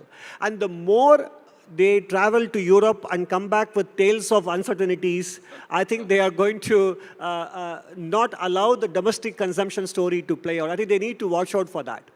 Okay, so nobody's going to Europe for a holiday, okay? Exactly. You probably end up going to Southeast Asia. There's plenty to see here. But just taking the last point that you made about companies have to play their role, either in terms of stepping up private capex, which is still a little bit not there, but I'm surprised why it is not. Because if they see secular consumption growth, they should be investing today. So let's hope that happens. Or you play the role of more formal hiring and some wage increases, maybe at the expense a little bit of valuations. I think they're getting very valuation obsessed. And we're talking of large companies, not the small ones. But it's good to hear your views on consumption and the way you stratified it, because the previous panel was just discussing the kind of DTC channel mix you need. My last question is, which I can't let you go without saying, any initial thoughts about the overnight announcements? And look, none of us know, and I'm not sure exactly, I don't want to put you on a spot, but I think what it means to us, maybe I can give you, I think it means to us, our industry, that we got to buckle up, and we got to buck up as well. But maybe I'll make that and leave it to you to close the remarks. No, as you correctly said, this is an evolving picture, and we need to avoid, first of all, knee-jerk reactions. And as the Commerce Ministry has just recently put out a press release, we need to look at the overall gamut of relationship. We all knew that in some form or the other, the status quo in the world had built up a lot of imbalances. I mean, domestic demand imbalance between countries. Some countries export and save too much and spend too little domestically, and some overdo it. And we also had another form of imbalance in terms of the discourse between net zero and economic growth. And we had an imbalance between too much of finance and too little real economy. So in many ways, there were so many imbalances, and they were coming to a head. So in some sense, you need these kinds of disruptions for us to rethink the entire playbook, and that is what is happening. I think on balance, India is playing its cards well, and we have our options, and we are strategically focusing on the relationship in the broader sense. I think we should come out well, because we have dealt with so many other shocks in the last 17, 18 years, starting with the global financial crisis. And very well, actually. And each one of them has left our economy in a better spot eventually than before those crises. And I'm sure this will be no exception. Excellent. Thanks a lot, Anand. He's very articulate. He's got all the, literally, because he's in the driver's seat in a way. He's got data and logic on his fingertips. And you've put it very simply, because for our audience here to understand this in a simplified manner is very critical. So I think we shouldn't be worried too much about consumption. I think innovative business models that you folks are working on to address issues in agriculture, defense, space, financial inclusion, this is ultimately the solutions we need for capturing the opportunity in Bharat. So Anand, thank you for those encouraging remarks. Very thoughtful, very logical. And a round of applause, please, for Anand. Thank you. Thank you very much, Sanjay.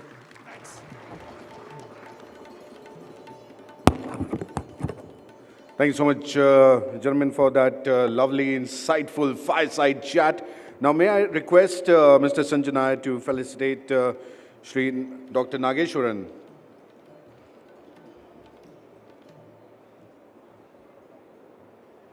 Come on, ladies and gentlemen, give them a big round of applause. We are discussing our economy. We are making rupees stronger.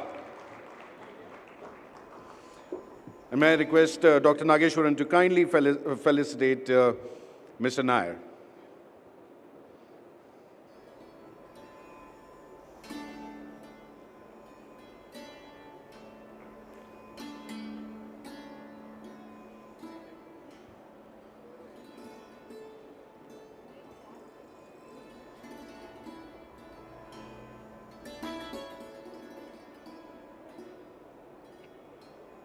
Thank you so much. Thank you so much for joining us.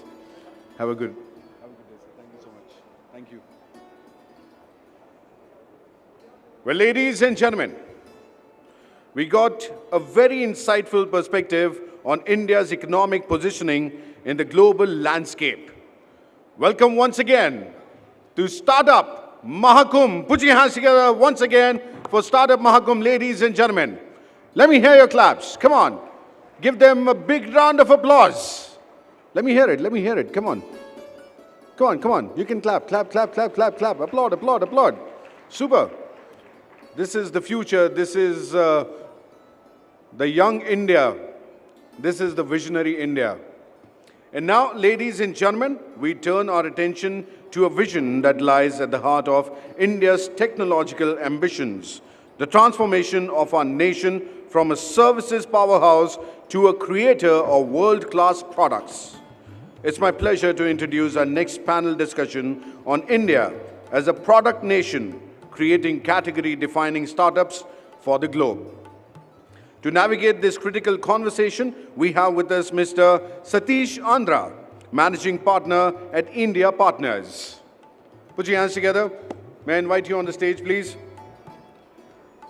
Joining him on this discussion, on this distinguished panel, are visionaries who represent diverse facets of India's product ecosystem. Mr. Rajan Anandan, Managing Director at Peak 15 Partners.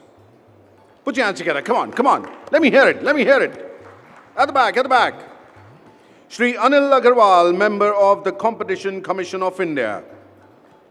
And Mr. Prashant Warrior, co-founder and CEO of Cure.ai. Ladies and gentlemen, please join me in welcoming our distinguished panel on India as a product nation. Thank you. And good afternoon, everyone, and very excited to be here. I think the theme of the panel is the next phase of our startup journey. You know, how do we transform ourselves into a product nation?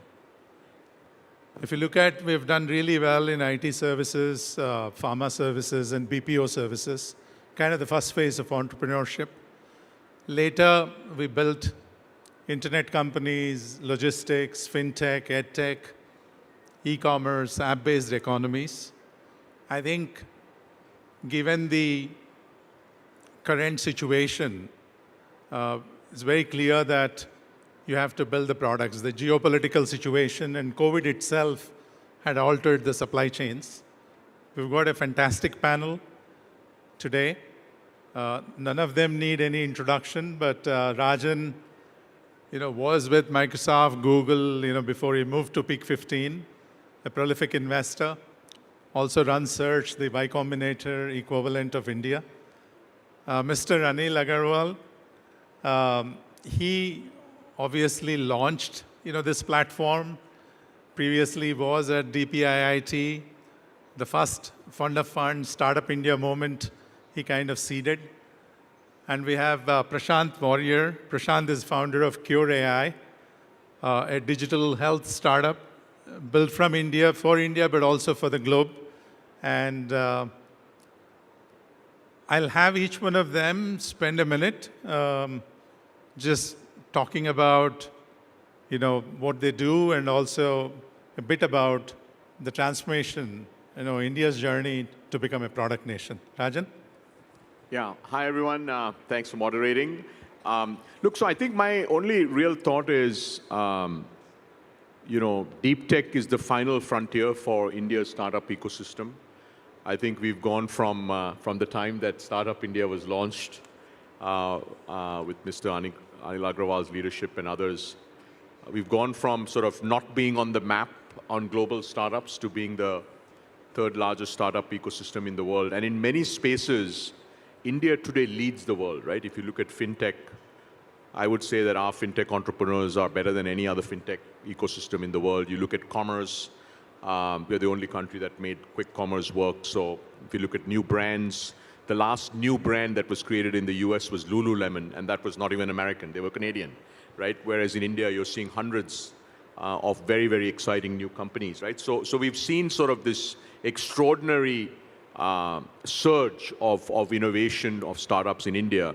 And I think the final frontier really is deep tech. It's science-based, research-based innovation. And the way I look at it is we are just getting started, but there's every reason that we will win, right? And it's not a matter of will we win, it's we will win.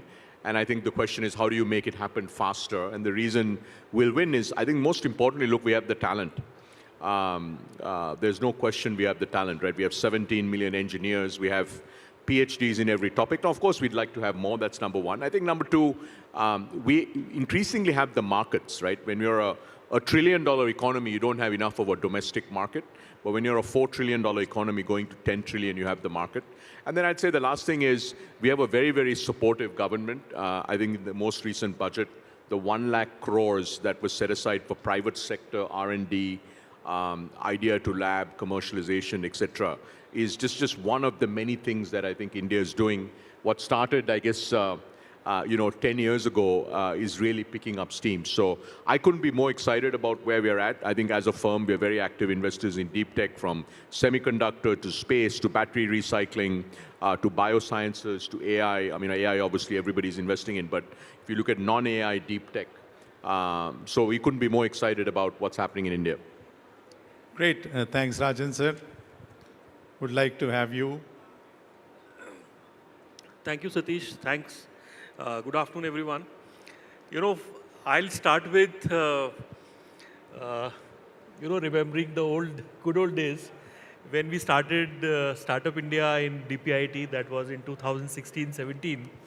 And that was the time when not many in the government and, of course, outside knew what a startup was. So, when I was assigned this responsibility, I first of all tried to understand what a startup was. And then we gradually built capacities from that level to what is a startup. This was started in Government of India. Then gradually we built capacities across the states through the startup ranking framework, and then created this entire thing. So when we started in 2016-17, there were only 3 states who had a policy to proactively support startups. Today we have 31 states supporting startups as a proactive policy. We started with probably 6,000 startups. Today you have 1,68,000 startups.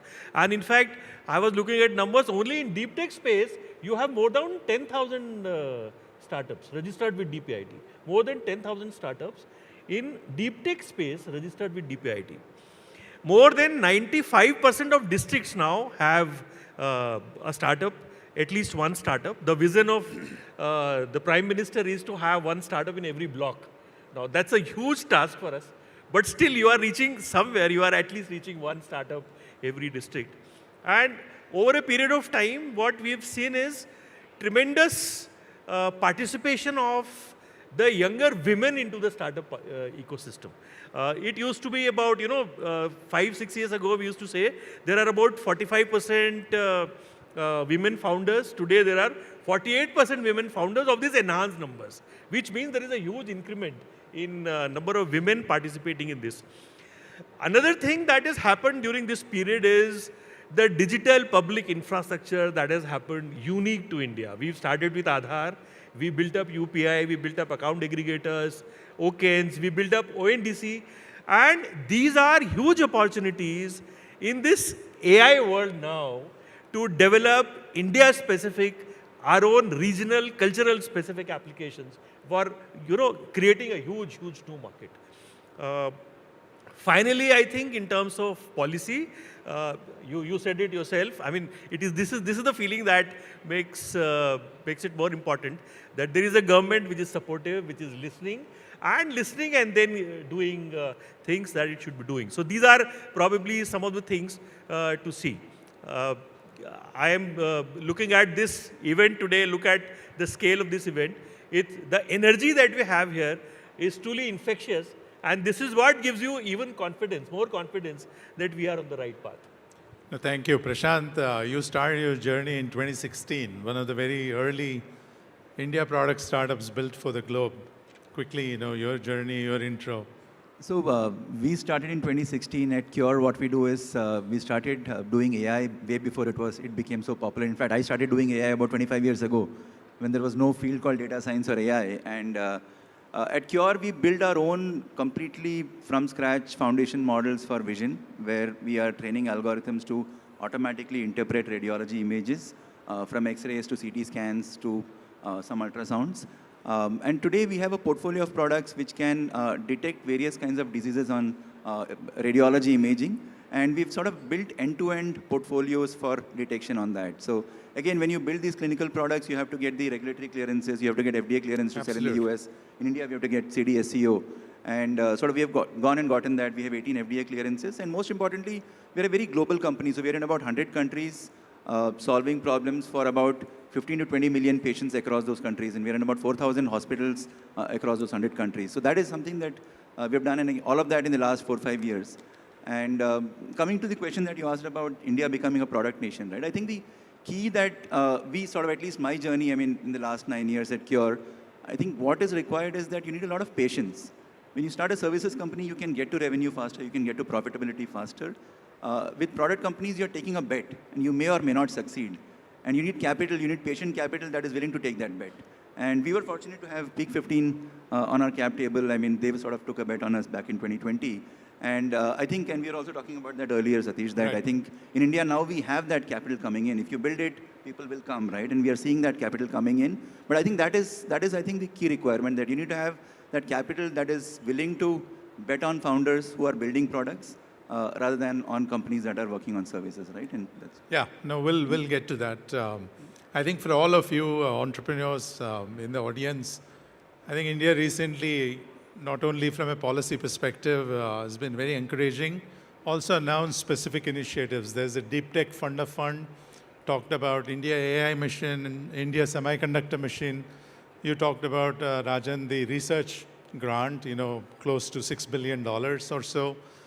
So I think the ingredients of an effective ecosystem, talent, markets, capital chases, when you have talent going after a large market, plenty of capital is available, to kind of fund those. And eventually policy, even if policy is neutral, but in our case, I think policy is very proactive, and exits kind of fuel the ecosystem. So the time has come now.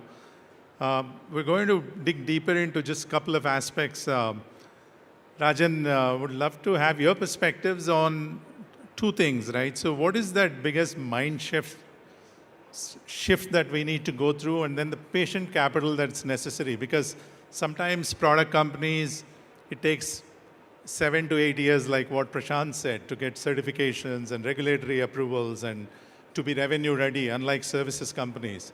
So one is the mindset shift from an ecosystem perspective. Two is the patient capital.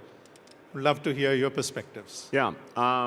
So I think firstly, when we talk about products, I think it's important to keep in mind that we do have software product companies. They're not deep tech necessarily, but the first SaaS unicorn in India was 2018 Freshworks. Today we have about 27 of them, and I actually think we'll have 100 software product unicorns well before 2030, right? So we do, when we think about products, because the title of the session is products, I think products, deep tech, we are now talking about deep tech, right? So I just wanted to put that out there. I think the mindset shift is, look, we have to have more deeply technical founders, right? So, Prashant, I'm assuming you're technical, right? So, as I say, it's very rare to have an MBA start a deep tech company, right? MBA needs a co-founder who's all deeply technical. So I think the first thing, mindset shift, is that we'd love to see, just as a firm, I'd love to see many more academics. I'd like to see many more researchers in India really try to commercialize their innovations. I think that's number one. I think number two, look, we should be more audacious and ambitious. I'm tired of all these WhatsApp threads that go about comparing, saying we don't have enough deep tech. Well, just get off your bed. Go start a company. Stop complaining. Look, I think we should just stop complaining, right? Look, we have the talent, we have the markets, we just need the ambition and the aggression. So I think I'd say that have more technologists, more scientists, more researchers start companies. Second, stop whining.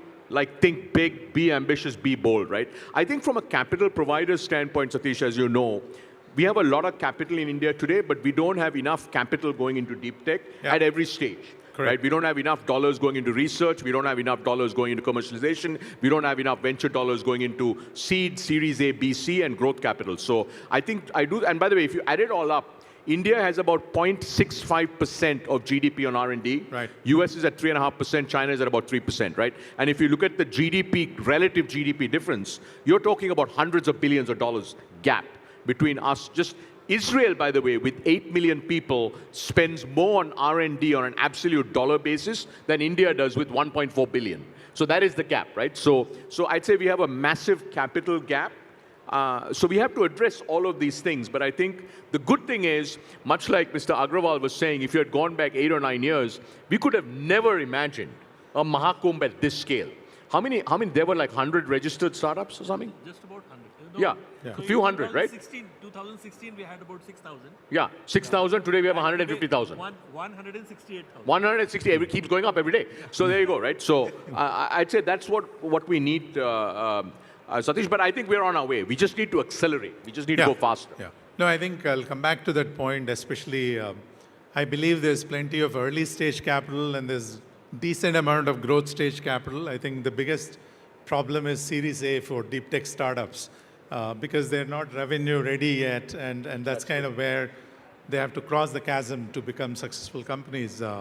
Moving to Mr. Anil Agarwal, sir, if you really look at, again, you talked about DPI, digital public infrastructure, and we have to build so many product startups. And today, given the geopolitical situation, the wars are fought based on digital wars. These are not physical wars, right? So how does the country go about, how do entrepreneurs go about building these products, whether it's mapping product, whether it is something like commerce product, ONDC type of a platform. I know you have kind of supported some of these initiatives during your stint at DPIIT, so I would love to have you address that particular aspect of building product startups for the nation. So I think if you look at some of the category-defining startups that have come out from the government, probably ONDC would qualify to that category, right? That gives a different paradigm of doing e-commerce, and that is something that can be actually replicated across the world if they have the necessary rails along. Now, this is something that needs to be done at scale in India, and with the DPI implementation that we have, the kind of data that we have, we can have a whole lot of entrepreneurs build applications using AI with data on DPIs, looking into the open source architecture of e-commerce that ONDC provides. I have one particular suggestion to make here is, we must focus on our own languages or when we are implementing applications. 90% of us do not understand English. 90% of India, 140 crore people, 90% of them don't understand English at all. So any app that you are building, it is only catering to less than 10% of the population. I'll give you one simple example. I went to a tier 2 city. From a hotel, I asked for a cab to go to the airport. When I got into the cab driver asked me, "Sir, कहाँ जाना है?" I said, आपने देखा होगा ना app में मैंने कहाँ जाने का बोला है. सर वो अंग्रेजी में है, मुझे समझ में नहीं आया, बता दीजिए कहाँ जाना है. Now this is a real problem. We have not sorted out this issue. We are not building apps for tier 2 and tier 3. We are building apps only for those people who are good in English. And the entire bottom of the pyramid is being left out. Now imagine if this is one. Second is, even when we do translate things in Hindi, it is actually, verbatim translation of English words into Hindi, and it does not create to the cultural context. For example, in all e-commerce apps, you will ultimately have a final button as checkout. Checkout, right? If you look at Hindi versions, many apps will say checkout in Hindi. But checkout is not understood by somebody who's from tier 2 and tier 3. Now, what I'm trying to say is, please have AI model. We are building Bhashini, we are building AI models for our own languages, but then it needs to be rooted into that language's cultural context. It's very important. You can't have something, created in English and then you translate that into Hindi. It doesn't work out that way. It's a different thing. It's a different terminology altogether. Right. So that is something probably, and if you do this, probably you are enabling whole lot of entrepreneurs from that 90% of the population who reside in tier 2 and lower cities to empower them to dream of doing what all of us are doing in this space. Yeah, no, I think that's a great point. So prior to the panel huddle, we were talking about what if Google stops access for maps. I think that's the point you were bringing up, saying what would happen to all of us? How do we even get to where we need to get to? I think as a country, India gets valued at $100 billion. That's what happens. Absolutely, absolutely. So if you really look at, our networks, we don't build them. Our security software is from somewhere. Our operating systems are from somewhere else. Our computing infrastructure is not built here. So you have to have the local innovation kind of going forward. So shifting gears, Prashant, how did you envision a global product? So how did you transform Cure, kind of not only addressing India and emerging markets, but also global opportunity? So I think, for us, I think there was no choice but to be global. If you look at a B2B healthcare business in India, it's not a large enough market. So then you have to think about where else can you offer the same products. And when you're building AI products for the clinical space, anything in the pulmonology space, radiology space, neurology space, you're building it for everybody. The clinical pathways are the same across the world. So what we were building was for a specific clinical pathway, for example, a clinical pathway for detecting tuberculosis or a pathway for detecting lung cancer or stroke. And the protocols are pretty much the same across the world. So we just had to make some tweaks to deploy it in different geographies. But we basically were building for a doctor in, I think what we have done is the technology, base technology is built for a clinician. But over time, what we've realized is how it is delivered is very different. If you're delivering in Africa, you have to deliver it in a different way. There is no internet connections. You have to make it sort of on the edge everywhere. In Africa, in the US, it's all in the cloud. In India, it's somewhere in between. So again, we have to figure out how to customize it for different geographies, but the base technology, AI technology remains pretty much the same. Absolutely. Right? Yeah. I think the other thing that sort of we realized about 2-3 years ago is that, I don't know how many of you have sat in a Waymo autonomous vehicle in San Francisco.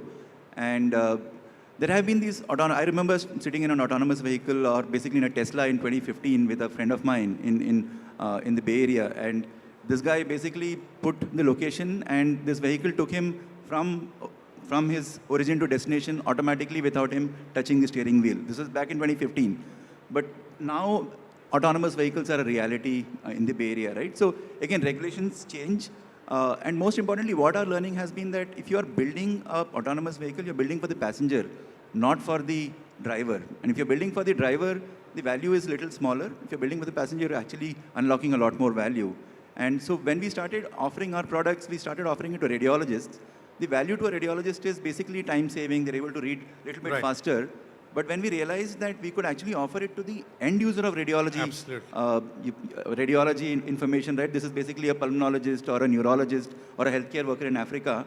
There the value is phenomenal. We are able to now detect TB in seconds where it took weeks to detect TB, right? We are able to find a lot of lung cancer cases who were not diagnosed at all because the X-ray was not read on time, right? So there is a lot of opportunity, a lot of value that is unlocked if you go at the end user of radiology services. And that's again a learning that we sort of had as we looked at a global market for our product portfolio.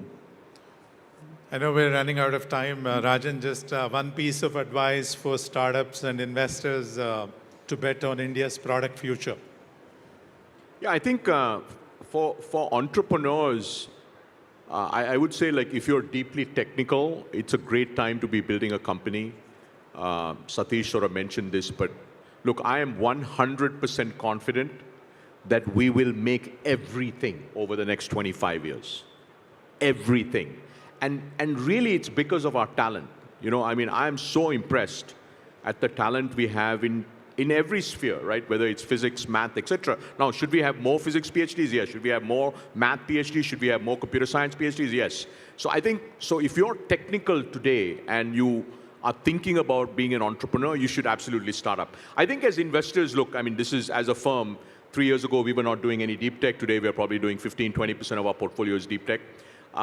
This is going to be the future, right? Like, if you're not a deep tech investor, at least some part of, I mean, not everybody should be a deep tech investor, but as a firm, if you're trying to build a venture fund, by the way, it's a phenomenal time to be an angel investor. Right. I mean, I'm with the firm, so I don't angel invest anymore. Man, this, if I could angel invest right now, this is season time.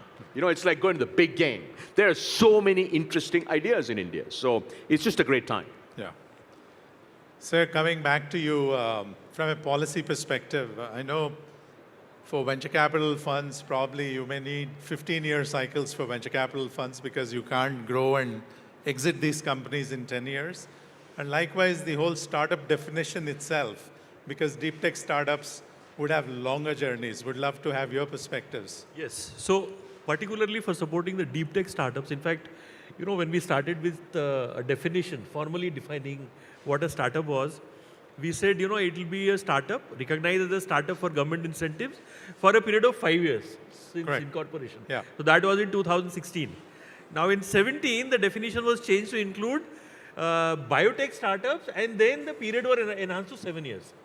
2019, when we were doing the angel tax, we enhanced the period of startup duration to 10 years, right? Now probably it is time to look at deep tech as a category and say that, okay, deep tech startups will be recognized for a period of 12 years or maybe 15 years. So that is something that can be done. Second thing, you spoke about the capital for deep tech funds in the valley of death period and all. And you were talking about deep tech fund, Series A fund from the government. I mean, one fund. I mean, why one fund? See, through the startup ranking framework, you have add another pillar to the ranking framework saying how much does the state support the deep tech startup ecosystem. After all, it's a niche area within that. And then, like so many states have built up their own seed funds, they will start creating their deep tech Series A funds. So, you know, you can replicate and multiply the whole thing with these kind of policies. Well, that's a great perspective. Prashant, we'll wrap up with you. Your call for founders building from India, for the globe. So I think this is basically bigger than the dot-com era. Every business, every workflow can be reimagined with AI, and AI is a commodity. There are so many AI products available, open source, commercial. We can imagine everything. I mean, we can imagine workflows for doctors. I mean, I'm talking about clinical, I'm talking about healthcare because I work in healthcare, but you can imagine workflows for any business user, and there is a lot to be done. A lot of things will change in the next 10 years, and this is the time for initiative. Technology is available. Technology is available to everybody. If you have the initiative, you can build a startup and you can grow. And like Rajan said, great time to invest also, because there's a lot of smart people in the country. Oh, absolutely. I think at NASSCOM as well is doing some great work around all of these aspects: talent depth, patient capital, industry academia collaboration, market access, exits, policy. So I think there's no better time than this for all of you out there to be a deep tech product entrepreneur. Thank you all. Appreciate it. Thank you.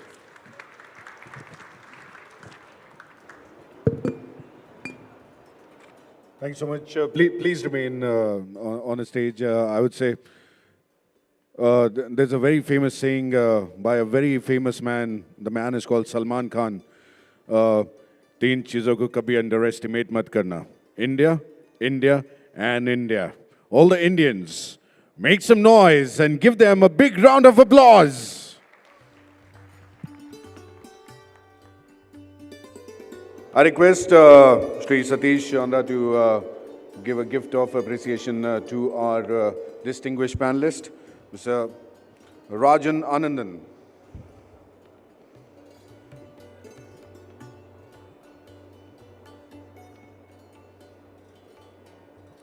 So take the center stage so that we can take the pictures.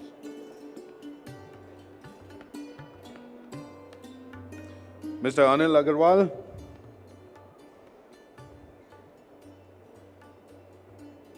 Come on, ladies and gentlemen, put your hands together for them. Come on, you can clap. And Mr. Prashant Warrior. And I request Sri Anil Agarwal to kindly felicitate Mr. Satish Chandra.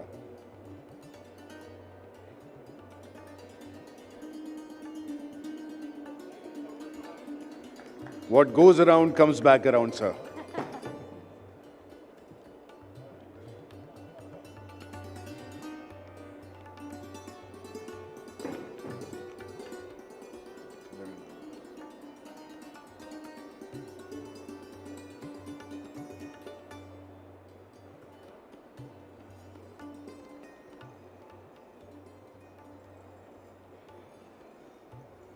Ladies and gentlemen, one small announcement. We got one Aadhaar card of Abhinaya Nair. Abhinaya Nair, if you're around, you can come and take your Aadhaar card from us. Okay, guys, I know you're all getting a bit tired, want a break, but quick announcement. We have our inaugural session happening very soon at 5 p.m. in Audi 2, level number 2 as well at Bharat Mandapam. And of course, it will be graced by Shri Piyush Goyal, Honorable Minister, Ministry of Commerce and Industry. So please be there 5 p.m. once again at the Bharat Mandapam, level 2, Audi 2. We'll both see you tomorrow again for an exciting day of stellar lineup and very, very engaging conversations. Have a great evening, guys. Thank you so much, ladies and gentlemen.